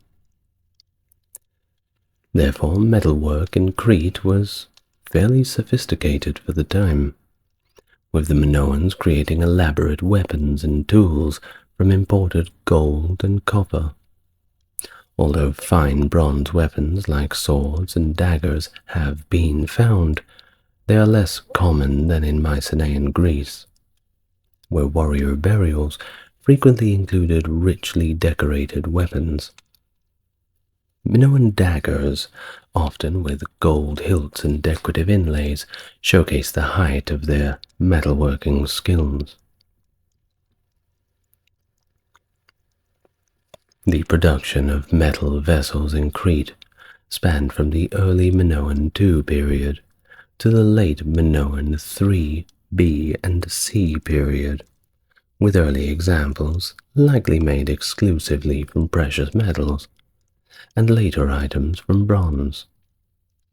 These vessels, which ranged from cups to large cauldrons, and even elaborate lamps, suggest a continuity in craft that extended into the Mycenaean culture, evidenced by the presence of Minoan-style metalwork in Mycenaean contexts. This implies either direct imports from Crete or the influence of Minoan craftsmen on the mainland. Well, it wasn't all just artwork. I had to do a little bit of quote-unquote real work from now and then. Thus, the Minoans had a diverse agricultural system, raising cattle, sheep, pigs, and goats, and of course cultivating crops like wheat, barley, vetch, and chickpeas. They grew a variety of fruits, including grapes, figs, and olives, and possibly used poppies for seed and opium. Bee domestication highlights their versatility in farming and food production. The island's native flora included vegetables like lettuce, celery, asparagus, and carrots, along with native pear, quince, and olive trees. The Minoans introduced date palms and cats from Egypt, enhancing their agricultural and environmental management.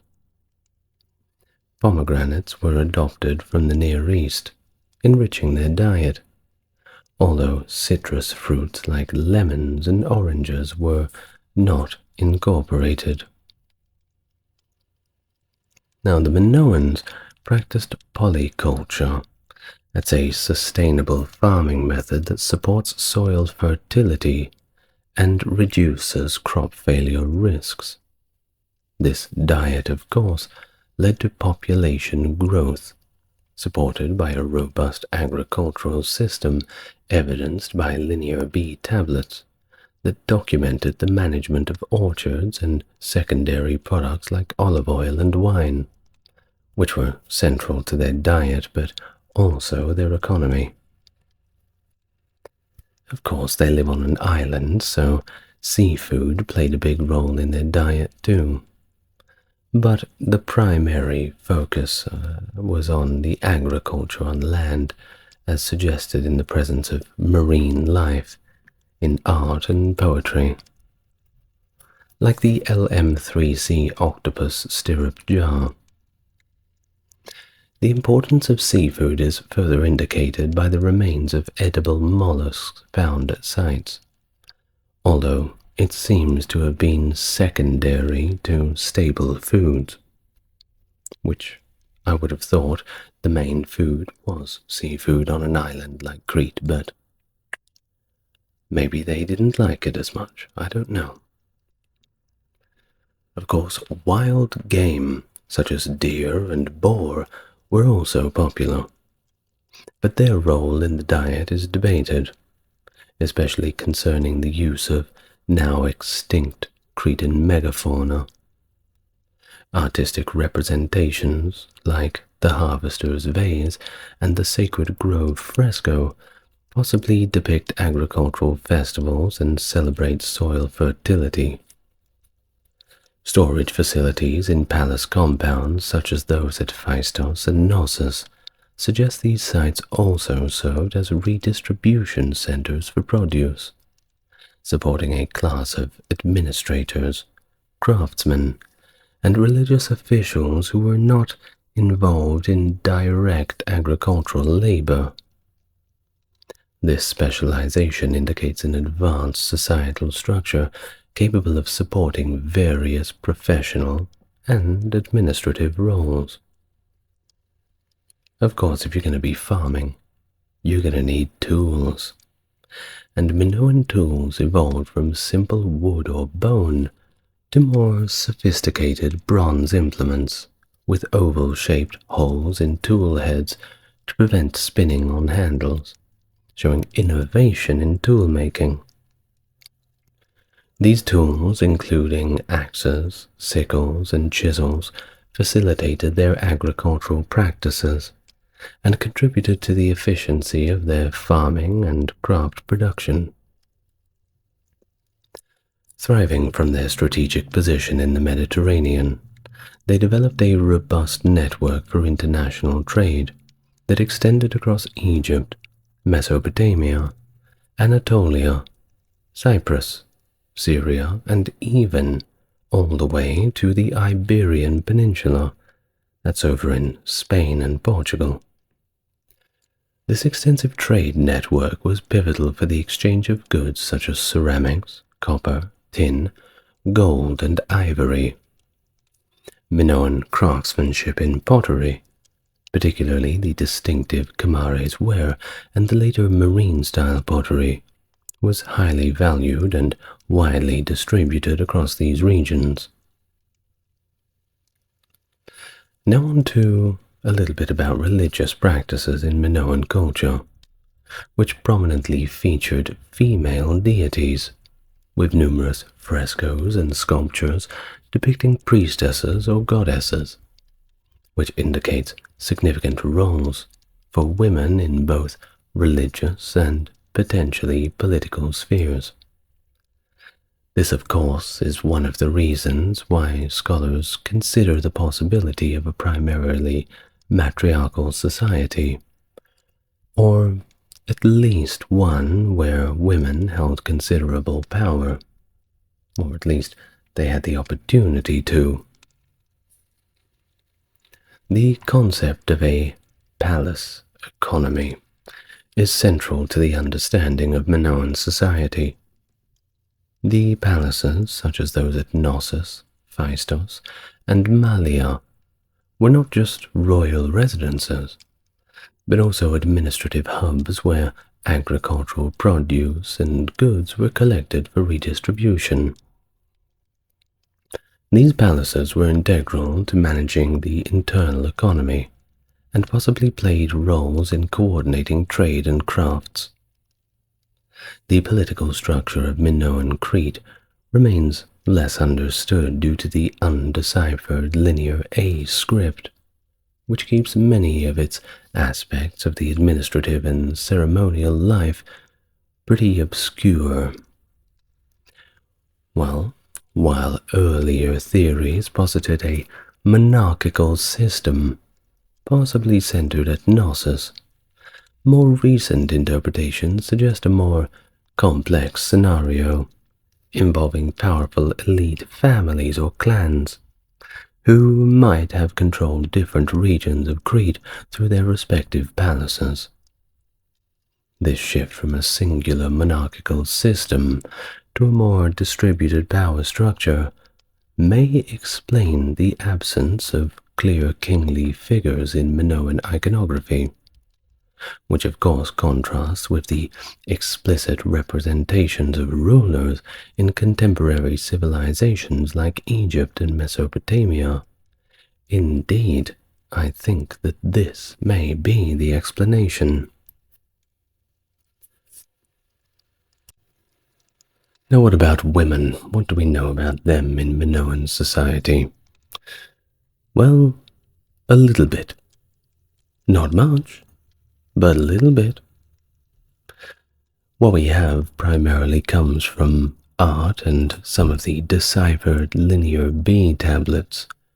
Of course, we have plenty of linear A tablets, but we don't know how to read them, which leads one to think that perhaps there is some kind of Rosetta Stone-like tablet underground somewhere that perhaps holds the key to unlocking those secrets.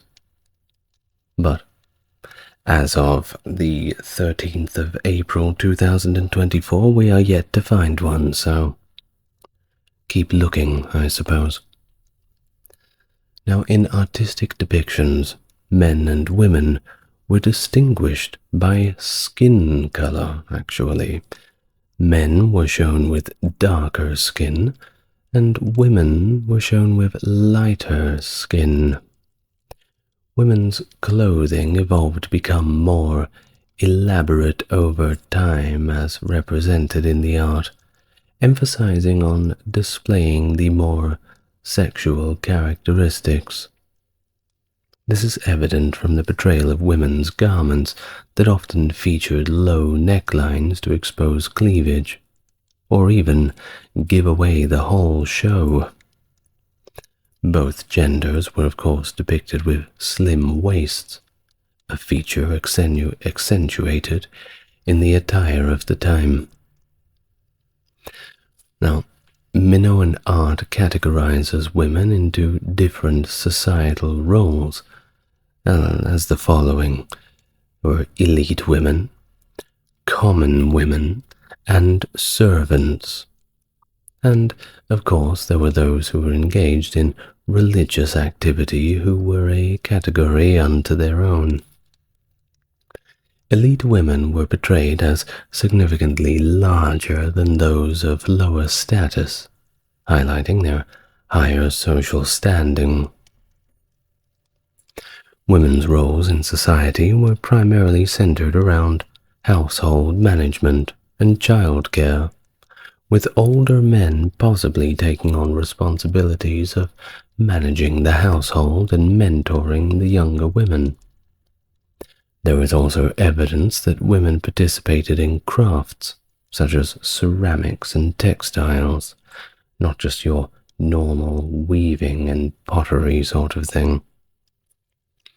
Now, interestingly, while women were often depicted in roles associated with childcare, pregnant women and scenes of childbirth are conspicuously completely absent in Minoan art, at least what we have discovered so far, suggesting that these aspects of women's lives were either considered socially sacred or somewhat sensitive topics, and thus kept predominantly as private affairs.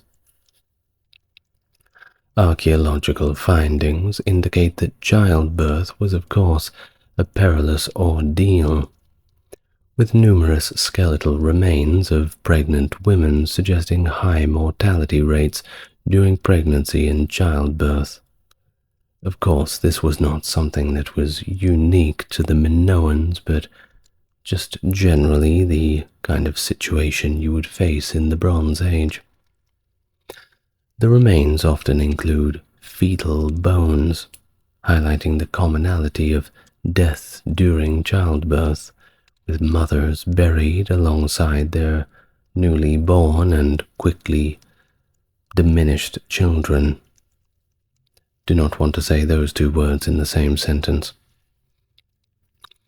Now, additionally, evidence suggests that nursing women also faced significant health risks due to the intense nutritional demands of breastfeeding, which of course could lead to malnourishment and death.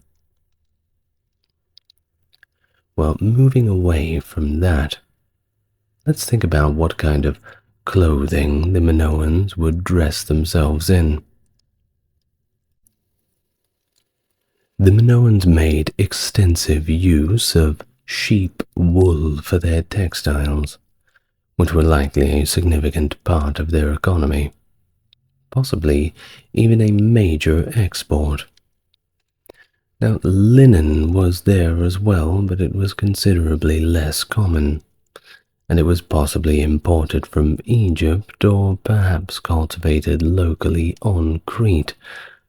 There's no definitive evidence for the use of silk, though it cannot be completely ruled out, at least not yet. Minoan clothing styles, as depicted in art, show a distinct fashion sensibility. Men, if they were poor, typically wore loincloths or more elaborate robes or kilts, which could actually be quite long. Women's attire consisted of long dresses with short sleeves and layered flounced skirts, designed to emphasize a slim waist, a style detail often exaggerated in artistic depictions. Both men and women wore thick belts or girdles around the waist to highlight this feature, kinda like those weightlifting belts you see when you're doing deadlifts. You know the ones, the gym belt. Women might also wear a strapless, fitted bodice, and both genders favored symmetrical geometric patterns in their garments. Regarding grooming, Minoan men usually are shown as clean-shaven with short hair, except for some long tresses, reserved for perhaps the elite youth.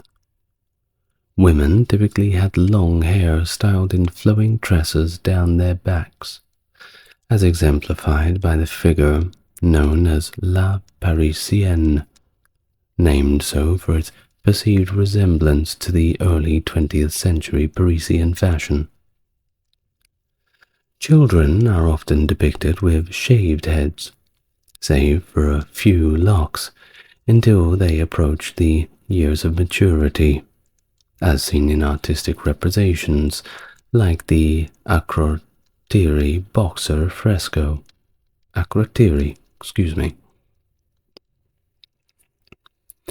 Now onto Minoan jewelry. It included many intricate gold hair ornaments and thin gold plaques that were sewn onto garments.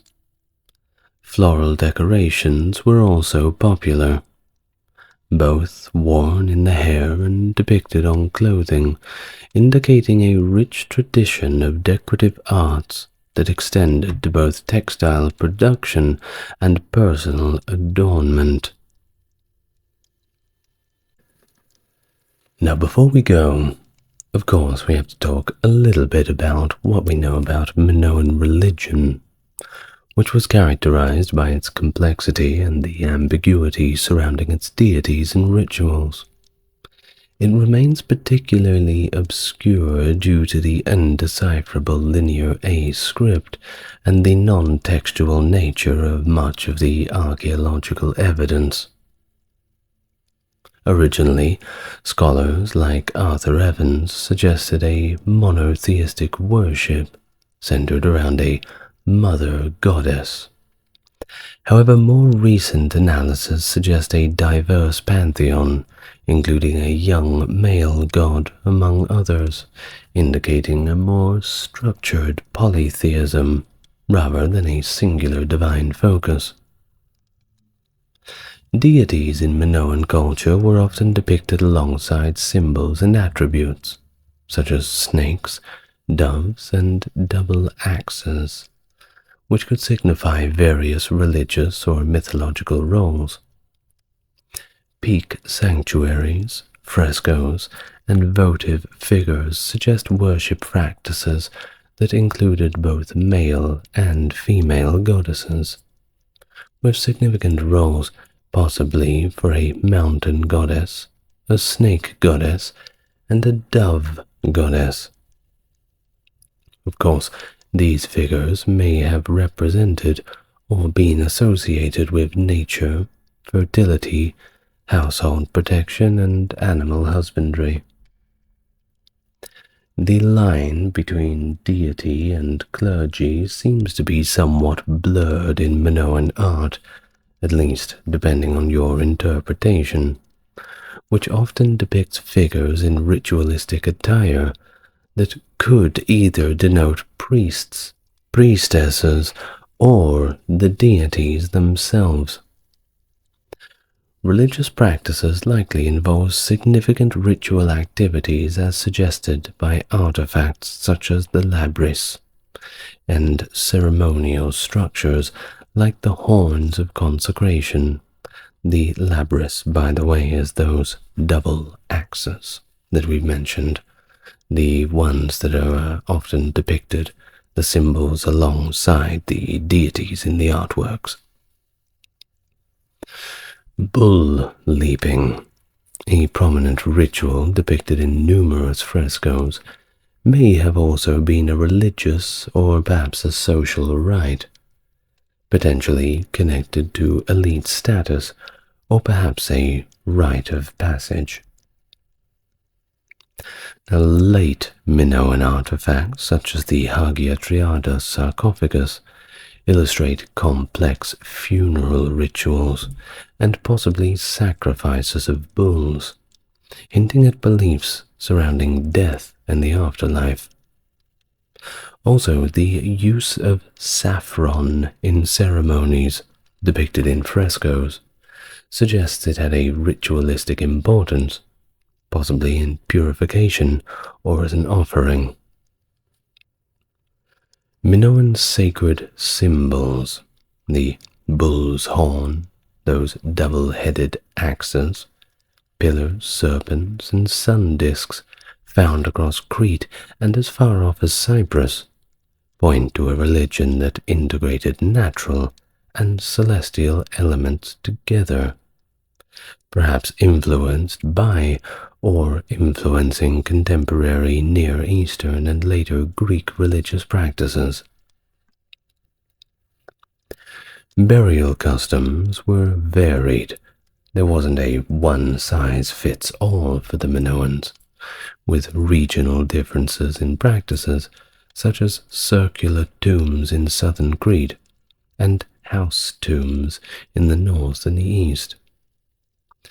The use of tholoi and complex burial structures, like those at Malia, indicates that burial rites were an important aspect of Minoan culture, possibly involving rites of passage, ancestor worship, or even, disturbingly, human sacrifice, as suggested by some archaeological evidence at sites like Anem Soplia and Forno Coryphi. That being said, it's hard to know for sure, as, well, the dead tell no tales. Well, thank you very much for joining me.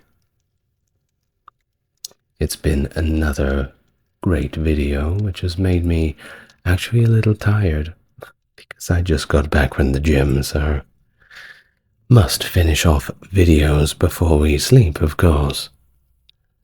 It's been a pleasure, as always.